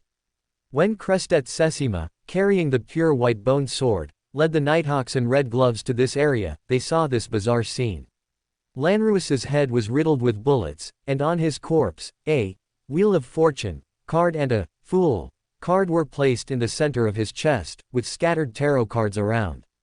All of this looked like the scene of some ritual. After a night of rest, a refreshed Alice was dragged by a refreshed Klein above the gray fog, and a badge was placed before them. This badge was only the size of an eyeball, with symbols of fate and concealment engraved on its front, and a circle of compact, tiny ancient Hermes language inscriptions on its back. Possess this, and you may join. Fearing discovery by the Nighthawks, they left without waiting for Lanruis's Beander characteristic to precipitate. This badge was their only gain. It looks like a token for some gathering, Alice concluded. Klein looked at Alice with an expression that said, I know that without you telling me. Alice shrugged and asked Klein, I thought you would have many questions for me. Did you? Klein asked hesitantly, did you see something on Lanruis? After much deliberation yesterday, Klein still found Alice's final actions very strange. Alice gave Klein a pitying look, why do you insist on asking? Klein had a bad premonition. Come, let me show you what I saw. Alice suddenly became enthusiastic. Klein felt his bad premonition intensify. After he helped Alice display the scene she saw, he instantly understood everything. What was that thing with flesh buds all over it? Alice observed Klein's expression, withdrew the image, and spread her hands, saying, I'll tell you the rest when I figure it out. Klein's eyes were dazed. Do you remember what I said at the very beginning? Alice looked around the magnificent palace and smiled. Perhaps I also have something similar to this place on me. Klein's breath hitched. He looked at Alice, opened his mouth several times, but couldn't make a sound. I'm referring to something like a golden finger from Transmigration, Alice explained. Klein choked. Realizing he had misunderstood Alice, he said rather speechlessly, in Alice's style of speaking, so, what is your golden finger? What does it do? I haven't fully figured it out yet, Alice shrugged, but, can you do me a favor? What? Klein asked. Do you remember when I asked the hanged man if he was willing to hunt Charlie King with me? A dark glint flashed in Alice's eyes. That was a joke before, but now I really want to kill him. What did he do? Klein looked at Alice, frowning. He threatened me. Alice lowered her gaze. Klein glanced at Alice's expression, realizing that Alice probably didn't want to say more, so he decided to change the question, but didn't the hanged man agree to you? Yes, Alice replied expressionlessly, but Charlie King is now sequence 5. Quote? A question mark slowly appeared above the head of Mr. Fool, who was sequence 8. No, are you sure we can kill a sequence 5? I didn't say now. Alice looked at Klein and said, when I reach sequence 6, I want him to be the main ingredient for my sequence 5 potion. How do you know he won't become sequence 4 by the time you reach sequence 6? Klein still wanted to struggle a bit more. Probably because I haven't secured the main ingredient for my sequence 5 potion yet. Alice said with an unclear meaning, you know, he almost became the main ingredient for my sequence 6 potion. Chapter 75 Chapter 38 Inches Era. In Empress Borough, inside Earl Hall's luxurious villa. Why are you visiting so early? Audrey looked at the sky outside, then at Viscount Glaint in front of her. Glaint looked around, only finding a large golden retriever squatting nearby, so he lowered his voice and said, I was planning to go to the racetrack, but I met Cons on the way. He told me something very interesting, truly very interesting. I thought since I was passing by here, I'd come and share it with you. What is it? Audrey asked with keen interest. Glaint answered without paying attention to his wording, you must have heard of the Aurora Order, right? The Aurora Order that assassinated the Intis ambassador. They've been caught, and several important members died. A very big plot has failed because of this. Audrey's eyes lit up, and she asked with reserved curiosity, what plot? I don't know. Cons wouldn't say. He only told me that the person responsible for this plot was a previously wanted con artist named Lanruis. Glaint spread his right palm. Audrey nodded almost imperceptibly, asking without concealing her curiosity, was he caught? He died, but not at the hands of our people. Glaint paused, this is what I find very interesting. When his body was discovered, it was covered with many tarot cards. In the very center were the Wheel of Fortune and the Fool cards. Imagine that scene. Tarot cards. The Wheel of Fortune and the Fool cards. Audrey was startled at first, then realized. This was done by members of our tarot club. This was Mr. Fool ordering Miss Fate to do it. I was right, Miss Fate has other connections with Mr. Fool. She might be Mr. Fool's favored one. But would a favored one truly treat a deity like Miss Fate does? After pinning the blame for researching the badge's function on Klein, Alice returned home content. At exactly 3 o'clock in the afternoon, the new week's tarot club also began. Audrey looked directly at the head of the table and spoke brightly, "Good afternoon, Mr. Fool.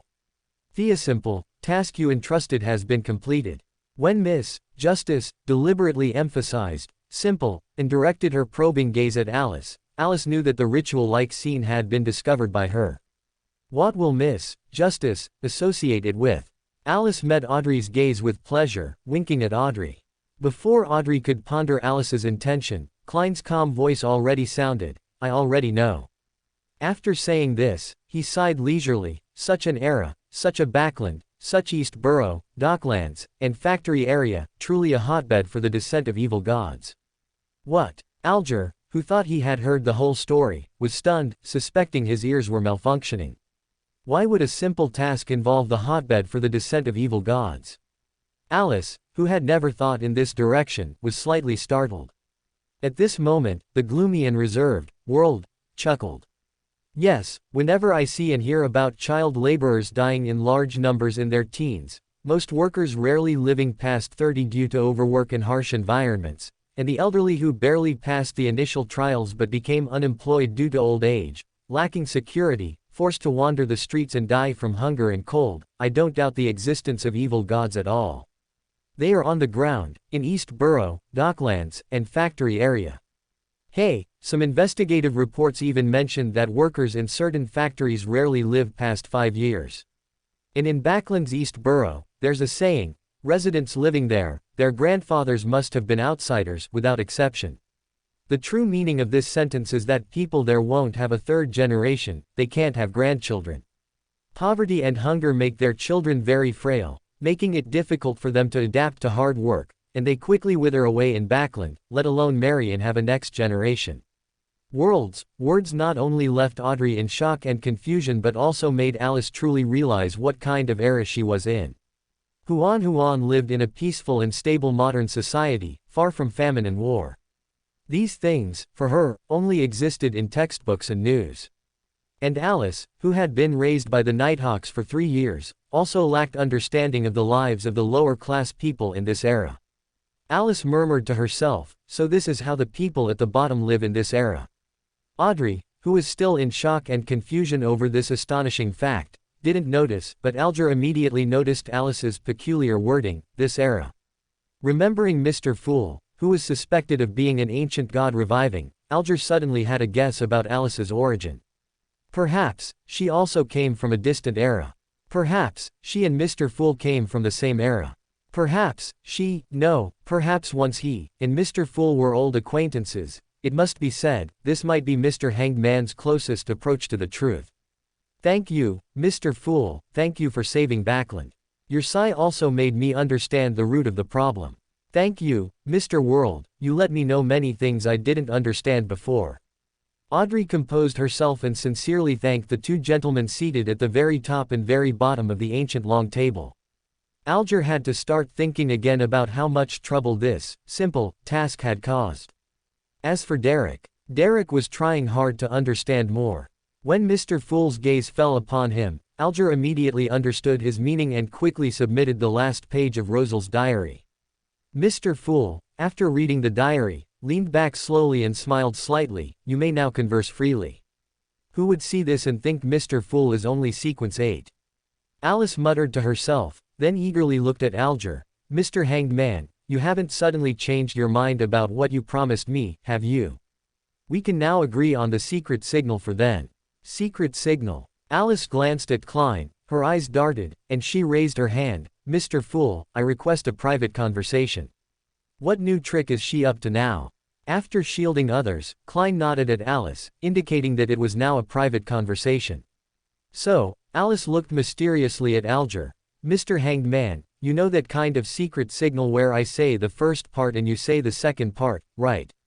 Such a secret signal is easily recognized by others, Alger emphasized.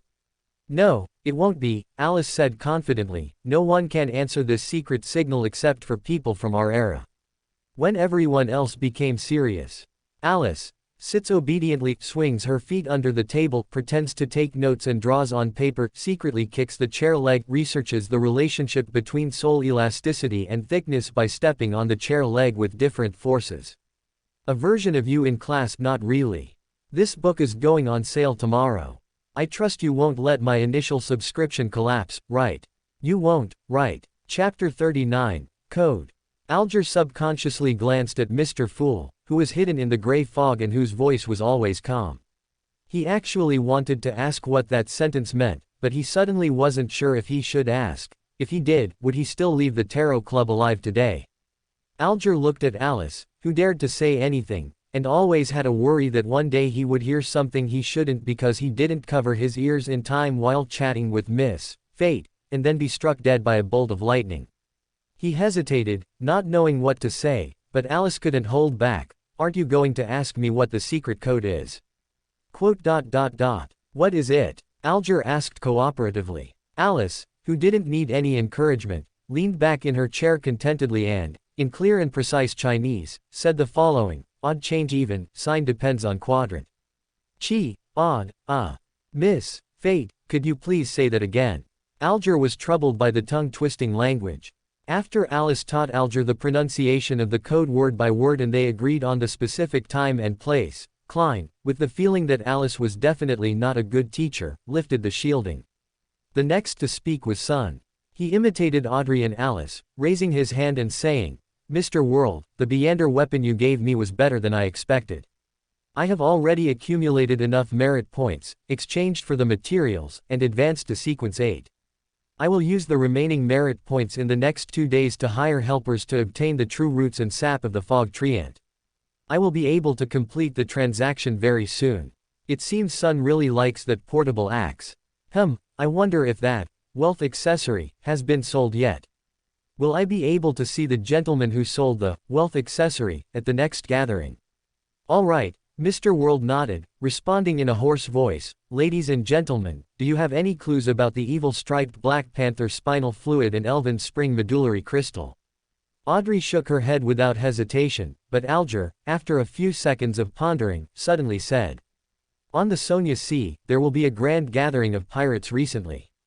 The fleets of 4 pirate kings and 6 pirate generals may participate. It should be 7 pirate generals, someone else has joined their ranks. At such a grand event, there will definitely be transactions of Beander materials, and there is a high probability of finding the not-so-rare evil striped Black Panther spinal fluid and Elven spring medullary crystal. I have a chance to participate in this event, but what can you offer in exchange?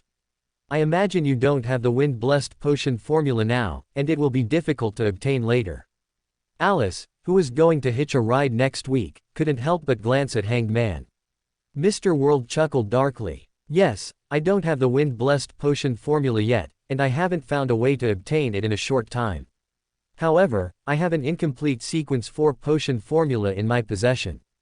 Although it's incomplete, I think you should be very clear about its value. It can at least be exchanged for 10,000 gold pounds, and most of the time, even with double the money at an inflated price, you can't buy it. This is a crucial step for human qualitative change. How about it, are you interested?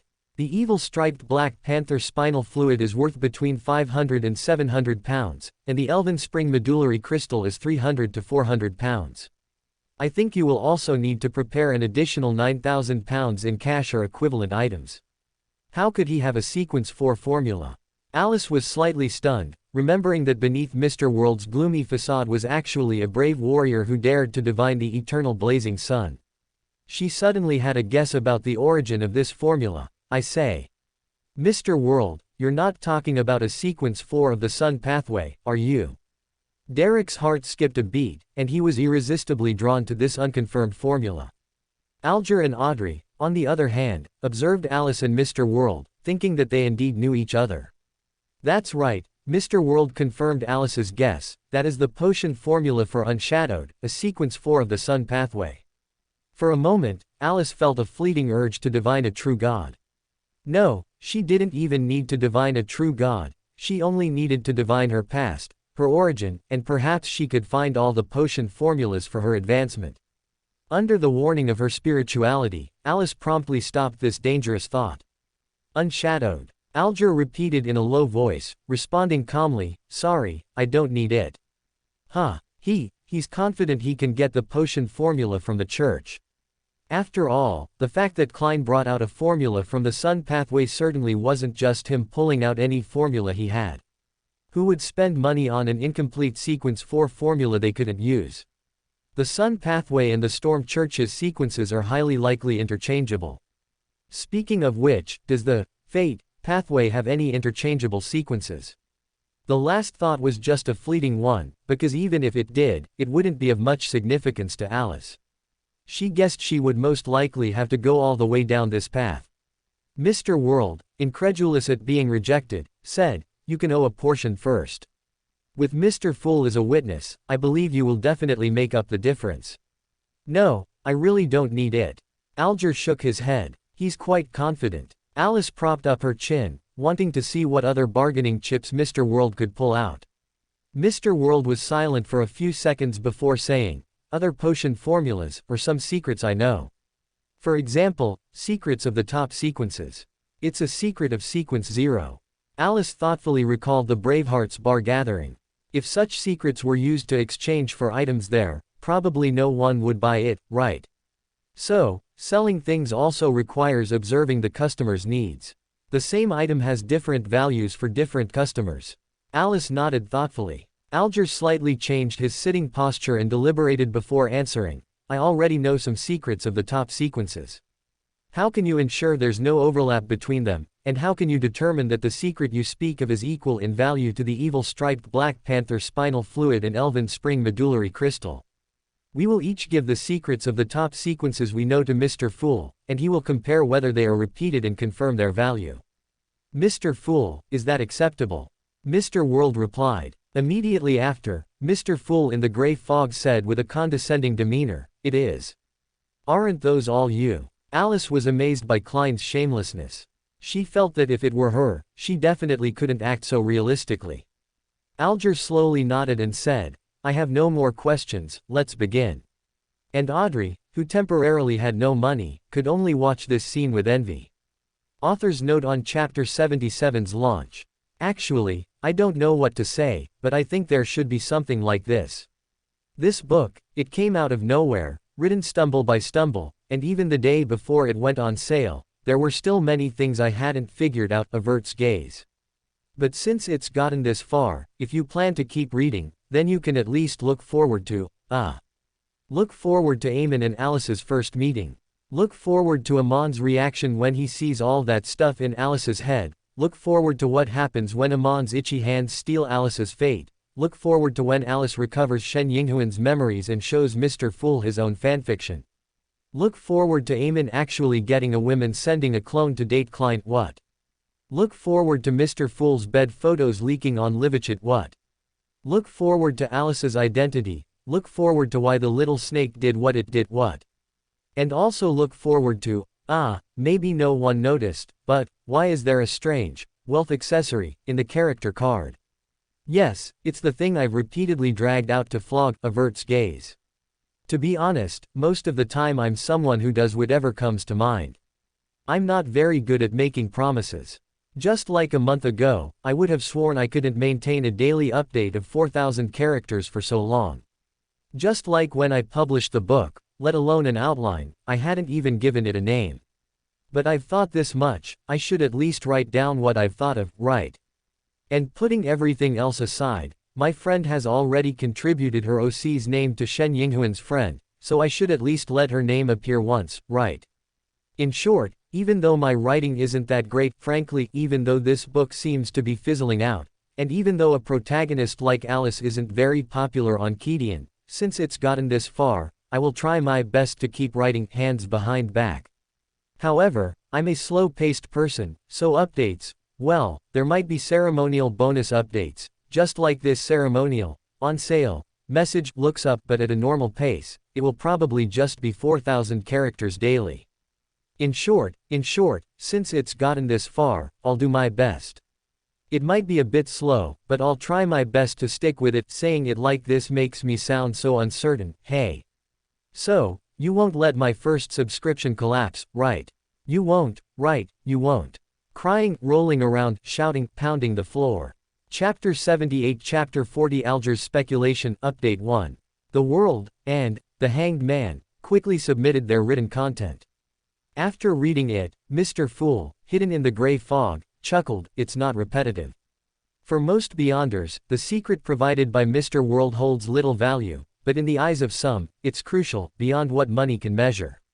He must have breathed a sigh of relief, but why did he say the latter half of that? If I had heard it, I would definitely start hesitating.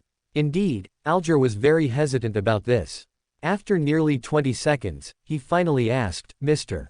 Fool, could you give a little more of a hint? I can't decide right now. Mr. Fool deliberated for a moment before saying, the content he described is a detailed supplement to the secret you already know. Upon hearing this, Alger no longer hesitated. He turned to the World, and said, briefly and forcefully, deal. He immediately added, within this week, I will acquire for you the spinal fluid of an evil-eyed black panther and the medullary crystal of an elven spring. Of course, that's assuming they appear at the pirate gathering. Although the probability is high, we still have to believe that anything can happen. In that case, it might be delayed until next week, the week after, or even next month. Please rest assured, I will certainly keep my promise. No problem. With Mr. Fool as a witness, I have nothing to worry about, the World replied hoarsely. Then, Alice saw a piece of parchment appear before the Hanged Man. He eagerly read it, and then, Alice watched the obviously flustered Hanged Man, realizing that the existence of a sequence 0 had impacted him far more than she had imagined. Her gaze swept over Miss Justice, who had a lingering look in her eyes. Then Alice turned to Derek and said, Mr. Son, I have a question I'd like to ask you. Derek sat up straight. I want to know, Alice recalled the demon dog that had suddenly fled. Do Beyonders of the Devil Pathway possess abilities related to prophecy or danger perception? Klein, hidden behind the gray fog, frowned immediately. He easily associated it with the recent serial killer in Backland. She encountered that devil. No way, that devil wouldn't dare to run to the North District, would he? All devils have similar abilities, Derek replied. If someone has the ability to harm a devil and acts on it, then the devil can sense and perceive it, thereby grasping the source and person of the danger. The time and range of the sensing vary depending on the type of devil. Indeed, Alice frowned, pondered for a moment, then looked at the others and asked, if a devil suddenly ran away in the middle of a fight with you, what would you guess? Perhaps, a strong person suddenly arrived. Audrey thought for a moment and said, that devil sensed the aura of a strong person, so it fled. Are there any other possibilities? Alice pressed. Can you confirm there were no other strong people at the scene? Alger asked. You misunderstood me, Mr. Hanged Man. Alice shook her head.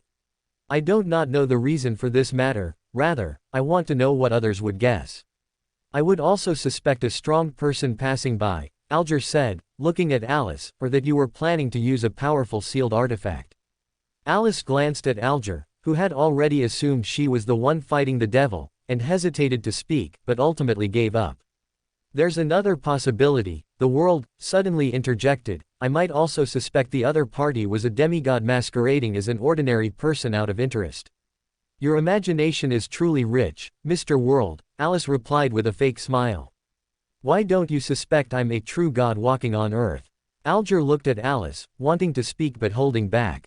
Audrey glanced at the World, who had closed his mouth, and decided to lighten the mood. She asked Derek, Mr. Son, I remember you saying that the City of Silver has Sequence 9, Sequence 8, and Sequence 7 potion formulas for the Dragon Pathway. Yes, Derek nodded honestly. The Sequence 7 potion is called Psychoanalyst. If I want to obtain it, what price do I need to pay?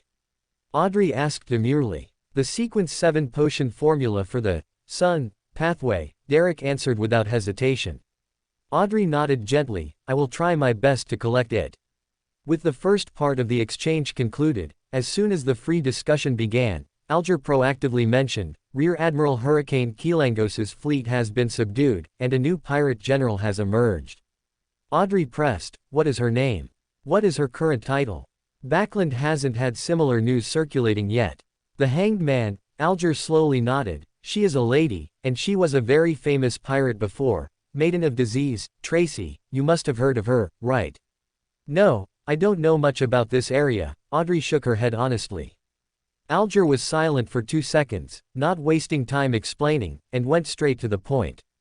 In short, she subdued Keelangos's fleet last month, proving her strength as a pirate general with her actions. She renamed Keelangos's ship, Black Death, and calls herself, Rear Admiral of Disease. In the past, she mainly acted alone, skilled in using curses, black fire, and frost. Those who opposed her would always suffer from sudden illnesses, all sorts of diseases. Currently, no one knows which pathway she belongs to, but they are all certain that she is at the Sequence 5 level. Curses, black fire, frost. Alice's brow twitched, recalling a certain sequence that had impacted her, but her thoughts were like a floodgate that couldn't be pulled back. Alice couldn't help but start thinking about the compatibility of disease-spreading abilities with a demoness. It really seemed quite fitting. Alice decided to throw this dilemma to the others. She looked at Alger and said, she might be a demoness. Audrey's eyes widened. She pressed, Miss Destiny, how do you know? Alice explained, curses, black fire, frost, these are all abilities of a demoness. Although I wasn't clear about what abilities a Sequence 5 demoness had before, it now seems that perhaps it's spreading disease. No, perhaps it should be spreading plague. Thank you for informing me, Miss Destiny, Alger thanked her symbolically. Then, as a thank you, could you tell me about matters at sea? For example, the 4 pirate kings and the other 6 pirate generals. Alger looked around and saw that Justice was, as expected, very curious, and the world and the sun both adopted a listener posture. So he nodded gently, no problem. Alger, you little brat, you didn't accidentally blurt out the truth, did you? This is the first update, more to come, wriggling. Chapter 79 Chapter 41 Information Exchange Second Update. After Alger finished introducing the 4 kings and 7 generals, Audrey said with anticipation, thank you for your sharing. I'm starting to yearn for the sea. I wonder when I'll truly be able to travel. No, Miss Justice, it's definitely not as beautiful as you imagine. In my opinion, it's a combination of blood, chaos, slaughter, desire, and fear. Alger calmly poured cold water on her enthusiasm. Audrey nodded, then said, Backlund recently had a series of murders, 11 in total, but one of them was confirmed to be a copycat crime. The characteristic of this serial murder case is that it targets women who were once streetwalkers but now have legitimate professions. The killer dissects their abdomens and removes all their internal organs. This sounds related to devil worship. Was it done by the Blood Sanctify sect? Alger immediately guessed. I don't know, the killer hasn't been found yet. Audrey seemed unhappy about it. That's normal, Alice tapped the table. Who would have thought the killer wasn't a person, but a dog? A dog. Thinking of her own Susie, Audrey looked at Alice in surprise. A few days ago, I rescued a girl from under a dog suspected to be from the devil pathway. Alice shrugged. To be precise, that fellow suddenly ran away. Recalling Alice's question from earlier, Audrey suddenly understood, then asked with concern, what about that girl? How is she? She went to the night church. Alice spread her hands. Then that's not right. After hearing Alice's words, Audrey breathed a sigh of relief, but then realized something was wrong. If that's the case, why does the official side still have no clues at all? Perhaps they are waiting for me to claim this bounty, Alice replied. I guess the church is also curious why that devil suddenly ran away. Anyway, not announcing the news doesn't affect them continuing to catch the killer. Audrey fell silent. Although no one wasn't curious about this matter, Alice clearly had no intention of speaking about it. I know this kind of ritual, Derek, who had been ignored, suddenly joined the conversation. Alice looked over curiously and asked, "You know?" Derek nodded. "Our demonology textbook mentioned it. It's quite ancient, a ritual devils use to assist their own advancement, often appearing from sequence 6 to sequence 5. It's not a ritual to please devils, but a ritual devils use to assist their own advancement." Audrey asked with considerable surprise. Derek answered very seriously, "Yes, a sequence 6 of the abyss pathway is called a devil. This is also the origin of their race's name. Abyss pathway." Alice repeated the name thoughtfully. After learning that devil was merely the name of a sequence 6 of this pathway, she realized that the abyss mentioned casually by Sun was very likely the name of the sequence 0 of this pathway. The City of Silver seems to have a lot of lost knowledge. Alice's eyes flickered, and she pressed on, "Mr. Sun, do you know the specific details of this ritual?" Derek nodded and said, "The minimum is 13 people, the maximum is 49. The more complete the ritual, the more hope there is of advancement. There must be at least 3 days between 2 killings, otherwise it's easy to lose control. But the interval also cannot exceed 9 days, as that would reset the ritual. After each killing, after each part of the ritual, the devil will eat the victim's internal organs. From this point on, he will remain in a state of irritability, bloodlust, and a desire to harm others, until that desire is satisfied again." Alice's expression gradually became serious. A demon dog in an irritable and bloodthirsty state, Alice didn't even need to think to know that its decisions would likely have little rationality. In other words, ordinary dangerous premonitions might not be able to deter that demon dog. However, if she had to say, this only helped Alice confirm the matter once again. As early as witnessing Migos' bizarre death, Alice understood that the unknown influence remaining on her was by no means a simple existence. And the unexpected encounter with that snake of fate and the subsequent warning made Alice suspect that the grade of that influence definitely surpassed that of a sequence 1 angel, which meant, at least a true god. Why at least? Well, true gods also have strengths and weaknesses. That's truly terrifying. Audrey sighed sincerely. The discussion about the serial murder case came to an end. Audrey organized her words and then asked, "Mr. Hanged Man, Miss Destiny, I've always had some doubts. I've attended several Beander gatherings and found that very few people sell potion formulas. Even if they do, it's hard to make a deal. Why is that?" Alice, who had never paid attention to this question, thought of Mr. Fool and old Mr. Wise Eye as notaries, and after a little thought, she came up with the answer. If a gathering doesn't have a trustworthy notary, most people don't have the ability to distinguish the authenticity of a potion formula. Alger chuckled and said, "Exactly. Potion formulas are very easy to fake. No one dares to risk their life. Can you really prepare 2 sets of Beander materials and experiment with animals first?" Cough, cough, Alice interrupted Alger with a tactical cough. Alger paused slightly, looked at Audrey's guilty expression, finally remembered what their Miss Justice had done, and closed his mouth. Audrey, who had first raised the question, guiltily changed the subject. "Can't it be done by making an oath? Are you trying to invite the 7 orthodox deities to the gathering, or are you trying to invite an evil god to enjoy you as a sacrifice?" Alice couldn't help but ask. Audrey closed her mouth again. "Actually, there's another reason," Alger said, "without understanding the acting method, potions can easily lead to loss of control and turn people into monsters.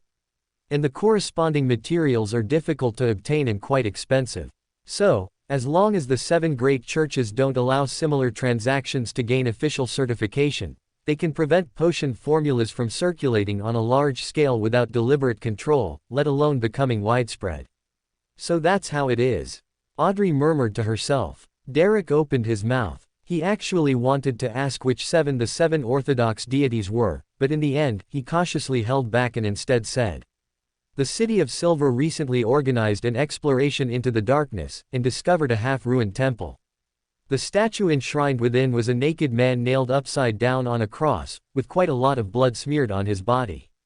Do you know which deity this is? Second update. I'll try to write 5 updates, but if I get dragged away for New Year's Eve dinner or something, I'll make up the rest on the first and second day of the new year collapses." Chapter 80 Chapter 42 Alice's Flag. Audrey and Alger exchanged glances, both shaking their heads and saying, "We don't know." A naked man nailed to a cross, with blood smeared on his body. Alice repeated with a strange expression. She was all too familiar with that image. Wasn't that the father of that unlucky child? Although Alice had long suspected a connection between the true creator and the creator of the City of Silver, she hadn't expected the City of Silver to actually have an idol of the true creator. "Miss Destiny, do you know?" Derek, hearing Alice's rhetorical question, realized Alice might have seen a similar image and quickly pressed for an answer. Audrey and Alger also looked at Alice. "I think it's better if you ask Mr. Fool about this question," Alice replied weakly. Hearing Alice's words, the three of them all turned their gaze to Klein in the gray fog, and Klein, taking the cue, replied, "This is the fallen creator." Derek frowned uncomfortably upon hearing this, while Alger and Audrey showed expressions of understanding. Alice pondered for a moment, then added to Derek, "Regarding the fallen creator, we also have another name, the true creator. He controls the secret supplicant pathway, and sequence 5 of that pathway is the shepherd we mentioned earlier." After Alice mentioned shepherd, Derek suddenly sat up straight, a clear look of astonishment in his eyes. Looking at Derek's expression, Alice smiled. "You have a shepherd by your side, don't you?" Derek's expression gave Alice her answer. Alice leaned back in her chair and said no more, leaving Alger and Audrey, who had been expecting her to probe for more information about the City of Silver, to exchange bewildered glances. In the silence, Klein in the gray fog chuckled, "This gathering ends here. Your will is our desire." Audrey immediately stood up, curtsied, and the others followed suit. After the gathering, Alice received the latest Rosal's diary. January 14th, I discovered a problem. Unconscious high-sequence items, if not sealed, will unconsciously attract lower-sequence individuals of the same pathway to their vicinity, leading to an encounter. The higher the original sequence, the more likely this situation is to occur. However, this situation doesn't seem to be constant, but rather intermittent. This diary entry immediately perked Alice up. So, my encounter with that snake of fate might also be due to this. I just don't know who was attracting whom. But that's not right. If that were the case, my 3 years would have been too peaceful, wouldn't they? Putting the question aside for now, Alice continued reading. January 16th, the taste of a demoness is really good. No, wait, what was that?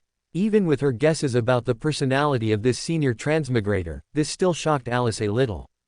After all, as far as she knew, Emperor Rosal had copied many famous works describing assassins. He couldn't possibly be trying to trick more people into taking the assassin pathway to become demonesses, could he? Emperor Rosal, don't you have any psychological hang-ups knowing that the other party used to be a man? Alice continued reading with a complicated mood. January 20th, I finished the second blasphemy card. Let me think, where should I hide it? I plan to disguise it as a bookmark and tuck it into a very valuable book. If the recipient isn't a fated person, it will be hard for them to imagine that the most valuable thing in a highly prized book is actually that inconspicuous bookmark. Good, this idea is good. Blasphemy card. Alice's heart briefly sped up. Then, upon realizing that Emperor Rosal hadn't specified the exact location, it disappointedly returned to its normal pace. The blasphemy card recorded the sequence 1 to sequence 0 Beander potion. Alice suspected that the sequence 0 Beander potions of different pathways had commonalities. She needed to figure out what her Beander potion had to do with the Snake of Fate. On Monday evening, Alice finally met Evelyn, who was reportedly scared sick after encountering thugs. Are you all right? I heard you encountered something unpleasant. Alice looked at Evelyn with concern. Evelyn's complexion was better than Alice had expected. To put it plainly, she didn't look like someone who had just recovered from a serious illness. Oh. Prompted by Alice, Evelyn quickly recalled the terrifying night. The smile on her face became strained. That was truly frightening. I never want a second time. She was still a bit bothered by what happened that night, but her attitude was relatively calm when mentioning it. It seemed the church's reassurance was trustworthy. After gently comforting Evelyn for a few moments, Alice subtly steered the conversation in another direction. This meeting successfully brought a slight change to Alice's dreams that night. When Alice woke up from her dream, sitting at a table drawing comics with Beryl Rose's face, she was still a bit confused. Why would a Nighthawks from Backland come into my dream? The Nighthawks walked into the room naturally and asked, "How did you and Evelyn Greenland meet?" Alice instantly understood the reason for their visit. Evelyn Greenland was still under surveillance, and the church hoped to use Evelyn to lure out that wild Beander. They guessed that she and Evelyn knew each other.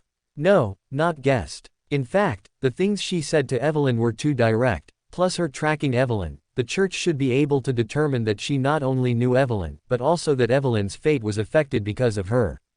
Recalling the guesses of Justice and Hanged Man at the Tarot Club, Alice realized that the other party probably ruled out the possibility of a strong person passing by and attributed the cause to her. As for Klein manipulating world to speak, if such a thing were even possible, she would be a true god walking on earth. Alice, who could not possibly be a true god, Kingsley answered truthfully, "I met her when I visited Mrs. Greenland next door." "What's your name?" the other party continued to ask. "Beryl Rose." Alice answered without hesitation. "Why did you come to Backland?"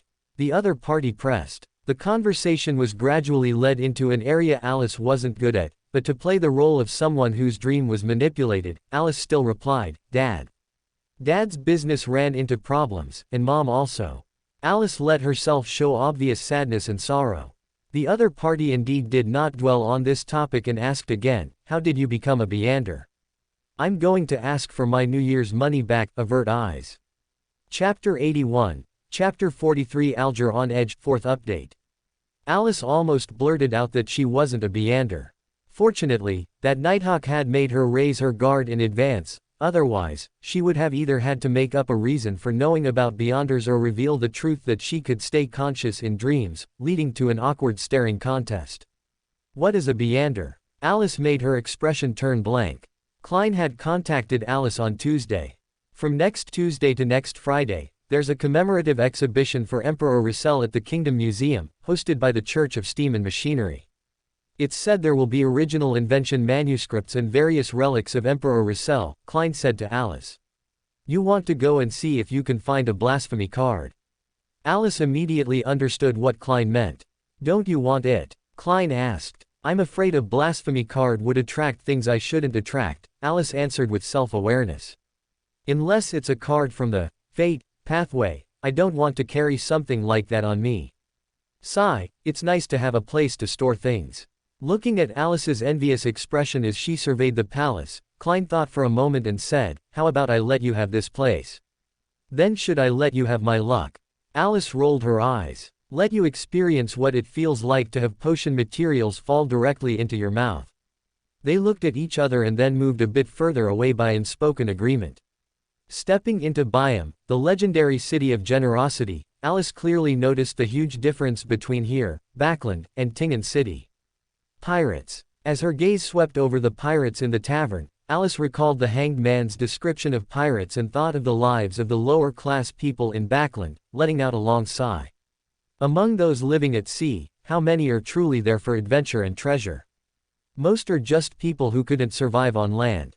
Pulling her thoughts back, she stepped into the tavern where she had arranged to meet the Hanged Man, Alger. Naturally, she noticed a quite conspicuous person. This guy really doesn't suit wearing such a warlock's robe at all, does he? Alice looked at herself, then at the other person, falling into a strange silence. Alice adjusted her expression, trying to look as polite as possible, before walking over to sit opposite the Hanged Man, Alger. She tentatively spoke. "Odd changes, even stays the same. Symbols depend on the quadrant." Unlike Alice, who was fluent and practiced, the Hanged Man, Alger, spoke this sentence syllable by syllable, and his pronunciation had an indescribably odd quality. "Good afternoon, Mr. Hanged Man." Alice greeted him cheerfully. Alger scanned the surroundings because of Alice's words before correcting her, "Don't call me that outside." "But in that case, what should I call you?" "Mr. Captain," Alice asked earnestly. Alger. "Just call me Alger." After a few words with Alice, Alger successfully lost control of his expression. "I'm Alice, Alice Kingsley." Alice introduced herself in return. Hearing this name, Alger's pupils suddenly constricted, and his body even trembled a few times. This obvious reaction naturally couldn't be hidden from Alice. Alice leaned forward curiously and asked, "You investigated me?" Alger's body was stiff, and he didn't reply. Looking at the stiff Alger, Alice asked in a puzzled voice, "Why are you so nervous?" "I think I shouldn't be able to beat you." I did investigate you," Alger replied without moving. "In the information I found, the only person who could possibly be you is a Nighthawk of the Night Church who became a lucky one 3 years ago after accidentally swallowing a Sequence 7 Beander characteristic, but she already died in the Evil God's Spawn incident in Tingen City, and her name was also Alice Kingsley." Alice finished the sentence he hadn't completed. Alger didn't speak, just frowned and looked at her. "If you've seen a portrait of Alice Kingsley, you'll find." Alice paused, and only after seeing Alger focus his full attention on her words did she continue, "I really am the deceased Alice Kingsley." Alice watched with satisfaction as Alger's expression cracked again. Alger was very confused now. He was a bit worried about whether he could walk out of this tavern alive. No, he could probably at least live until Miss Fate got her potion materials. Alice was right, her greenness as a Beander was plain to see, and lucky one didn't sound like a combat-oriented sequence. As fellow Sequence 7s, based purely on paper strength, Alice indeed couldn't beat him. But he couldn't forget that joke-like remark of Alice's. What if she really was a true god walking on the earth? After all, given the personality Miss Fate displayed, doing such a thing seemed quite normal. Moreover, she didn't seem to belong to this era and had an extra connection with Mr. Fool, a relatively equal relationship. Alice rested her chin on her hand and watched Alger lost in thought for a while before suddenly asking, "What are you thinking about?" Alger's thoughts were suddenly pulled back. Although he was still unsure what he should say, perhaps he could learn to salute Miss Fate with the same attitude he used for Mr. Fool. But if Miss Fate was enjoying a life as an ordinary person, she probably wouldn't like being treated that way, right? "Are you thinking about my relationship with him?" Alice asked softly. She didn't use a title, only a pronoun, and she believed Alger understood who she was referring to.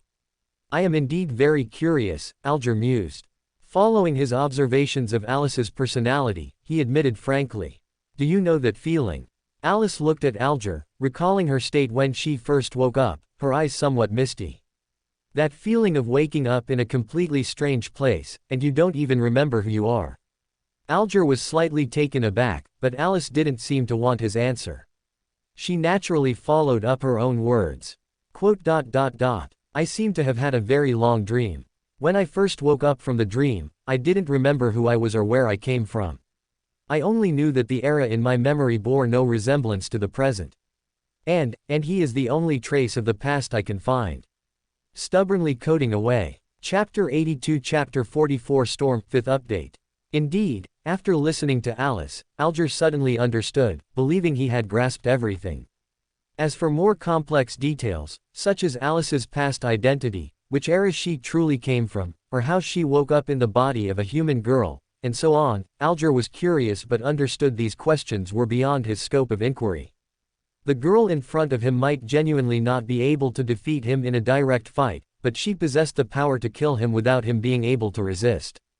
Perhaps at first, she wasn't very familiar with that power, but the fleeing demon dog in her attitude undoubtedly confirmed that she was gradually regaining control of her former strength. Of course, the above were all Alger's personal conjectures. If any part resembled the truth, it was purely coincidental. Alice, who had finally dealt with Alger, secretly breathed a sigh of relief. What she told Alger wasn't entirely false, she had merely used a bit of linguistic skill, and how Alger chose to interpret it had nothing to do with her. Alice's eyes darted around, and she raised a new question, "Aren't you supposed to be from the Storm Church? Won't taking me to the sea area you mentioned make your subordinates suspicious?" Alger, who was from the Storm Church, glanced at the outspoken Alice, then ultimately abandoned the idea of dissuading her and explained, "We are all exploring the sea. Since someone has paid to have us take her to her desired destination, it makes no difference where we go." When Alger boarded the ship with Alice, who was covered by a warlock's robe, revealing only a face that couldn't hide her youth, Alice noticed several curious gazes falling upon her. Alice swept past those gazes. There wasn't much distinction between goodwill and malice in those eyes, mostly just curiosity. So Alice withdrew her gaze and followed Alger to the room he had arranged for her. "If you need anything, you can still ask now," Alger said to Alice, standing at the doorway.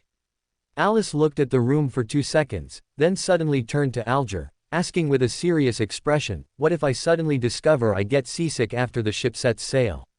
"You are a Beander," Alger emphasized. "Beyonders don't get seasick," Alice asked blankly. Alger tried his best to avoid showing too disrespectful an expression.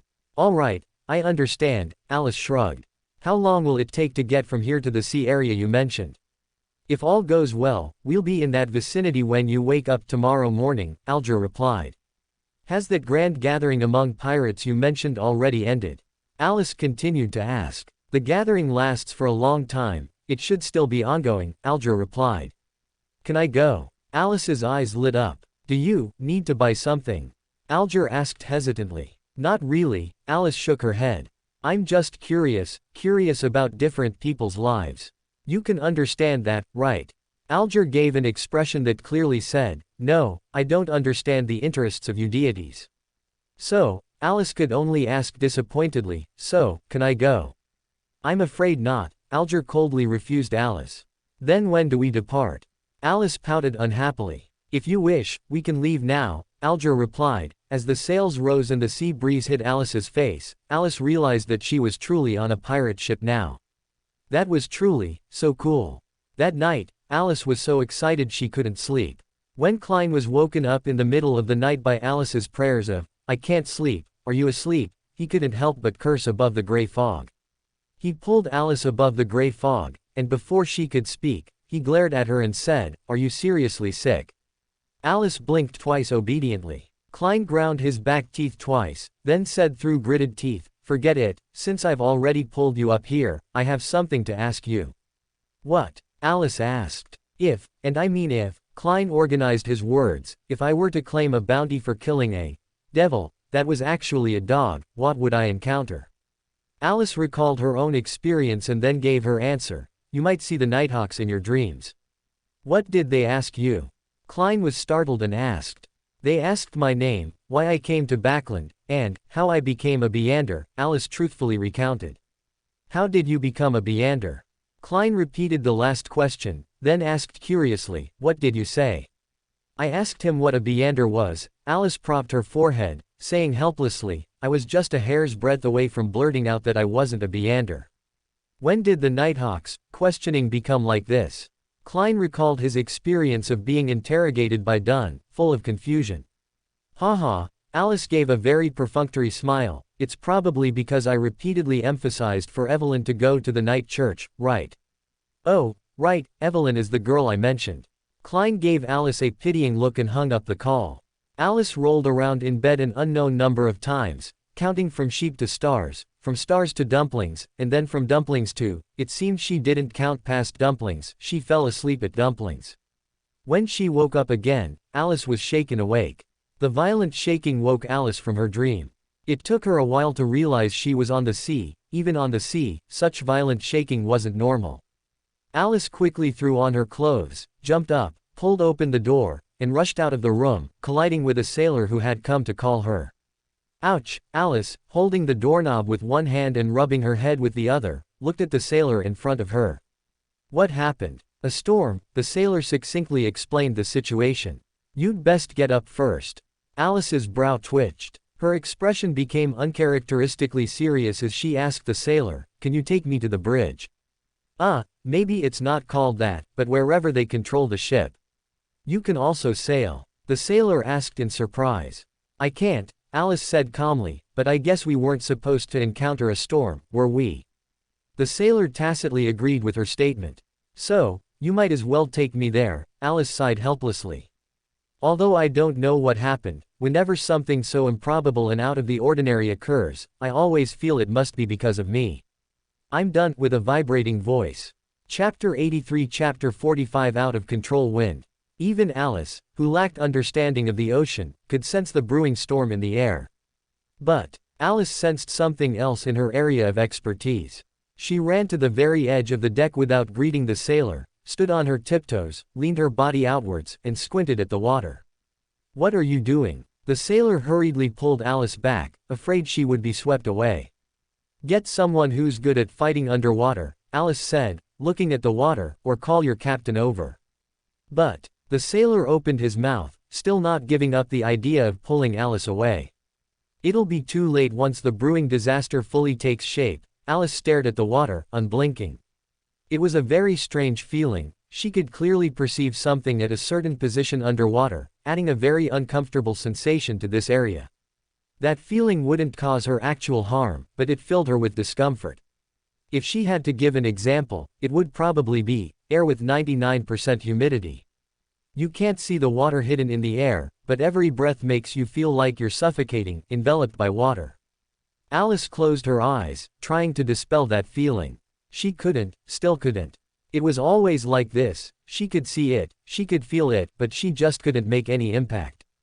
Alice frowned irritably, turned her head to look at Alger, who had been called over, and without waiting for him to speak, she said directly, "What I'm looking for is at the bottom of the water."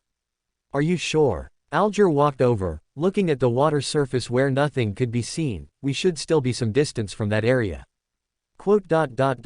"I didn't see them on the deck, which is already beyond my expectation," Alice replied, her voice barely concealing her anxiety. "You know, that Charlie King almost turned into a Beander characteristic and fell into my mouth."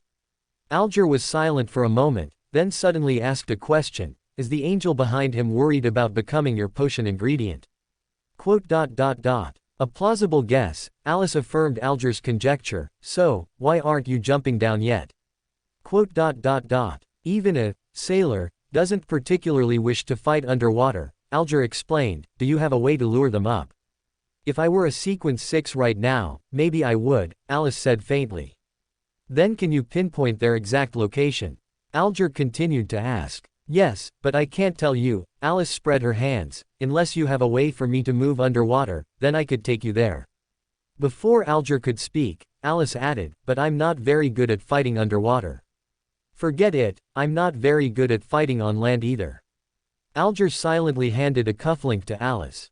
"This is." Alice took it, looked up at the sunless sky, and disappointedly lowered her hand. "A Beander item that allows you to move in the water," Alger explained. "Shouldn't you confirm if I can protect myself in the water? Just taking me down like this?" Alice questioned Alger's mysterious trust. "Then do you?" Alger asked cooperatively, for reasons unknown. "Probably not." Alice put on the cufflink, propped herself against the railing with one hand, stood on tiptoe, and gestured her height, "But I probably won't die." "You're just going to jump." Alger, seeing Alice's intention, was a little startled. "It feels more dramatic this way, doesn't it?" Alice blinked. "I think at this moment, I should shout, 'You jump, I jump.'" "What is that?" "Hey!" Before Alger could finish speaking, Alice unexpectedly flipped over the railing and fell into the water, smoothly disappearing into it. As Alger said, wearing the cufflink indeed gave Alice the ability to move in the water. Not that she actually learned to swim, but she achieved the basics of swimming. She wouldn't sink anymore. However, the most important thing, of course, was that it allowed her to breathe underwater. Closing her eyes, the source of the discomfort became clearer. Before Alger, who had jumped down to find her, could say anything, Alice grabbed Alger and pointed towards the bottom of the ship. Alger frowned, grabbed Alice, and took her closer to the bottom of the ship. When they had dived deep enough, and Alger was about to take Alice to swim past, Alice suddenly had an intuition. Instinctively, she tugged hard on Alger. After Alger turned his head, Alice shook her head twice with exaggerated movements, then pulled him and pointed towards the water surface. While doing all this, Alice kept wondering if Alger would think she was crazy. But Alger seemed to have a blind trust in her. Alice suspected Alger took her casual nonsense seriously, like saying she was a true god walking on Earth or something. In any case, Alger brought her back to the surface without a hint of doubt. Then, the moment they emerged from the water, they were caught in a raging wind. Swept up with them were two half-human tall snakes with horns on their heads. These were her potion ingredients. But Alice, being swept into the sky by the wind, was not in a mood to be happy. While underwater, Alice had a peculiar premonition. this storm had already escaped the control of these two Manova serpents. Why? Was it because of her approach? No one knew the answer. Alice and Alger, along with the two Manova serpents, were violently thrown onto the deck by the wind. This did not mean they were safe. The ferocious wind showed no signs of stopping, seemingly wanting to capsize the entire ship. Damn it! Alice used the force of the wind to fall next to one of the Manova serpents. She quickly grabbed the snake's horns, intending to break them off. The still living Manova serpent certainly wouldn't let Alice do this. Its massive mouth mercilessly bit down on Alice's offered shoulder. Fortunately, it was a non-venomous snake. Alice, pale-faced, thought during a lull in the intense pain. After Alice gritted her teeth and broke off one horn, she successfully won this tug of war. The Manova serpent's biting force loosened considerably, and Alice took the opportunity to break off the other horn. She slumped weakly to the ground, her spirituality silently permeating the pair of horns, touching the uncomfortable sensation that had always been in the air. Sure enough, even though her spirituality was rapidly depleting and the intense pain in her shoulder was nearing numbness, Alice couldn't help but feel happy. It seemed she could now make a truly meaningful impact on fate. Chapter 84 Chapter 46 Broken Fate. When Alice woke up, she was already lying in bed, with a faint smell of medicine in her mouth. It has to be said, no matter which world it is, medicine never tastes good. Alice jumped out of bed, took a mouthful of water to rinse her mouth, and only spat it out when the medicinal taste disappeared. Alice pushed open the door and went out, finding Alger on the deck. The pair of horns you broke off are in your room, did you see them? Before Alice could speak, Alger asked first. I didn't notice, Alice shook her head. How long have I been asleep? About half a day, Alger replied. I'll drop you off at Pritz Harbor, no problem, right? No problem. How should we split the spoils? Alice asked. I don't think I helped much, Alger replied. Alice frowned, looking at Alger, then after a moment of silence, she organized her words and asked, Are you a little afraid of me? Do you still remember what you did? Alger looked at Alice with a strange expression. Alice blinked in confusion, then began to recall exactly what she had done. Her spirituality entered the horns, and then, she saw it, the destinies of the living beings on this ship were intertwined, entangled, and twisted into an unbreakable dead knot. And then, she tried to untie this knot, but it was too difficult for her, not to mention whether she had enough patience and skill, she simply did not have enough spirituality to sustain it. So in a fit of anger, she snapped two intertwined threads, and the entire dead knot naturally fell apart. Snapped. Alice's expression stiffened slightly. She looked at Alger with a strange face and asked, Who died? Don't worry, it was those two snakes that died, Alger replied, realizing that Alice had remembered. Alice breathed a sigh of relief, then asked, How did they die? Alger looked at Alice and replied, It's hard to say about the horn you broke off, but the other one had no external injuries at all, it was just like. Looking at Alger, who seemed to be hesitating, Alice asked, It was like a natural death. Yes, Alger looked at Alice with a strange expression. Alice couldn't help but reach up and hold her forehead, thinking that her identity in Alger's eyes was probably confirmed this time. But, fortunately, she didn't just randomly pull at the entire knot in a fit of anger then, otherwise, who knows what would have happened. After secretly congratulating herself, Alice asked, So, you mean both of those snakes are mine? Alger nodded. After a few seconds of silence, Alice decided to make a suggestion, or rather a request, that would reassure Alger. Can I ask you for a favor? What? Alger asked. After I extract the Beander materials I need, can I use the remaining Beander materials as payment to commission you to find a pair of Calamity Banshee's eyes for me? Alice asked seriously. You can. Alger seemed to relax a little, but still couldn't hide his nervousness. Do you need anything else? Not for now, Alice shook her head and said to Alger, also. I feel it's necessary to tell you that I really enjoy my life as Alice Kingsley. I understand. Even though Alger still had no expression, Alice could feel that he was much more relaxed than before. After confirming that Alger was no longer worried about her safety, Alice brought up a request she had always wanted to make. Can you tell me about things at sea? Legends and stories and such, I'm actually very curious. After listening to a whole journey of other-world sea adventure stories, Alice successfully returned to Backland. This thrilling journey ended with a relatively calm return trip. Time quickly arrived at Monday afternoon. Above the gray fog, Audrey greeted Klein as usual, "Good afternoon, Mr. Fool." Then, Audrey, without concealing her curiosity, glanced at the new member, who Alice was also curious about, and asked with a smile, "And this is?" Klein sat leisurely in the Fool's seat, looked around and said, "This is Miss Magician, our new member." Then, he looked at Furs and introduced them one by one. "This is Miss Fate, this is Miss Justice, this is Mr. Hanged Man, and this is..." The newly promoted Miss Magician, Furs, used her talent as an author to scrutinize everyone around her. Miss Fate was a blonde lady, and she looked, Furs met Alice's smiling gaze. Alice blinked twice and chuckled, "Hello there, Miss Magician." "Hello, Miss Fate." Furs nodded politely, mentally tagging Alice as very lively.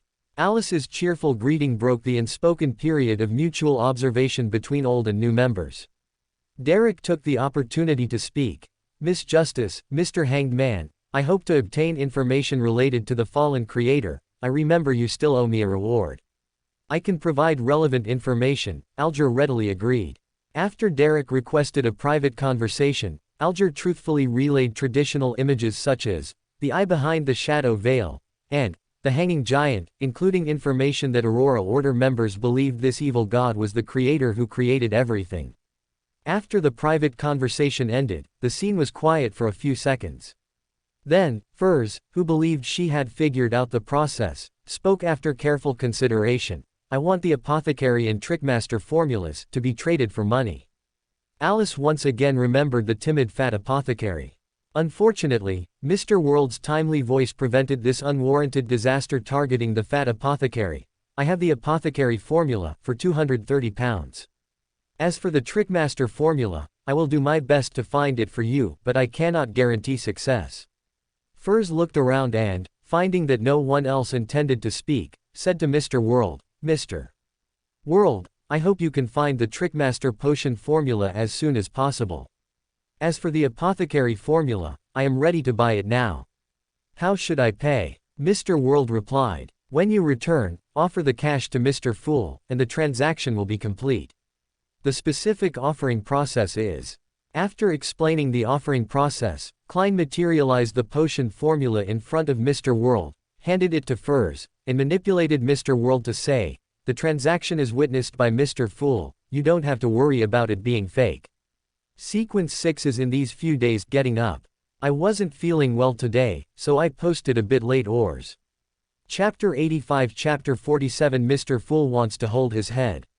"I believe in Mr. Fool," Furs said, while beginning to memorize the formula. "After you return, you can recall it by chanting Mr. Fool's honorific name," Alice reminded him, unable to bear it. "Thank you for your reminder, Miss Fate," Furs replied gratefully. "Miss Magician, do you know about the acting method?" Audrey asked, as if recalling something. "The acting method?" Furs repeated the term in confusion. After observing for a moment, she found that no one had any special reaction to the term. Realizing that Furs was unaware of this, Alice spoke up. "The acting method can effectively reduce the risk of beyonders of lower sequences losing control and accelerate the speed of advancement." Audrey, who was about to ask Mr. Fool for his permission, looked at Klein in the gray fog with a hesitant expression, then at Alice, suddenly unsure of what she should say. Receiving Audrey's gaze, Alice hesitated for a few seconds before asking, "Should I have obtained Mr. Fool's permission first?" Furs, who was marveling at such a method, began to marvel that Miss Fate could even forget something like this. Audrey wasn't sure if she should respond. She hesitated for a moment and looked at Klein. Alger lowered his head, pretending he hadn't heard anything. Klein really wanted to reach out and hold his forehead, if that action wasn't so unbefitting of Mr. Fool's image. To maintain Mr. Fool's unfathomable image, he tapped the table twice, chuckled, and said, "Since Miss Fate has already spoken, I'll leave the explanation to you as well." So Audrey's expression towards Alice became even more complex. Alger was still pretending he hadn't heard anything. Even the innocent Derek had now realized Mr. Fool's unusual tolerance towards Miss Fate. In that case, Miss Fate lack of reverence for Mr. Fool didn't seem so strange either. Looking at the others' expressions, Furs realized that Miss Fate's position in the tarot club seemed quite special. Under normal circumstances, Alice should have stood up and respectfully thanked Mr. Fool for his tolerance. But from Audrey's expression towards her, Alice deeply realized that there was no longer any need for her to act this out. A blind person could tell that she knew Klein. All right, Alice turned her head resignedly towards Furs, who was still pondering, but there's one condition. After Furs turned her attention to her, Alice continued, without Mr. Fool's permission, the acting method cannot be told to others. Furs looked at Alice, secretly doubting whether the other party herself remembered this, while asking in confusion, do I not need to pay a reward? Alice hesitated for a moment and turned her gaze to Klein. You decide, Mr. Fool responded calmly. Rosal's diary, Alice replied after 2 seconds of deliberation. You can pay Mr. Fool 2 pages of Rosal's diary as a reward. Compared to Furs, who was still thinking, Alger and Audrey simultaneously thought of a question. Could Miss Fate be able to read Rosal's diary? After all, given that Mr. Fool could read Rosal's diary, it didn't seem strange that Miss Fate, who knew Mr. Fool, could understand Rosal's diary. Alger even recalled that very awkward-sounding secret signal and the incomprehensible words Alice spoke when she jumped off the ship. Is it possible that Emperor Rosal's symbols were not self-created, but rather some very ancient, lost language? If the loss of this language was related to an ancient deity of the fate pathway, then it wouldn't be strange that it couldn't be divined and interpreted. No, wait, if that's the case, how did Emperor Rosal come to know this language? This conjecture was once again put aside by Alger. After Furs agreed, Alice carefully began to explain the acting method. The key to the potion is not mastery, but digestion, not excavation, but acting. And the name of the potion is the key to digestion. Why? Furs blurted out. She deliberated for a moment, then added another question, and how does one act? Alice tapped the table twice and reiterated Klein's castle and guard theory verbatim, concluding. In short, the purpose of acting is to harmonize body, mind, and spirit, bypass the stubborn resistance of the potion's residual spirit, shatter it, and digest it. In this process, you need to remember that you are only acting. Do not lose yourself in the process of acting, and thus be assimilated by the potion's residual spirit. The imaginative Furs quickly understood Alice's meaning. She finally confirmed, was this taught by Mr. Fool? Sort of. Alice replied. This very Alice-like answer made Furs pause slightly, suddenly unsure of what she should say. The understanding Audrey promptly came to her rescue. Yes, if it weren't for Mr. Fool, we might have lost control. Our continued existence proves the acting method is effective. No matter how Klein silently screamed, can't you learn from her? Alice didn't hear a thing. The next to propose a trade was Derek. He gritted his teeth and asked the question he had wanted to ask for a long time. I want to know which 7 deities are the 7 gods you speak of, and their general circumstances. Everyone knew the answer to this question, except for Furs, who was puzzled as to why Derek would ask such a question. The others all raised their hands.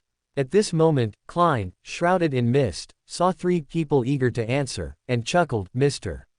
Son, who do you want to trade with? What are you willing to offer as a reward? Son, Derek pursed his lips and thought for a few seconds before saying, I will trade with each of them individually. This way, he could obtain the most comprehensive information. Derek, who was a little more mature than before, thought. He paused and said, the reward is that you can ask me a question, one that I can answer. I accept. I am very interested in the City of Silver, Audrey said with a slight smile, without hesitation. City of Silver. What kind of place is that? The unfamiliar place name made Furs feel lost. She looked around, starting to feel out of place. The City of Silver is located in the legendary, Forsaken Land of the Gods, Alice kindly explained. Remember to submit the Easter egg chapters separately. I can only translate 5 in 7 days. Looks away. Chapter 86, Chapter 48, Russell Memorial Exhibition. Ah, Forsaken Land of the Gods. Mr. Fool can actually pull people from the Forsaken Land of the Gods to attend the gathering. That must be a lie. Furs's eyes became even more bewildered. She looked around and found that the others didn't object. Considering Derek's question, she realized that Alice's words were very likely true. This secret gathering is even more unbelievable than I imagined. Mr. Fool is even more powerful than I thought. Furs secretly sighed to herself. Audrey looked at Furs's expression and secretly felt a pang of pride, then reminded herself, Audrey, no, you can't show off, or your identity will be exposed. If it were Miss Fate, she would have blurted it out by now, right? Alice, who had no idea what Audrey was thinking, met Audrey's gaze blankly and blinked twice. After the Hanged Man and the world both agreed to son Derek's request, the transaction officially began. They wrote down similar information on paper and handed it to Derek. After reading it, Derek began to answer the questions one by one. Thus, Klein, who was happy to receive 4 rewards, was struck by the first reward. I suddenly remembered that I seem to owe you a reward, Mr. Sun. The honest Audrey showed an apologetic smile. The second to ask a question was Alice. After pondering for a moment, she asked, besides what you told me last time, what other characteristics do devils have? She paused, then added, I mean the common characteristics of all devils. Derek organized his words before speaking. They all possess the ability to enlarge their bodies, thereby breaking free from restraints and temporarily increasing their strength and speed. Their skin has mutated, equivalent to being covered in a layer of hard armor, and their blood and flesh can also impede objects, reducing damage. They are immune to most poisons and are not afraid of curses and flames within a certain degree. They have innate flame and defilement type spells. They are cold-blooded, do not panic, do not fear, possess strong close combat abilities, and are skilled at using various objects to cause damage. Their biggest weakness is that they are prone to losing control. Even if they don't, they will often exhibit a madness that combines cold-bloodedness and cruelty, easily controlled by desires like bloodlust and slaughter. Very powerful, Alice exclaimed. I am very satisfied with this information. The third to ask was Alger. He seemed to have deliberated for a long time, looking at Derek and saying in a deep voice, I want to know about the City of Silver's creation myth. This was a field Derek was familiar with and skilled in. He quickly replied, the omnipotent and omniscient God created everything and then fell into a slumber. Giant King Ormir, Dragon of Imagination Anquelt, Elf King Sanaeth Solium, Vampire Ancestor Lilith, Devil Monarch Farbati, Phoenix Ancestor Greed, Abomination King Kvastir, and Demonic Wolf King Phlegre, divided the authority left by the Lord, becoming the deities who ruled the sky, earth, and sea, who ruled reality, the spirit world, and the astral world, who ruled the various races, true deities, ancient deities. Some of them fell in their struggles against each other, while others had their authority stripped away by the Creator of all, the omnipotent and omniscient God, after he awakened. The former is the creation myth, and the latter is the history that the City of Silver truly experienced. Then, Mr. Fool, who had been eavesdropping on the entire conversation, manipulated the world to ask everything about demonic Wolf King Phlegre.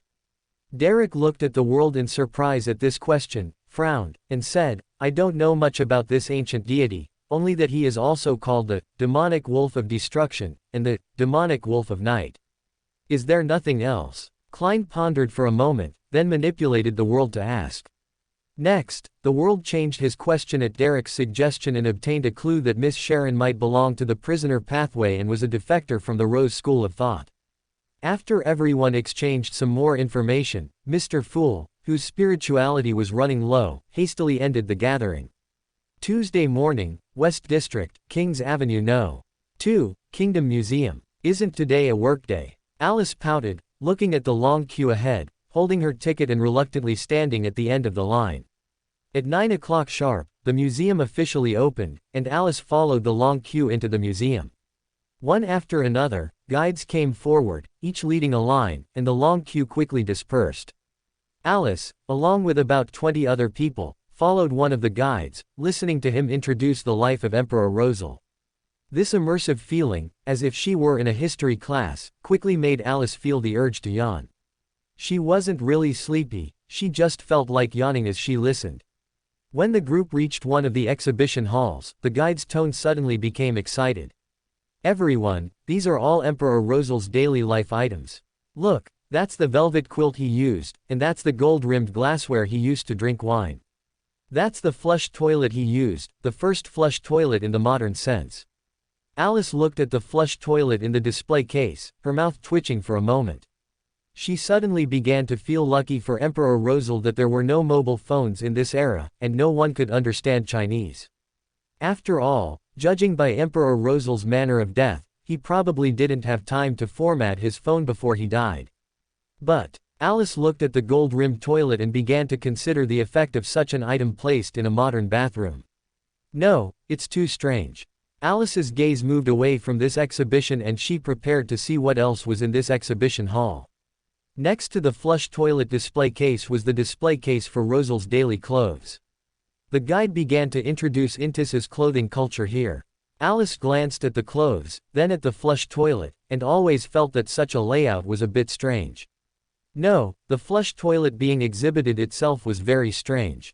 After the daily exhibition hall were the original drafts of the important documents Rosal had issued, including historical relics of high value such as the Civil Code. Just then, the guide pointed to a display case and said, "This is one of the notebooks left by Emperor Rosal. It uses mysterious symbols of his own creation that have not been deciphered to this day. Many historians and archaeologists believe that these notebooks should record Emperor Rosal's most unknown secrets. Some also speculate that these might be symbols agreed upon by Emperor Rosal and the woman he loved most, recording each other but never truly able to be together." Alice looked at the open notebook in the display case. It contained Chinese characters that she was familiar with. Looking at the opening passage, Alice felt she had a whole new understanding of romance. March 6th, damn it, the food here is making me constipated. It really is very romantic, romantically constipated. But Rosal's handwriting is really ugly. Alice, seeing Rosal's handwritten Chinese characters for the first time, shook her head and let out a silent sigh. Alas, if only I could steal that diary. Even just taking it out to flip through would be good. Alice looked longingly at the diary in the display case, then at the security guards around her, and regretfully gave up on the idea. Chapter 87 Chapter 49 Demigod in the Exhibition Hall.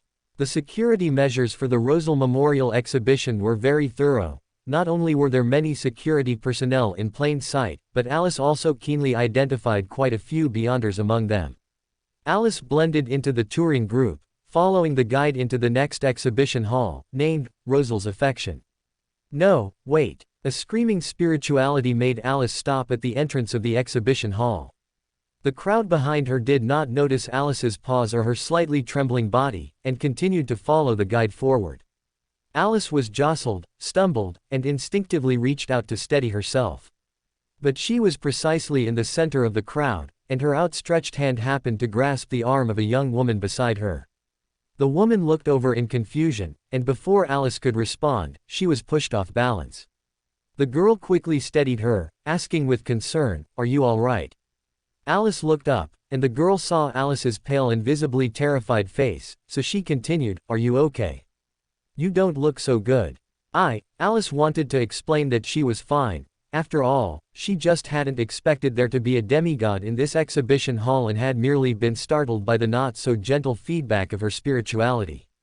But before Alice could finish speaking, the girl had already raised her arm and shouted, "Hey, stop, someone here isn't feeling well." So everyone looked at Alice. Alice could feel that among all the gazes, one was as heavy as a mountain. She stiffly moved her neck, turning her face towards the owner of that gaze, the demigod. She stood in front of an exhibit cabinet further back. This position, combined with the obstruction of the crowd, prevented Alice from discerning what was inside the cabinet. She could only see the other person's face, obscured by a thin veil, and a black, old-fashioned soft hat. Her hair was probably chestnut, her figure well proportioned, and she was very tall, wearing a yellow, girlish cake dress. This outfit was very mismatched, but thinking of the other person being a demigod, Alice felt she shouldn't comment on it. After the initial shock subsided, her spirituality slowly calmed down. Alice met the other person's gaze for a moment before quickly looking away, steadying herself, and apologizing with a smile, "I'm fine, I just accidentally got bumped." "Are you sure you're all right, miss?" The guide still seemed uneasy and didn't want to let the matter drop easily. "Of course," Alice said nonchalantly, feeling the demigod's gaze on her. Please continue quickly, don't let me waste everyone's time. Alice's face still had a hint of paleness, but her emotions had clearly stabilized, and she appeared perfectly fine. After observing her for a while, the guide no longer dwelled on it, and addressing the crowd, he raised his voice slightly and shouted, "All right, then let's continue. Everyone, please be careful not to bump into others." Scattered acknowledgments of, "Okay," came from the crowd. The matter was thus dismissed. Alice re-hid herself in the group, and that gaze quickly withdrew. This is the first love letter written by Emperor Rosal, and this is the first love poem he composed. When you are old, the guide introduced, pointing to a manuscript in the display cabinet. Alice, her mood for touring restored, looked at the manuscript with a hesitant expression. If she remembered correctly, the author of this poem didn't end up with the object of his affection, him. The other person didn't even accept his pursuit after her husband died, and even refused to attend his funeral. Although the poem was good, confessing with such a love poem seemed a bit inauspicious. This is a bracelet he made himself. This is the original manuscript of a novel he wrote, the guide's voice continued. Alice followed behind the guide, looking at the pile of items with a complex expression. Even though she already knew about Emperor Rosal's brilliant life, at this moment, Alice couldn't help but feel deeply shocked by his shamelessness. Her emotional fluctuations seemed too obvious. The demigod's gaze once again lightly swept over her, then nonchalantly moved back after she stiffened all over. "Who?" Alice let out a long breath, not daring to make any big movements. She secretly made a safe gesture with her hand hidden under her clothes, then continued to follow the guide. These are the basic education textbooks he improved for teaching his children, with corresponding pictures for each word. The guide's voice sounded again. Alice looked at those basic textbooks, her expression somewhat nostalgic. Such textbooks were not unfamiliar to her. In the textbook content she could recall, there were plenty of various illustrations. However, what these things more closely resembled were indeed literacy picture books for elementary school students. Fragmented scenes flashed before Alice's eyes, mostly various bookstores or libraries. Some were spacious and bright, with tall, neat bookshelves stretching one after another, seemingly endless. Some were not large, though narrow, but the books inside were arranged quite neatly, with a counter at the entrance piled with bestsellers.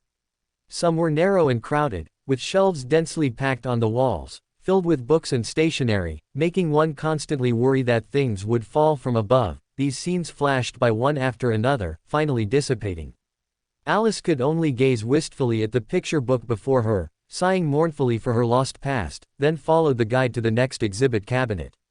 This is a small game he invented for his children, similar to Intis chess, but for some unknown reason, the rules of play never spread. This is a building block toy he invented, also for his children. This exhibit cabinet was the one where the demigod was standing. The other person was staring intently at the cabinet, her attention not on Alice. Alice felt much more at ease. She turned her head to look at the items in the exhibit cabinet and immediately saw building block toys that strongly resembled Lego blocks. "Oh, Emperor, are you perhaps taking advantage of the fact that no one in this other world will ask you for copyright fees?" After internally complaining about the Emperor for the umpteenth time, Alice looked at the chess-like game that hadn't spread.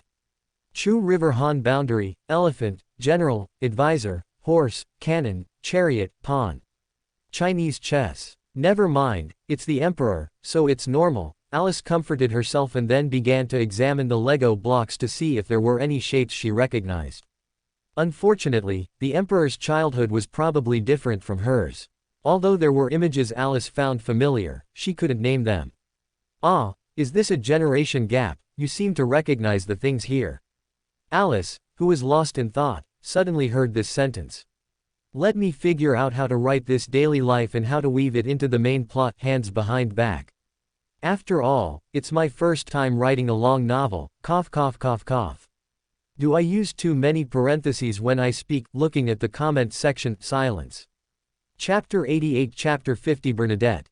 Alice's body instantly stiffened. The voice came from beside her. The female demigod had approached her at some point, and the crowd behind them passed through them as if they hadn't noticed them. Even the docent didn't realize someone was missing from the group and led the remaining people out of the exhibition hall. The next group of visitors entered the exhibition hall, but they still didn't notice them. The new docent naturally guided the new tourists, who wandered around the display cases, yet no one noticed them in the hall. As the next group was about to leave, the female demigod's voice sounded again, "Why aren't you speaking?" Alice controlled her body to slowly turn and face the demigod. The female demigod's gaze fell on her, her face obscured by a veil.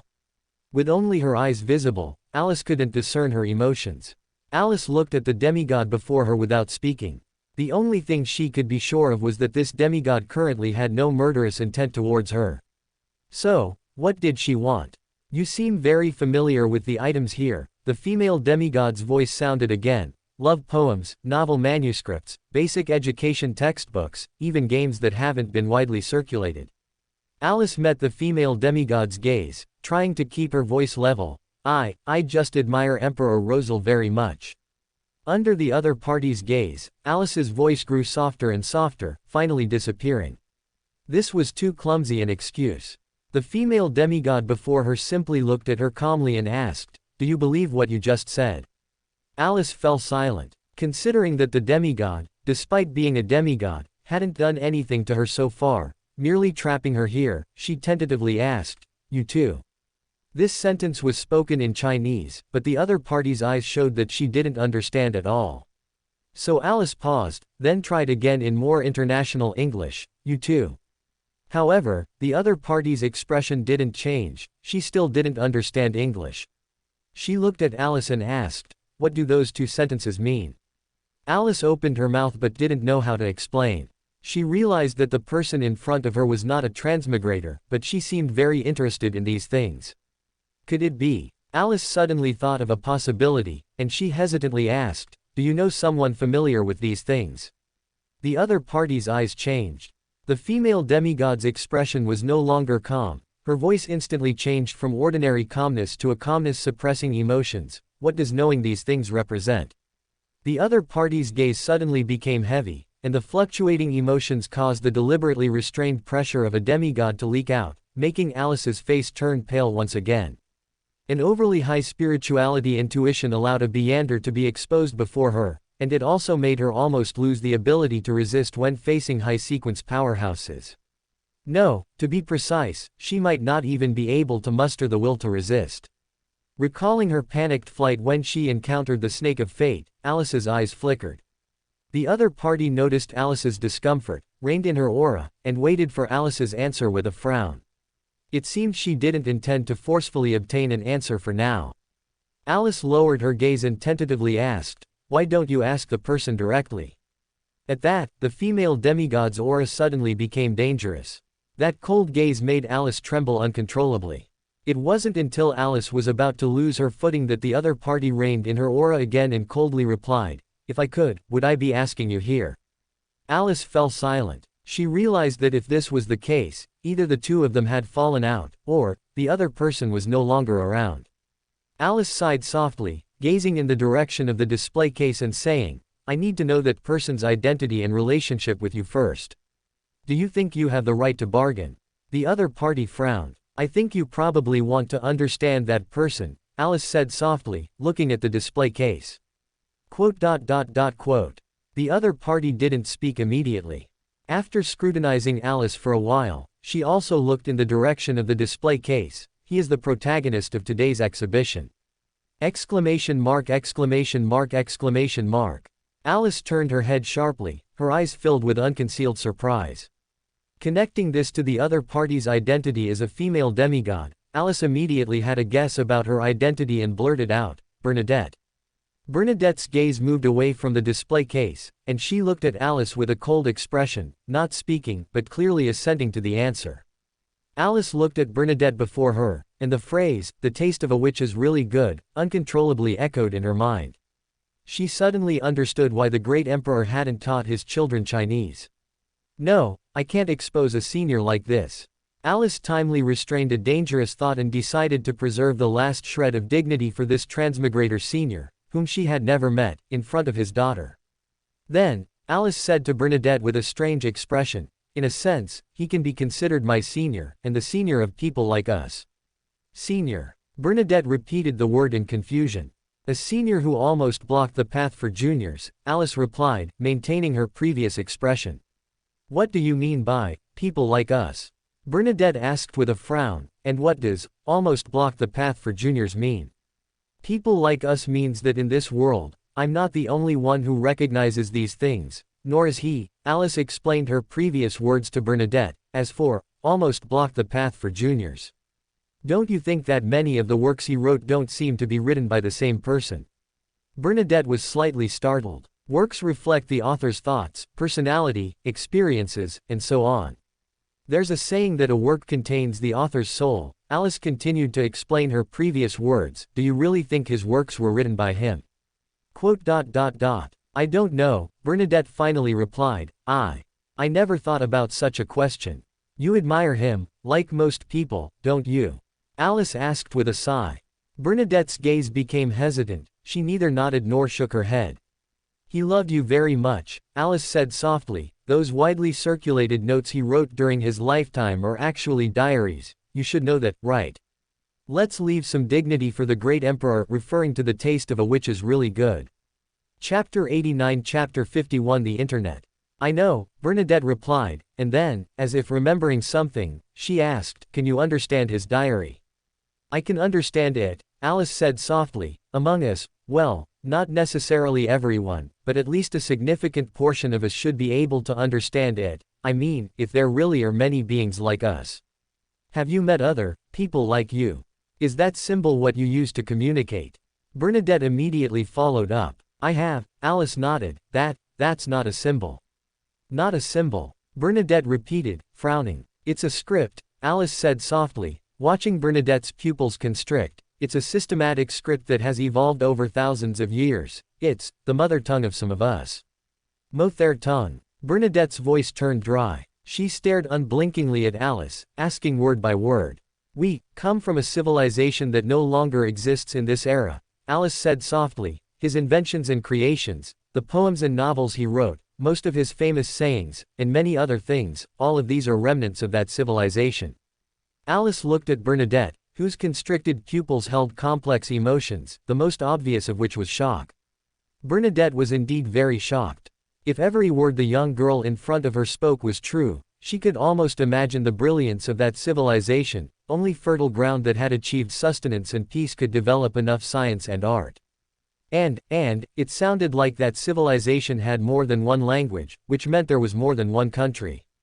But, instead of considering whether to believe that the father in her memories was actually a shameful copyright thief, Bernadette was more concerned about another matter, but he was clearly an Intis person. Emperor Rosal, who came from the Gustav family of Intis, had a clear trajectory of growth throughout his life, and everything was traceable. There were no traces of a vanished civilization in his background. But I am clearly a Loan person too, Alice replied calmly. Bernadette stood stunned. I don't know why we appeared here, nor do I know how we came here, Alice said, looking at her. If you want to ask about that, you can give up, because my companion and I are also searching for answers. Your companion, who is he? Bernadette finally noticed this detail she had overlooked. Fool. Alice paused, deciding to reveal this more prestigious identity. After all, it would be too unethical to expose Klein, who was only a sequence 7. Fool. Bernadette repeated the word in confusion. If you're curious, you can pray to him, Alice blinked. Him. Bernadette repeated the word with an inexplicable expression. Not just him, but he's the only one I can tell you about, Alice shrugged. Bernadette, who did not have the habit of praying to a great existence she had never heard of, unlike Alice, unhesitatingly changed the subject. I want to know what he wrote in his diary. Alice glanced at Bernadette, hesitating to speak, feeling that Emperor Rosal probably wouldn't want his daughter to know about this. Is there a problem? Bernadette frowned at Alice's expression. You know, private diaries usually contain some content that one doesn't particularly want others to see, right? Alice said, looking at Bernadette. Bernadette clearly accepted this explanation. She then asked, then do you know if is he still alive? Why did he do those things in the end?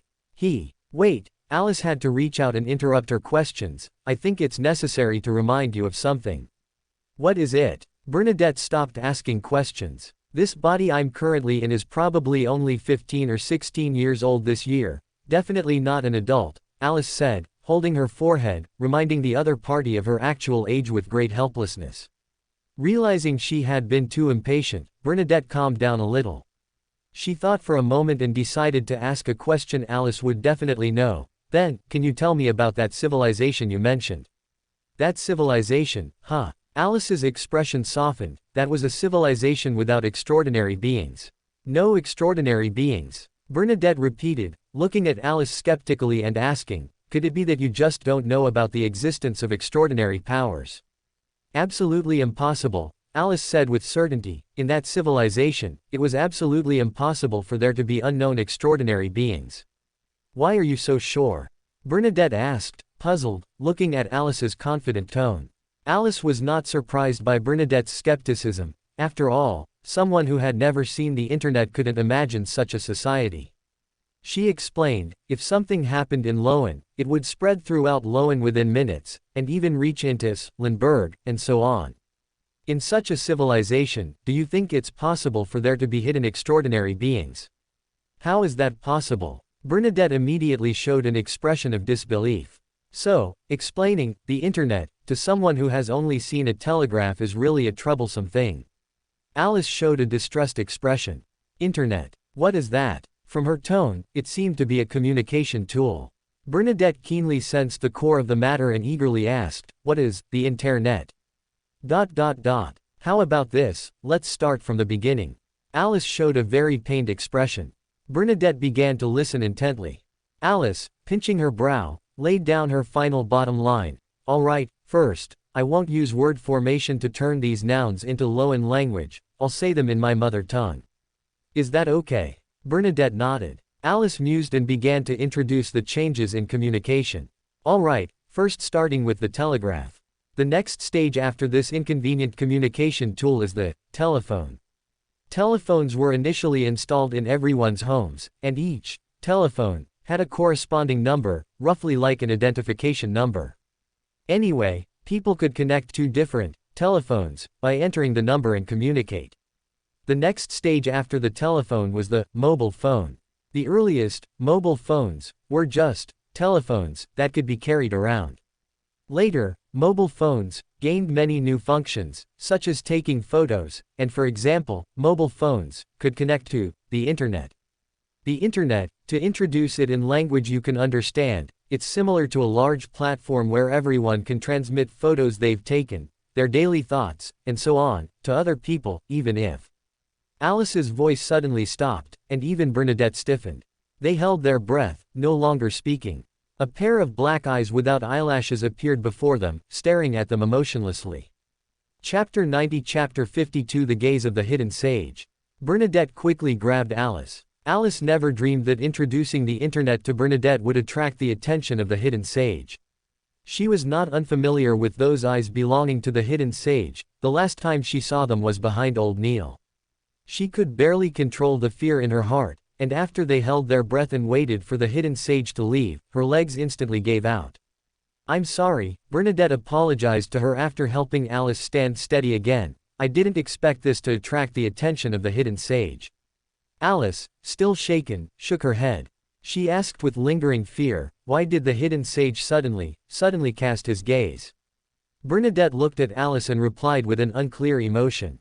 Only truly existing, extremely rare, and hidden knowledge will attract the attention of the hidden sage. That is to say, what you said is true. There really was a civilization in this world, as you described, without Beander powers, and it has long since vanished into the river of history, unknown to anyone. However, Alice's expression was not the expected emotion of having her words confirmed. Instead, her expression revealed a deeper terror than the instinctive fear she felt when she first saw the hidden sage.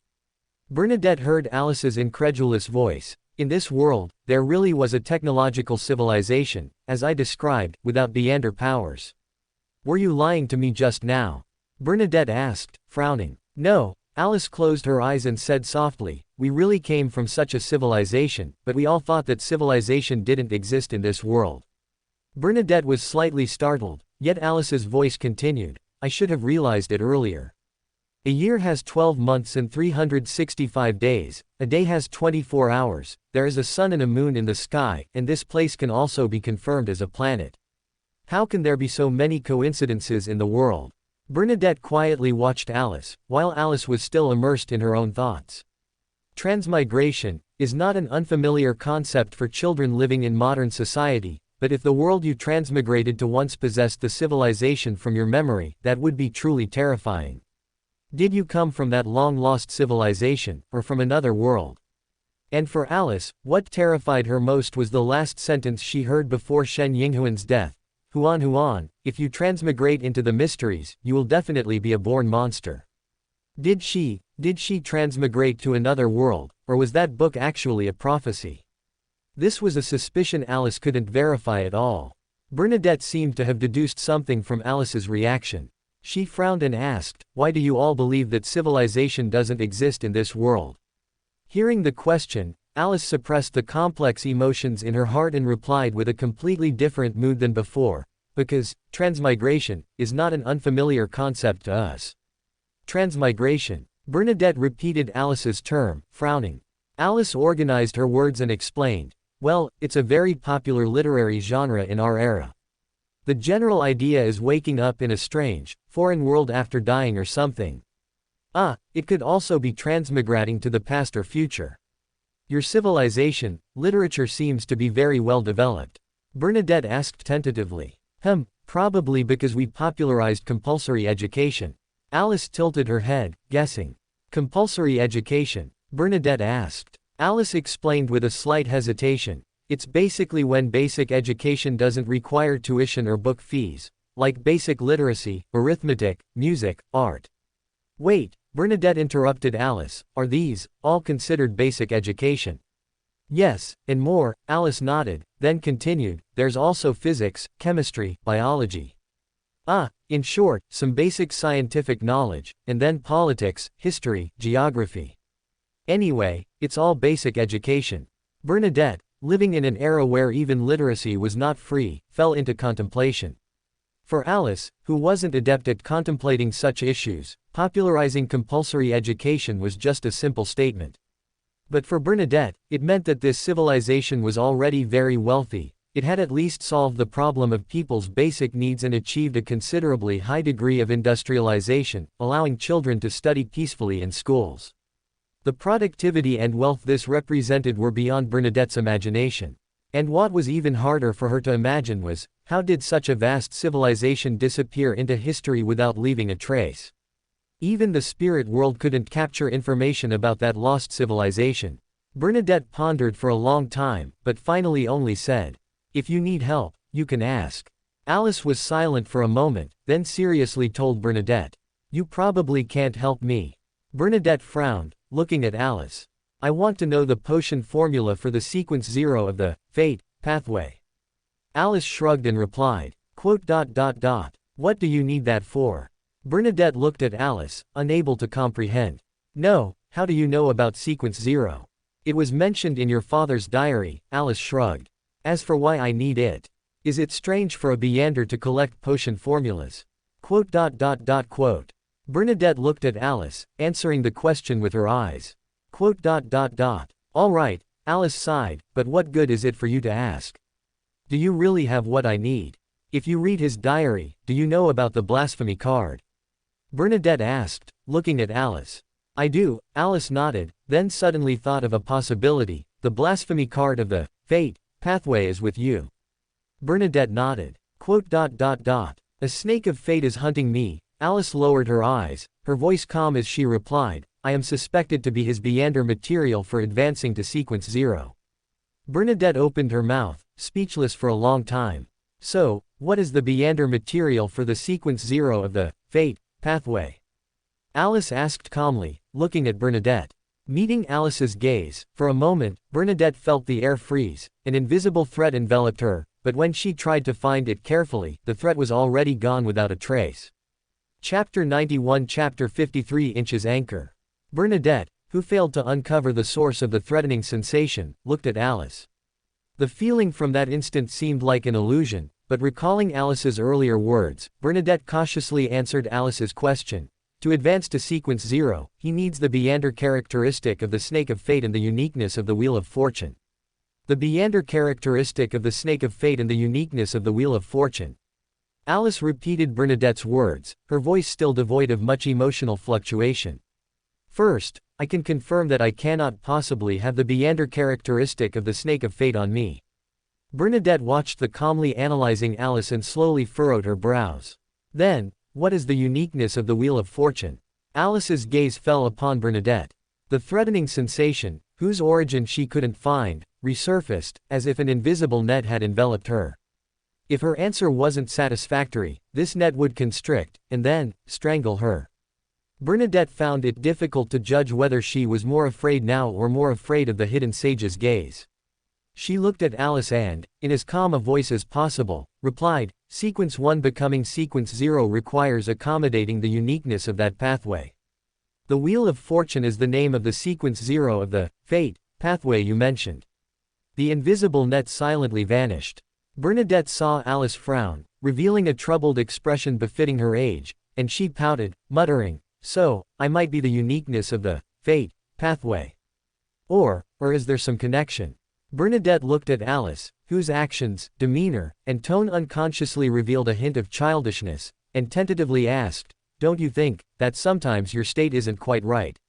What? Alice looked at Bernadette in confusion. Divinity is a form of corruption targeting high-sequence beyonders, Bernadette said in a deep voice. After stepping into high sequence, beyonders need to constantly contend with divinity to maintain their humanity.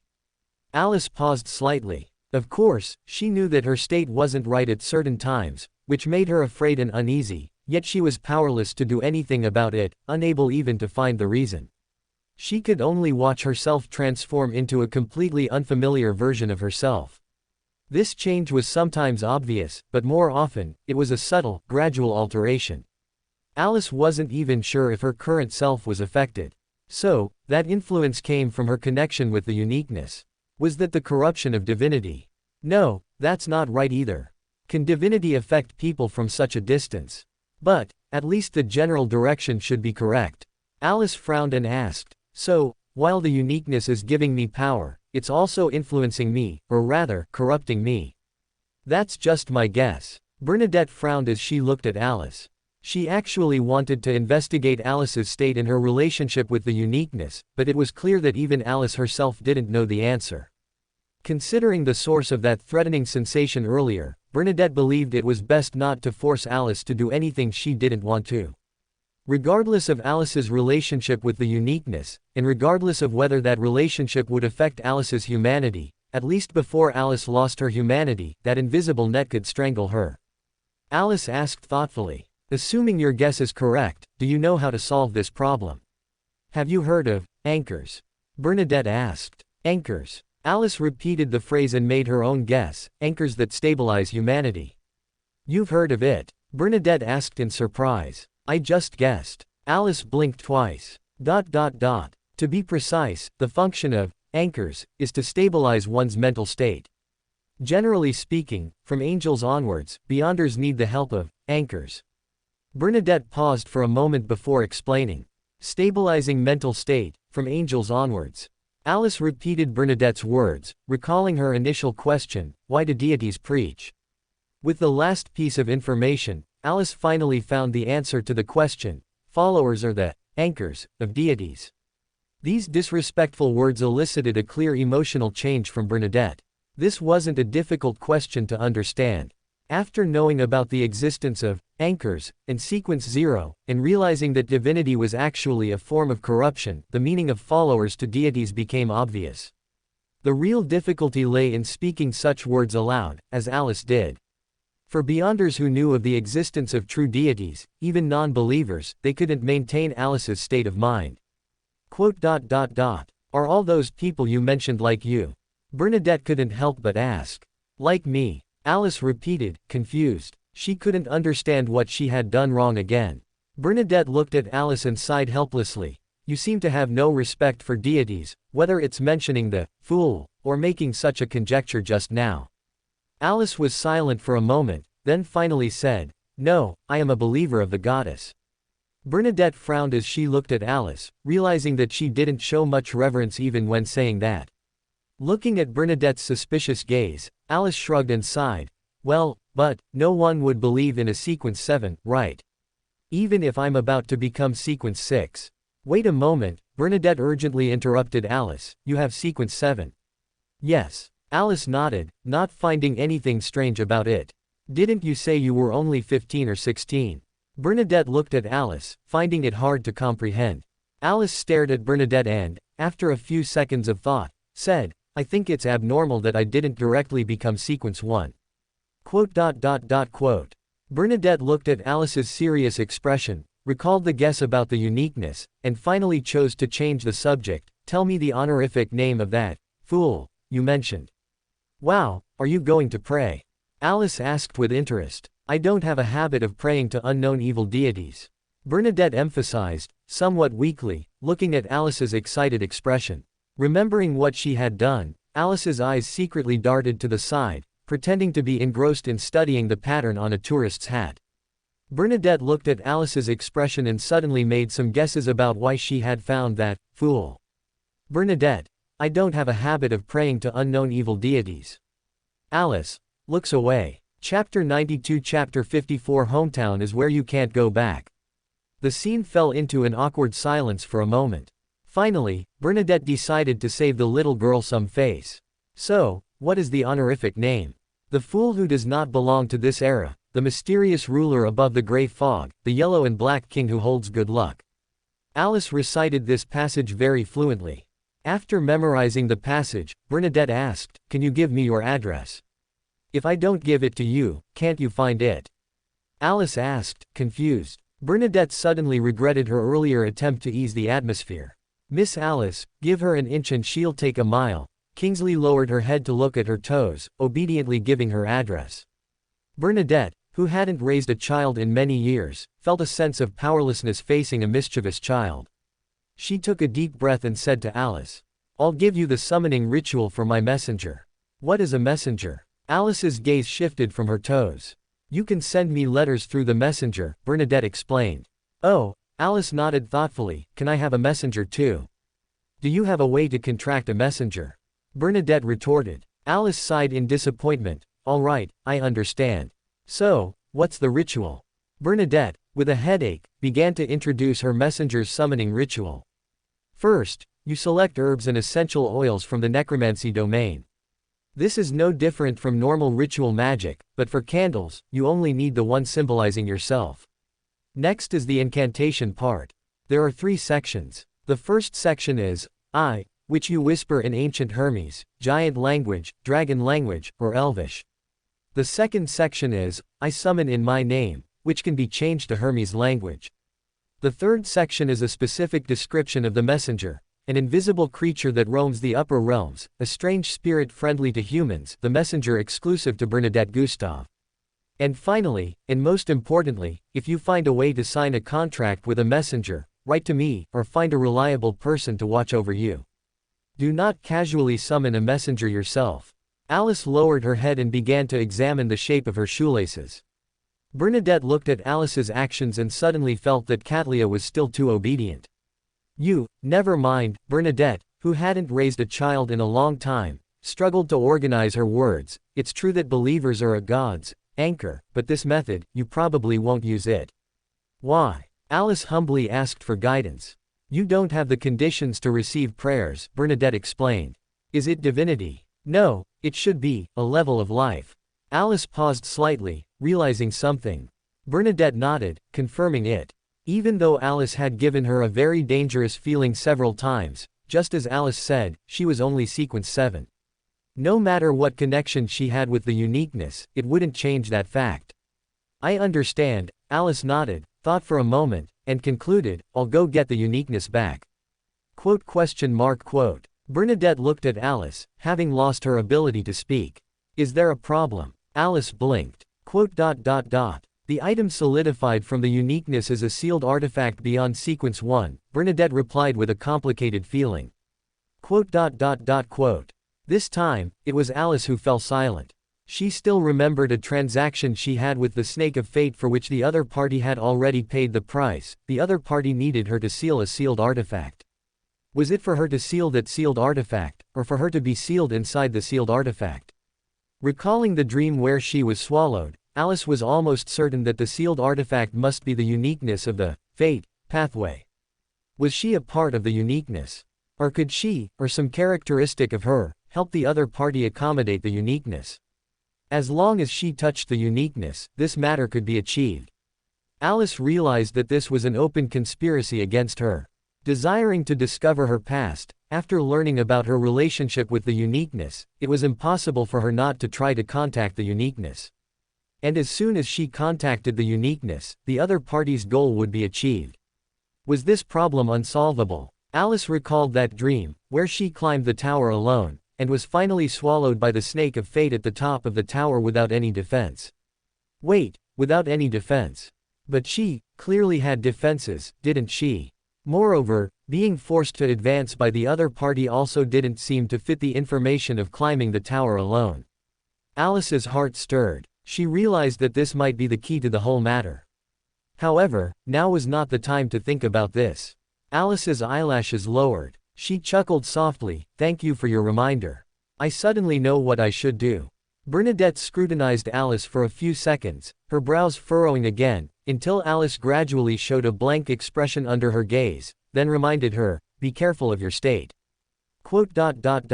"Thank you." Alice thanked her with mixed emotions, beginning to wonder what kind of image she had presented to make the other party remind her as soon as they saw her calm and rational demeanor. She wasn't. She really seemed different from how she usually was just now. This time, Alice began to study the material of the wall. "Tell me your name," Bernadette said helplessly, looking at Alice's actions. Beryl rose. Alice replied without hesitation. "I have one last question for you," Bernadette said, looking at Alice with downcast eyes. "What does homeland mean?" "Homeland," Alice murmured, repeating this word with special significance in Chinese, feeling her eyes suddenly sting. She turned her head, scanning the items in the display case one by one, recalling her initial thoughts when she first saw Rosal's diary, like a wanderer far from home, desperately searching for familiar traces in a foreign land. Finally, Alice sighed deeply and said softly, "Homeland, oh, this word has a very special meaning in our language. When it's possible to return, homeland is the place where we were born and grew up. When it's impossible to return, homeland is the resting place for our souls. And we, these people, have a special habit. When homeland can still be returned to, we never call homeland, homeland. For us, only what cannot be returned to is called homeland." Bernadette suddenly fell silent. After a long while, she asked, "So, he's looking for a way to return to homeland, isn't he?" "I don't know," Alice shook her head, "but I know I am. He is too, we all are." This wave from the little snake, it's like she played herself to death, averted gaze. Chapter 93 Chapter 55 Bookmark. Alice, uncharacteristically, showed a hint of melancholy and sorrow, thinking of Emperor Rosal, whose fate was unknown. Bernadette also fell silent, joining the somber atmosphere. However, Alice chose this moment to ask a very out-of-place question. "Oh, new tourists have arrived. Can you help me sneak in? I haven't finished my tour yet." Her sadness interrupted. Bernadette looked at Alice, suddenly a little curious if she spoke to the fool the same way. From this, it seemed the fool might actually have a pretty good temper. Thinking of this, Bernadette suggested, "Why don't I give you the tour? Have Emperor Rosal's eldest daughter give her a tour of the Rosal Memorial Exhibition." Alice imagined the scene, and a very strange feeling welled up inside her. She looked at Bernadette and said in a very serious tone, "Thank you for your kindness, but I think I still prefer to be an ordinary tourist." Bernadette looked at Alice's expression and eventually helped her blend into the new group of tourists. She didn't follow Alice into the next exhibition hall. Instead, she wandered around and returned to the hall displaying Rosal's diary. She gazed at the open diary in the display case, lost in thought.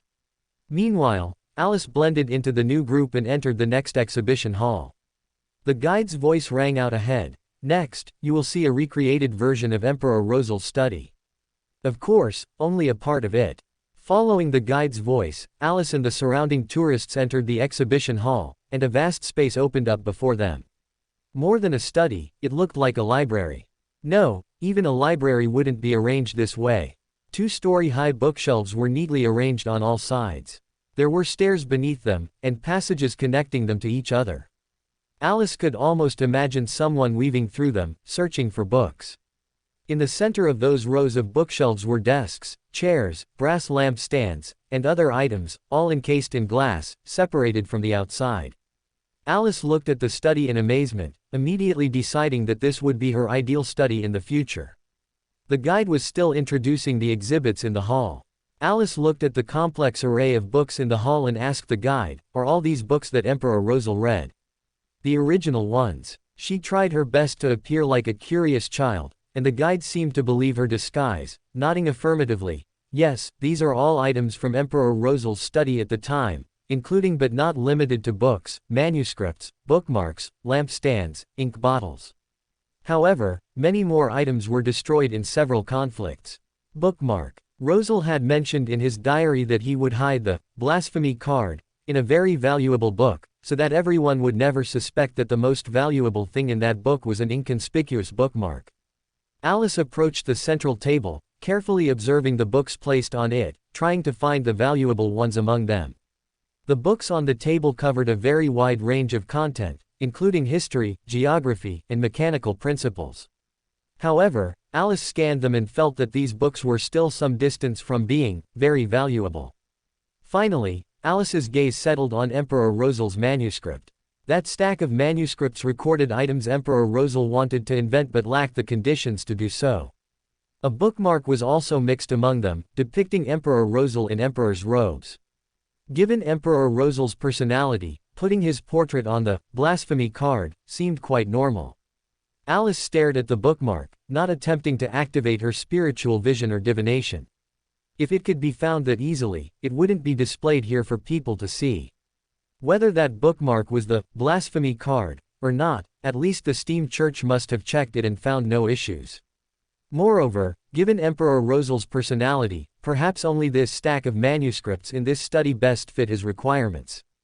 Alice struggled to restrain her urge to describe this senior with the word flashy. After all, she had just said goodbye to his daughter. However, it's actually quite simple to confirm whether this bookmark is the blasphemy card. If I set fire to this recreated study, what remains at the end will be the blasphemy card. Alice glanced at the Steam Church personnel, then thought of Bernadette, whom she had just met, and regretfully abandoned this dangerous idea. After all, at present, she had no compelling reason to acquire the blasphemy card. Alice put away her thoughts and decided to shift the blame to Klein when she returned. She focused on enjoying the rest of the tour. After everything concluded and free activity time began, Alice eagerly left the museum and returned to Welsh Street in the North District. Before stepping through her front door, Alice, following her newly formed habit of the past few days, checked her mailbox.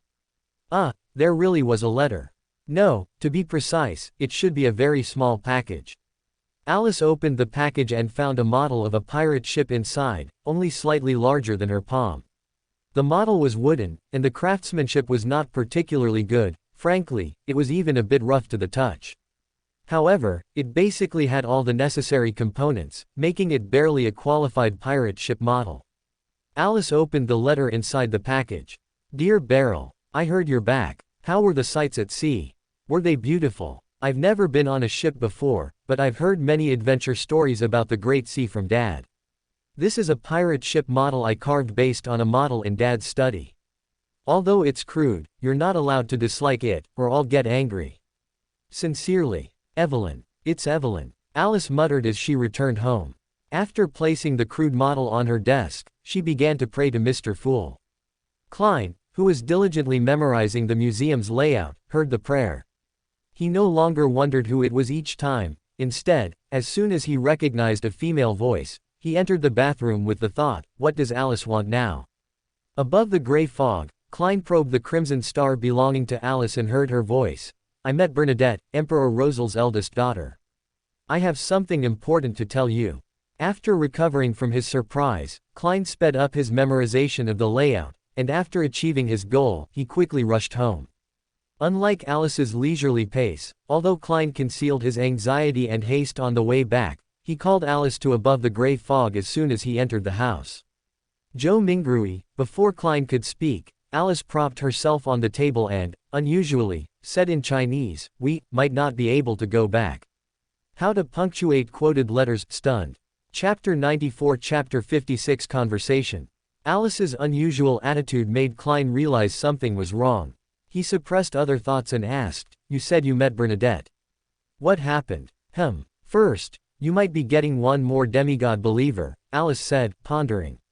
Klein felt he had relaxed too soon.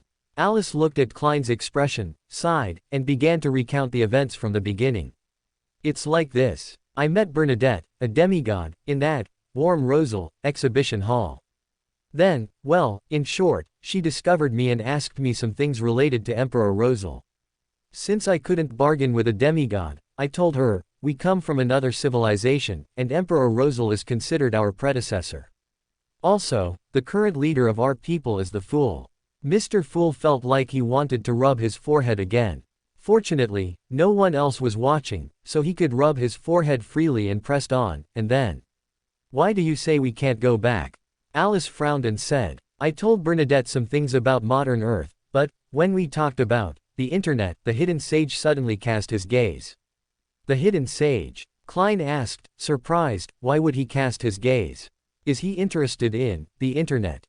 Oh, right, that way he wouldn't have to chase after believers to instill knowledge, he could just put it directly on the internet. "It's not just that reason," Alice shook her head. "Bernadette told me that only truly existing, extremely secret knowledge attracts the hidden sage's gaze." Only truly existing, extremely secret knowledge attracts the hidden sage's gaze. Klein repeated, keenly sensing an uncomfortable truth in that sentence, his expression gradually turning serious. "Which means there really was an Earth civilization on this planet, and it has disappeared into history," Alice unveiled the fact. "You tell me, what are the chances of such a coincidence? The same 12 months, 365 days, 24 hours a day. What are the chances of such a coincidence?" Klein opened his mouth but couldn't speak. "Yes, what are the chances of such a coincidence? If this planet once had a lost civilization." Klein pressed down on the table, grasping at a last shred of hope and asked, "But the moon of Earth isn't red. The cosmos here are also different from Earth." Alice pursed her lips and replied, "But Earth also has no Beyonder powers, and no deities." Klein closed his mouth. Neither he nor Alice wanted to admit this, because once admitted, it would mean there was no possibility of them ever returning. Unfortunately, some things can't be changed just by not admitting them. In comparison, Alice at least had a glimmer of hope. What if she really just transmigrated into a book? It's just, considering Shen Yinghuan's luck, Alice realized that even if she really turned from Shen Yinghuan into a character in a book, she probably couldn't go back. Moreover, what good would it do to go back? If she couldn't control her own destiny, she would only bring disaster to those around her. If that's the case, then what's the point of me working so hard to advance? After a long silence, Klein asked, bewildered, "Do you really think you have a choice?" Alice looked up at Klein in surprise. "I even suspect that the Seer Beyonder potion didn't directly fall into your mouth only because you were trying hard at first." Klein looked at the magnificent palace and fell silent. Alice, who unknowingly swallowed the Lucky One Beyonder potion directly, had no choice, so did he. It seemed like he chose the seer pathway himself, but thinking of this palace of unknown origin, thinking of Antigonus's notebook, and then thinking of the Beyonder characteristic convergence law, Klein was not at all confident about it. Taking the Beyonder potion yourself and working hard to act in advance is better than destiny not waiting and forcing the Beyonder potion down your throat, right? Alice delivered her concluding remarks. Yes, Klein looked at Alice, suddenly recalling an inappropriate joke. It's only natural for you to have such insights. After all, your sequence 1 Beyonder potion is already prepared. It should be the sequence 0 Beyonder potion, Alice silently corrected. Klein straightened up. What did you find? The blasphemy card of the luck pathway is in Bernadette's hands. Alice spread her hands. She told me that the Beyonder potion ingredients for sequence 0 are a sequence 1 Beyonder characteristic and the uniqueness of the corresponding pathway. Uniqueness. Klein repeated the term, subconsciously glancing at the magnificent palace. What is uniqueness? I don't know, Alice admitted frankly. After all, I'm only sequence 7. Klein, who didn't want his Beander potion arranged for him, pondered for a moment and asked, "Did you and Bernadette talk about anything else?" "She gave me the summoning ritual for her messenger, does that count?" Alice raised an eyebrow. "As for anything else, she said she doesn't have a habit of praying to unfamiliar evil gods." Klein Moretti, the unfamiliar evil god, fell into contemplation. After more than 10 seconds, Klein suddenly thought of a question. "If that's the case, wouldn't it be very dangerous if I went into the exhibition hall to steal that blasphemy card?" "You've already confirmed there's a blasphemy card inside." Alice blinked. "Hypothetically, this is just a hypothesis." Klein glared at the suddenly excited Alice. Alice sat back down in disappointment, pouting, "Tisk.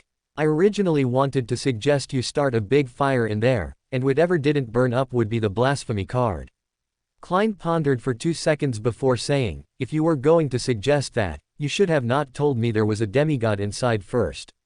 "I'll pay attention next time," Alice nodded seriously. Klein decided to concede in this silent battle. He changed the subject. "I plan to let Justice confirm whether there really is a blasphemy card inside first. Her identity is the most suitable." "So, really no consideration for starting a fire." Alice still didn't quite want to give up her initial idea. After a few seconds of silence, Alice was kicked off the gray fog by Mr. Fool, who couldn't take it anymore, and returned to the real world. Alice pouted, stood up, and shoved the chair under the desk with great force, preparing to go out and find something to eat. Chapter 95 Chapter 57 Steal. Sitting in the restaurant, cutting a steak with a dining knife, Alice once again recalled her plan to make chopsticks. The materials for making chopsticks. First, I should need 2 wooden sticks. If there was an Earth civilization in this world, and her current location was Europe, relative to Earth's time, would there be an East here? Alice waved for a waiter. "Do you need anything, madam?" A waiter walked over and asked. "Have you ever heard of a type of eating utensil, like 2 small wooden sticks of the same length, held together, like this?" Alice described chopsticks to the waiter as best as she could. The young waiter listened carefully to Alice's description and finally shook his head apologetically, saying, "I'm sorry, madam, I've never heard of such an eating utensil." "All right, thank you." Alice sighed, waved her hand to dismiss the waiter, then picked up her knife and fork to continue her struggle with the steak on her plate. On the other side, Mr. Fool, who had kicked Alice off above the gray fog for an unknown number of times, through the non-existent Beander's request to Miss Justice, entrusting Miss Justice to test whether the bookmark hidden in the manuscript had any problems. In the evening, Audrey, who had completed the test with Susie's cooperation, truthfully reported her findings. After confirming that the bookmark was indeed problematic, Klein sat in the silent palace and pulled Alice up again. "We can now discuss how to get the blasphemy card," Klein said, looking at Alice. After seeing Alice's eyes light up, he added, "No setting the museum on fire." Alice was instantly disappointed. She sighed and looked at Klein, saying, "All right, first, there shouldn't be any demigods among the guards sent by the steam church. The only demigod in the exhibition hall is Bernadette," Klein said with a solemn expression. "Exactly," Alice spread her hands. "Are you going to make her father's relic disappear right under a demigod's nose? This newly promoted Mr. Magician." Alice's words touched a nerve in Klein. He suddenly realized that without performing magic, how could one be considered a qualified magician? However, that wasn't the point right now. At night, in Rosal's restored study, Bernadette sat on the steps near the ceiling, hugging her knees, gazing at the central desk, lost in thought. The crystal chandelier used for lighting on the ceiling had been turned off, and the surrounding candelabras were not lit. The study was pitch dark, and Bernadette's figure was hidden in this darkness, blending in with her surroundings. Suddenly, she looked up. She saw a transparent, almost invisible human face faintly appearing on the ceiling. That face was painted like a clown, and Bernadette watched as the eerie face on the ceiling overlooked the exhibition hall, its eyes constantly moving, scanning the entire hall. Naturally, it didn't notice her. A Beander with special abilities, or a vengeful spirit. What is he trying to steal? The diary isn't in this exhibition hall. Bernadette didn't reveal herself but watched as the owner of the face, after confirming there was no one in the exhibition hall, passed through the ceiling and landed in front of the desk. The desk. Is his goal the manuscript? Bernadette stood up and silently walked down the stairs, approaching the transparent figure. Klein, completely unaware, reached out his hands and grabbed the bookmark from the creative manuscript inside the glass case, as well as another bookmark closest to it, and enveloped them within his spirit body.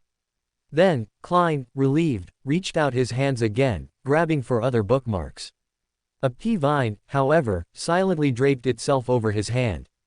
At the same time, a soft but emotionless female voice sounded behind him. "Why are you taking the bookmarks?" Quote. "I think we actually don't need to consider Bernadette," Alice said, tapping the table. "Why?" Klein asked, puzzled. "Because it's useless to consider her." Alice raised an eyebrow. "Do you know what abilities she has?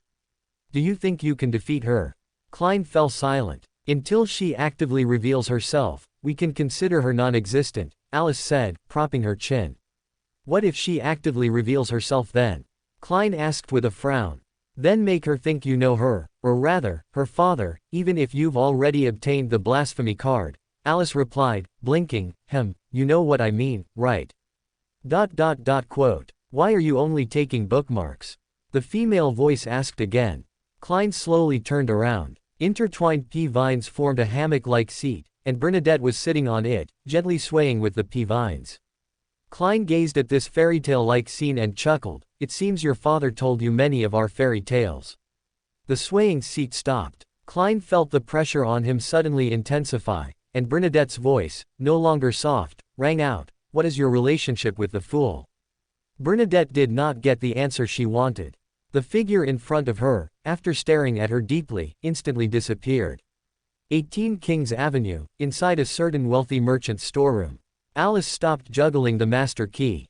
She no longer leaned bonelessly against the wall but stood up straight, looking at Klein, whose eyes had regained their brilliance and a smile played on his lips, and shook the master key in her hand as a signal.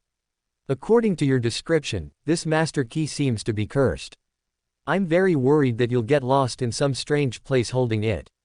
After hearing about the master key's pitfalls for its previous two owners, Alice showed an expression of speechlessness. Quote. "Perhaps, you could try." Klein asked hesitantly, "As a lucky one, perhaps its effect would be better for you than for me. Maybe I'll be able to keep a whole corpse." Alice retorted. "It shouldn't happen." Klein showed his blind trust in Alice. "Whether you are the potion ingredient for the snake of fate, or the snake of fate is your potion ingredient, you should at least become sequence 1 before you die." Alice suddenly wanted to grab something and throw it at Klein, even though their bodies weren't actually above the gray fog. After Klein and Alice cleaned up the ritual site, they used divination to determine the direction, then continuously opened walls and doors with the master key, walking in a straight line, until a bloody smell entered their respiratory systems with the air. Chapter 96 Chapter 58 Escape. They stopped and looked in the direction of the bloody smell. In the living room ahead, a woman was lying on the floor. The woman's expression was full of pain. It seemed she had suffered cruel abuse before her death. Alice looked at her abdomen, and sure enough, through the large wound on her abdomen, her internal organs were nowhere to be seen.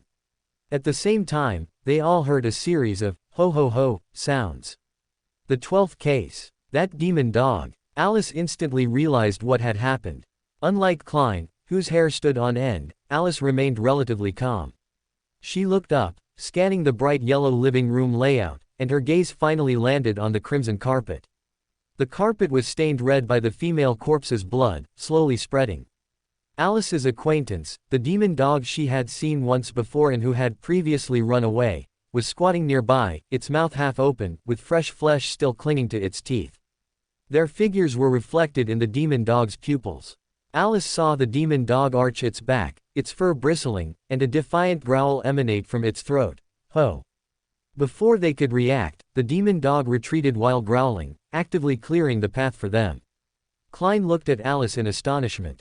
He recalled Alice's description of the demon dog being scared away by her and suddenly fell into thought. Alice looked at the demon dog, which was clearly fierce but voluntarily gave way, and also fell silent for a moment. This dog still remembers what happened last time, huh? Alice, expressionless, tugged Klein along and, under the wary gaze of the demon dog, left by the path it had cleared. The subsequent escape route was very smooth. After parting ways with Klein, Alice happily took a public carriage home. Then, she just happened to run into Evelyn, who was opening the door. "Good evening, Beryl." After a moment of awkwardness, Evelyn closed the door and smiled at Alice. "Good evening." Alice frowned slightly, looking at Evelyn, whose eyes held a hint of evasion and panic. "Haha, why are you back so late? What did you go out for?" Evelyn replied, flustered and incoherent. "How about this?" Alice paused, deciding to help Evelyn salvage the awkward situation. "I won't ask what you're going out to do next, and you don't ask why I'm back so late."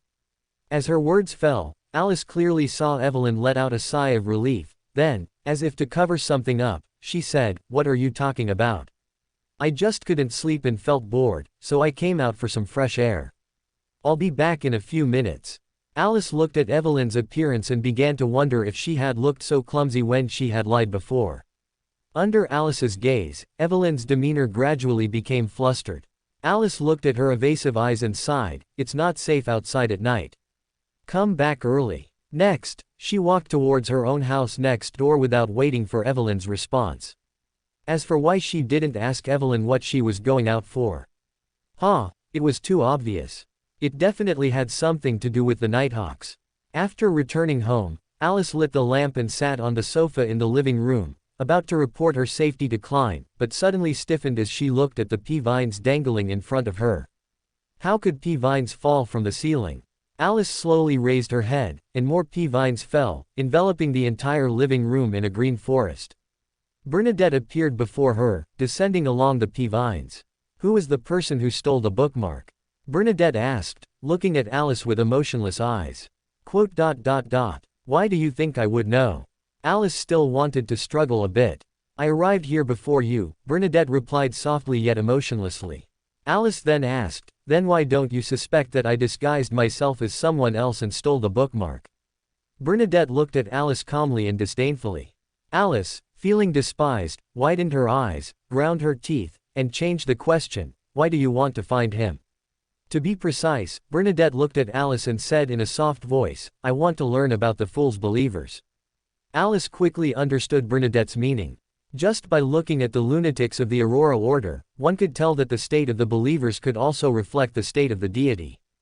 Bernadette hoped to confirm the state and personality of the fool through the fool's believers. So, what next? What did she want to do after confirming it? Pray, or send people to infiltrate a church that didn't even exist? Alice tried her best to suppress the corners of her mouth from turning up, but Bernadette already showed a suspicious expression. Oh no, she was too unguarded when facing Bernadette. No, this was mainly because Bernadette had never shown any malice towards her. She wouldn't have seen through her personality and done this on purpose, would she? Alice, who was gradually letting her thoughts run wild, reined them in and offered Bernadette a suggestion. "Just the two of us can't help you determine Mr. Fool's state. I think you should inquire in the Beyonder Circle. That way, she would discover that no one had ever heard of such an evil god." Bernadette, unaware of Alice's inner thoughts, looked at Alice and asked, "So, you're not going to tell me, are you?" Alice blinked twice very innocently and asked earnestly, "Why didn't you just grab us on the street, but waited for me here instead?" Bernadette looked at Alice, hesitating to speak. "I can't tell you," Alice shrugged, her eyes flickering as she changed the subject. "However, we ran into the demon dog on the way back. That's the serial killer from Backland." Bernadette raised her eyebrows. "It has already completed its 12th kill," Alice said softly. "If we don't catch it quickly, it might complete its ritual and advance to sequence 5 at any time." Looking at Alice, who did not intend to reveal the identity of the other person, Bernadette paused and asked, "Did he also believe in the fool?" "Absolutely not," Alice denied emphatically, "at least not in the fool I know." "Good," Bernadette replied in an emotionless voice, "the bookmark contains a blasphemy card. Was that also written in his diary?" Alice nodded. "What else was written in the diary?" Bernadette pressed. "Unless you give me that diary from the exhibition hall, or rather, give it to us," Alice replied. Bernadette stared at Alice, and then, the surrounding pea vines, along with her, disappeared as if nothing had happened. Chapter 97 Chapter 59 Harvest. The fool who does not belong to this era. The yellow and black king who holds good luck. The mysterious ruler above the gray fog. Quote. After Bernadette disappeared, Alice relaxed her stiff body, closed her eyes, and prayed to Klein. Crimson light enveloped her. When she opened her eyes, she had already appeared in the space above the gray fog. In reality, Alice's body sat rigidly on the sofa, frozen in place. In the silent darkness, Bernadette's figure reappeared. After staring at Alice for a while, she draped the blanket from the sofa over her before disappearing back into the darkness. Above the gray fog, Klein had just deciphered the blasphemy card's incantation, the ancient Fosak word, Bernadette. After receiving the news of Alice's arrival home, he pulled her up. Look. Klein pushed the unsealed blasphemy card in front of Alice. Alice picked up this blasphemy card, which had once been disguised as a bookmark, and the first thing she saw was the transformed Rosal the Great. He sat on an ancient stone throne, wearing a black crown inlaid with various gems on his head, dressed in pitch-black armor, covered by a cloak of the same color, holding a scepter in his hand, and his eyes gazed forward indifferently. In the upper left corner, a line of text explained the sequence of this card. Sequence 0, Black Emperor. Alice reached out her hand and flipped this blasphemy card, which resembled a miniature book. A new page appeared, showing Rosal the Great's new image wearing a white hood, and the annotation next to it read, Sequence 9, Lawyer. So many job titles for low-sequence Beander names. Alice silently sighed, then looked at the lawyer's description. Good at finding and exploiting loopholes in rules and weaknesses of opponents, possessing excellent eloquence and logical reasoning. Without looking closely at the Beander formula, which could only be sold for money for now, Alice turned to the next page and fell into thought, looking at the image of Rosal the Great and, Sequence 8, Barbarian, which appeared before her and was completely different from the previous one. Problems that cannot be solved by law must be resolved by force. Alice read out this line of text with mixed emotions. Alice looked up at Klein's expression. Clearly, Klein also had a subtle feeling about this sequence name. After a long moment of contemplation, Alice commented, I think Ringmaster is better. Klein's smile instantly vanished. Alice blinked, looking at Rosal the Great on the Black Emperor card, and after tapping the table twice, asked, What do you think Rosal the Great is a witch, and demoness of pleasure, would look like? Thus, they both developed a strong curiosity about the demoness card they had never seen. Alice flipped through the subsequent pages one by one. After browsing different versions of Rosal the Great's portraits, Alice nodded thoughtfully and said, So, starting from Sequence 5, Beander advancement requires a ritual. That's right. Klein nodded. Pushing the card back to Klein, Alice leaned back in her chair and asked, Shall we sell the barbarian formula to that person at Braveheart's bar? All right, Klein readily agreed, then let's first calculate the money for me inviting Justice to test it out. Alice was silent for a moment before saying, Then let's talk about me having just met Bernadette. Klein's eyes became blank. She caught up to you. No, Alice shook her head, she went directly to my house to wait for me. She's already left. Klein remembered Bernadette's sudden appearance in the exhibition hall and couldn't help but ask. I prayed to you after I saw her disappear. Alice looked at Klein's expression, her tone gradually becoming hesitant. Is something wrong? Klein pondered and described his encounter in the exhibition hall to Alice, finally asking, Why don't you go back and check first? Upon returning to reality, Alice blinked twice, stretched her body, and the blanket slid off her. Looking at the inexplicably draped blanket on her, Alice's body stiffened. After looking around the living room, she pulled out a coin, silently chanted, This blanket was put on me by Bernadette, and then tossed it. Looking at the coin in her hand, which showed the king's face, Alice suddenly felt a genuine fear. Fortunately, it was Bernadette who suddenly appeared, and fortunately she had no ill intentions. Otherwise, Alice closed her eyes, silently chanted, There's someone else in this room, and tossed the coin again. Who? After seeing the numbers sighed, Alice breathed a sigh of relief and leaned back on the sofa. Returning above the gray fog, Alice sighed and said, When I went back, Bernadette was no longer there. So, she did indeed watch you come up. Klein frowned. Alice also frowned. She told me before that she wanted to find a believer of the fool. Klein quickly understood Bernadette's intention. Then, he couldn't help but breathe a sigh of relief and chuckled, "But I don't have any believers at all." Alice shrugged and changed the subject. "Okay, then let's continue discussing the previous question. How much do you plan to pay Justice as compensation?" £3,000. Mr. Fool replied cheerfully. Alice gave a thumbs up to the generous Mr. Fool, then asked, "Do you have that much money?" "She still owes me £5,000, Klein replied softly. "She owes Mr. Ojik, right?" Alice mercilessly exposed him. "But I can't give the money to Mr. Ojik for now," Klein said righteously. "Why not use it to improve myself first, right?" "All right," Alice replied, pinching her brow. "Theoretically speaking, you took the risk of entering the exhibition hall to steal the blasphemy card, so perhaps I should pay more. Do you have that much money?" Klein threw the question back at Alice. "No," Alice replied righteously. Klein gave Alice a speechless look before continuing, "There's no need. If it weren't for you, I wouldn't have known there was a demigod in the exhibition hall, and she wouldn't have given up chasing me to wait for you directly. In fact, the risk you took was no less than mine." After saying this, Klein hesitated for a moment, then asked again, "You didn't reveal my identity, did you?" "If I had revealed it, she wouldn't have hidden to wait for me to contact you," Alice grumbled before continuing, "but even £1,500 is not something I can afford right now."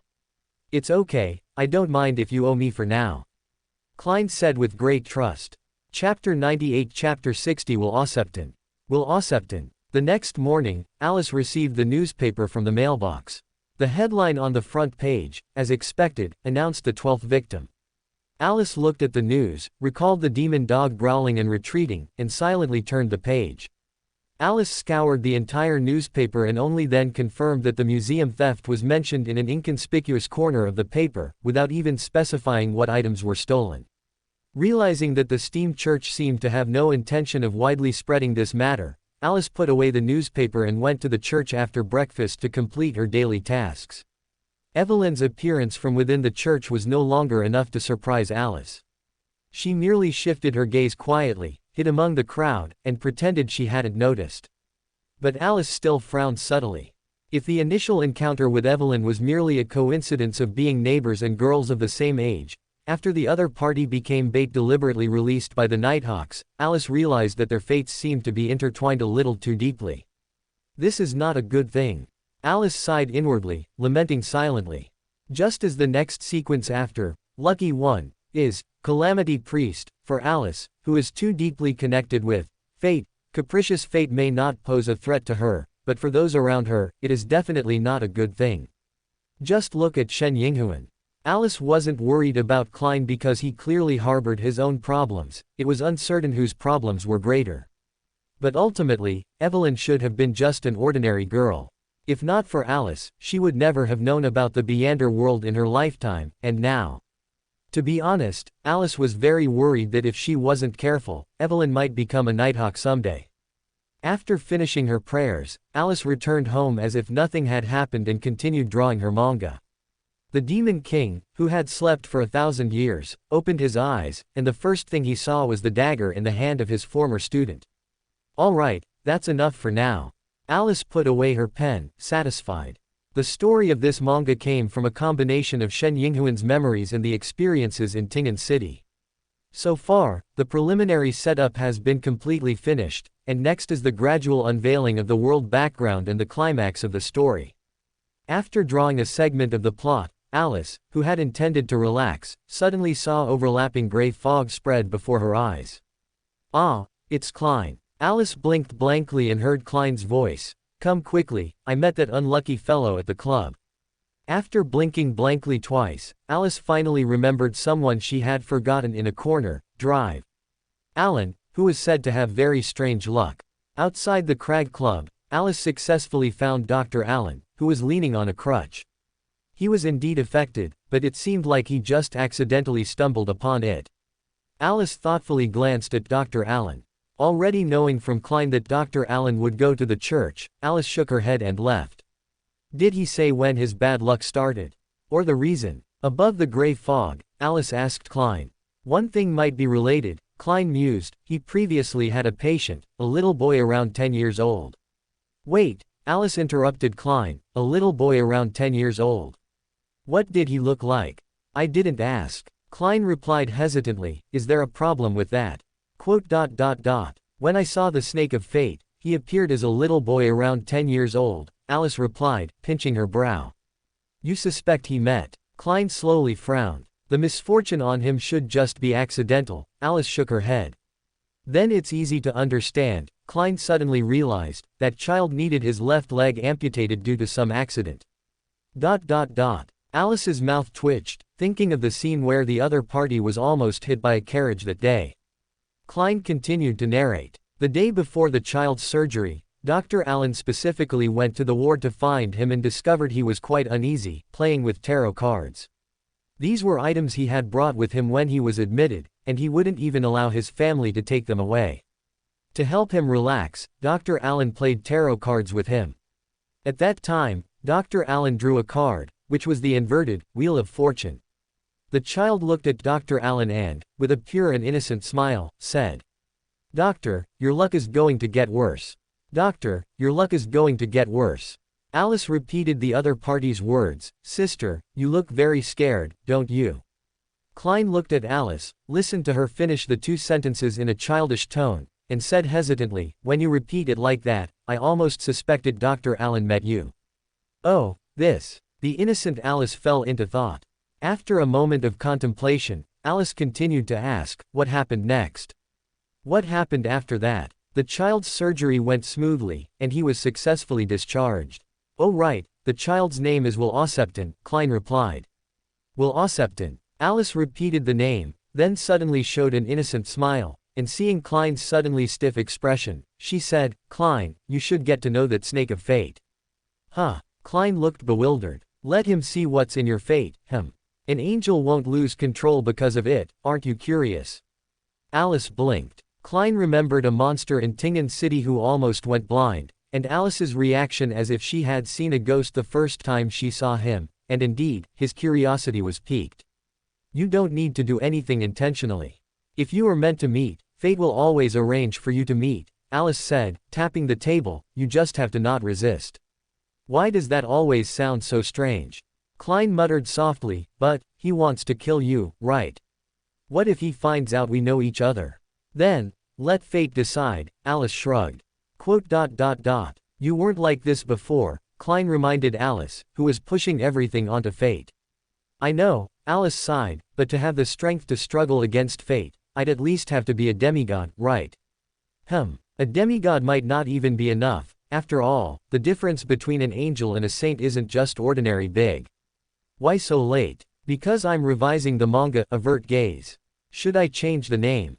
The original name is gradually becoming unsuitable, but I can't think of a new one for a while, Wriggles.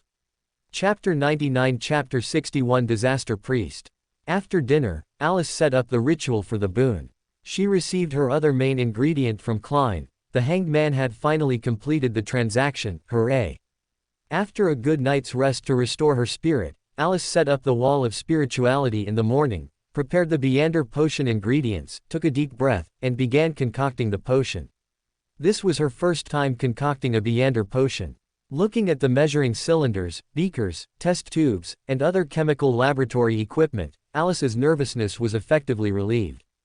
After all, there were chemistry experiments in the high school entrance exam. After familiarizing herself with the feel of operating these instruments, Alice officially began her first Beander potion concoction. The concocted Calamity Priest potion was a deep black, constantly surging like black waves. The tide seemed to possess an inexplicable allure. Alice gazed mesmerized at the potion in the container, feeling only that the potion emitted a charming color and scent. Look, what a tempting potion. Quick, go closer to it, drink it, hurry. She lowered her head, her expression intoxicated as she leaned towards the potion.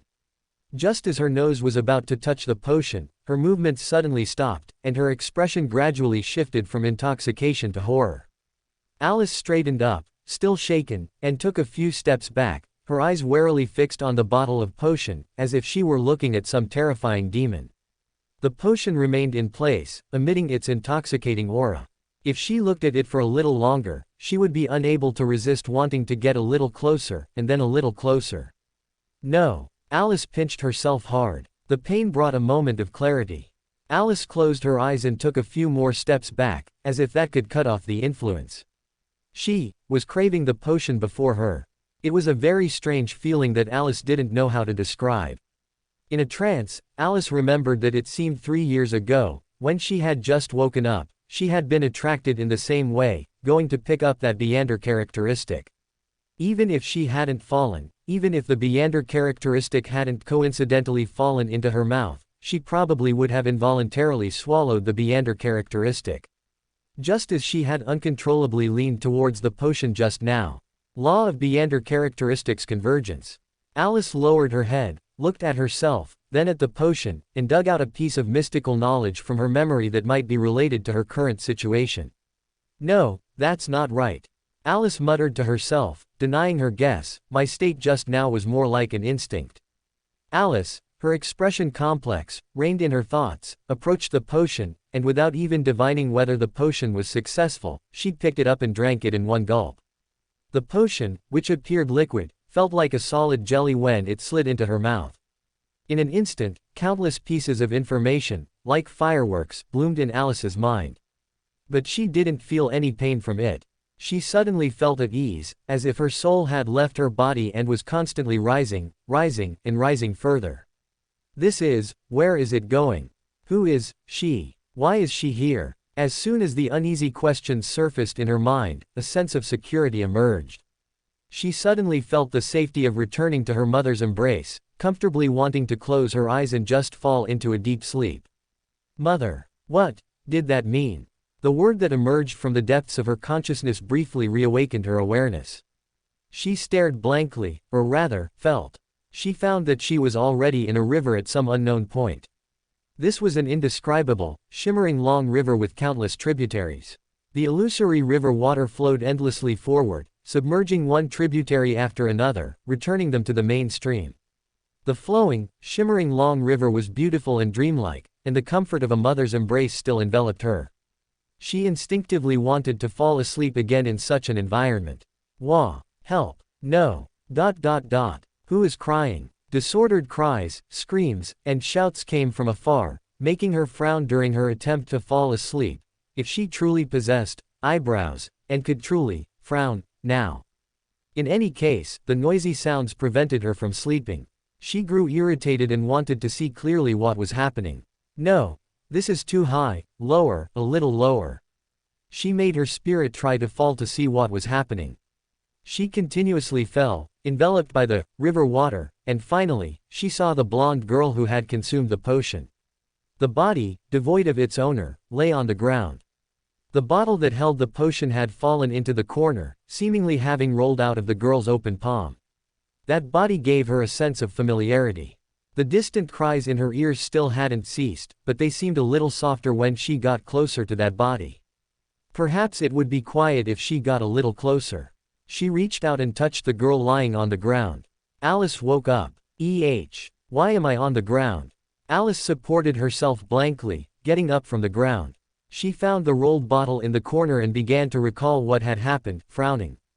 After concocting the potion, she was strangely attracted by it, then regained consciousness in time. She drank the potion, and then, a long-absent stinging sensation faintly came from the depths of her spirituality. Alice, warned and stopped, quickly ceased her recollection. At the same time, this made her even more bewildered. She already knew that after a Beander consumes a potion, there would be special reactions, such as hearing whispers, seeing illusions, or, whatever it was, it certainly wasn't waking up from a daze without any awareness like her. But she was very sure that she had definitely seen something, it was just that, recalling those things seemed very dangerous for her. After a while, Alice sighed and began to pack her things. After tidying up the messy utensils, Alice sat in the chair and began to try to search for the knowledge and abilities contained within the potion. Calamity Priest, capable of foreseeing calamities, and also capable of actively attracting calamities. Actively attracting calamities. Wah! A vague, distant, and piercing cry made Alice frown. This sound was different from the previous one that had vanished in an instant, it seemed to be continuous. So Alice focused her spirit, trying hard to ascertain the source and content of the sound. In a trance, Alice thought she saw people scattering and fleeing, and also, what else? A fleeting sound of shattering suddenly appeared in her ears. Alice felt something within her body dissolving and merging with her own spirit. She vaguely saw illusory stars, one after another, and she herself was one of them. These stars attracted each other, seemingly wanting to converge into one. That was a sign of the potion being digested. She was finally sequence 6 wiped sweat. Calamity Priest wiped sweat. Chapter 100 Chapter 62 A fortune-making accessory worth £2,000. Alice suddenly woke up, sitting blankly in her chair, her expression a mix of terror and bewilderment. When the wind blew, Alice couldn't help but shiver, only then realizing her clothes were drenched in cold sweat. That's only natural, isn't it? She couldn't understand what she had done to directly digest the Calamity Priest potion. Even with external acting, she should have at least acted it out before. Because of Shen Yinghuan. No, if that were the case, then the Lucky One potion shouldn't require her to digest it herself either. Alice suddenly remembered what she had said to the hanged man. I feel like I had a very long dream. When I first woke up from it, I didn't remember who I was, or where I came from. Recalling the blank memory before and after consuming the Sequence 7 Lucky One Beander characteristic, and the inability to recall the reason for her unconsciousness after taking the Sequence 6 Calamity Priest potion, Alice suddenly doubted the truthfulness of her earlier words. Perhaps the lie she casually spoke was, by chance, a forgotten fact. After a long while, Alice sighed and murmured, perhaps, this is fate. Alice remembered the origin of the name Beryl Rose, the story called Sleeping Beauty, and her eyes gradually dimmed. If she had once slept like the protagonist in the story, then where exactly did she sleep? Was she always asleep? Had she ever woken up midway? Had she ever walked around in another identity? When the second gust of cold wind swept over Alice, she snapped out of her thoughts and decided to take a bath and change her clothes. After all, sitting and pondering problems while wearing clothes soaked in cold sweat sounded truly pathetic. The hot water soothed Alice's mind. After relaxing, Alice decided not to dwell on those complicated issues. Since recalling those experiences was still too dangerous for her now, she would strive to advance and recall them when everything was no longer dangerous. Sitting at her desk, Alice wrote down, Charlie King, on a piece of paper with a pen, a very dangerous smile on her face. Charlie King is doomed. However, the first thing she needed to do was to find Charlie King's location. Alice tried divination, but unfortunately, besides the fact that Charlie King was still in Backland, she received no other revelations. How strange. Did luck want her to rely on herself this time? Oh no, he's Sequence 5, his anti-divination should still be quite strong. Alice tapped the table twice, deciding to entrust the search for him at the next Tarot Club meeting. On Thursday morning, Alice found news of the Bravehearts bar gathering in the newspaper. Recalling the barbarian potion formula on the Black Emperor card, Alice decided to go and see if the lady, who might have an artisan behind her, was still there. After all, she still owed Klein £1,500, although she still had £600 deposited with Klein. That wasn't enough. At 8 o'clock on Friday evening, Alice put on an iron mask and a black hooded robe, and entered old Mr. Wise-Eye's living room. In the flickering candlelight of the living room, old Mr. Wise-Eye looked up at the mechanical clock on the wall and chuckled, everyone's here today, let's begin. No sooner had he finished speaking than a familiar voice eagerly began, I want to sell a Beander item called a wealth accessory. Its side effect is, the price is £2,000. This familiar line, as if recited, made Alice instinctively look at the seller. How many times had he sold this thing? Had it been a month?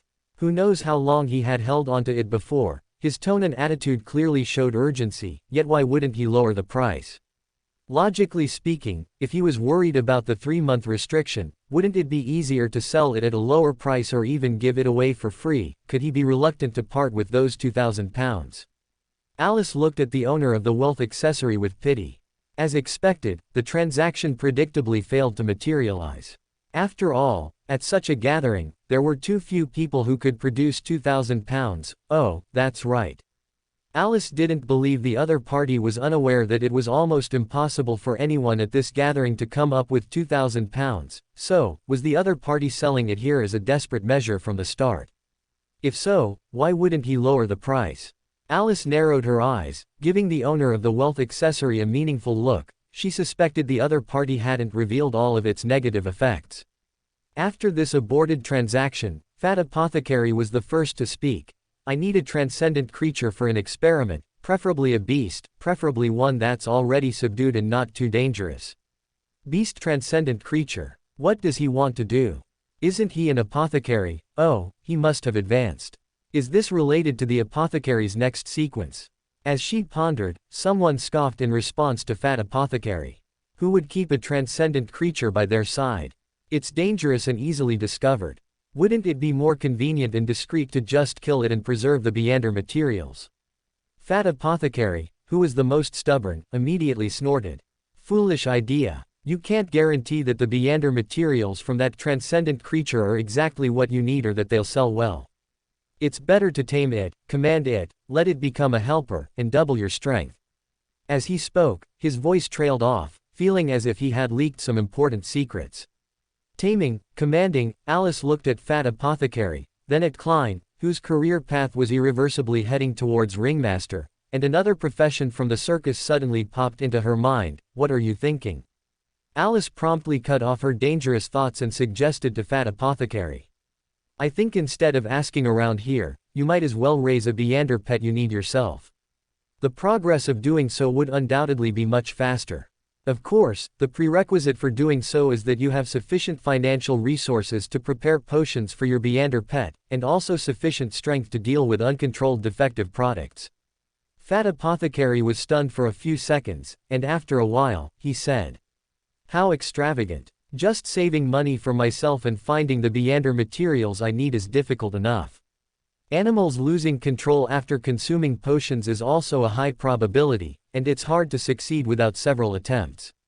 Anyone who can do that must own a mine or have opened a bank." Recalling Miss Justice, Alice fell into an eerie silence. I wonder if Miss Justice's pet is Sequence 8. After all, Miss Justice is already Sequence 8. Let us congratulate Charlie King on officially entering the countdown of his life. What? For more thrilling fanfiction stories like this, check out my channel Fanfic Audiobook. Dive into epic adventures, mysterious realms, and legendary journeys brought to life through immersive storytelling. Don't forget to like, share, and subscribe for more amazing audiobooks.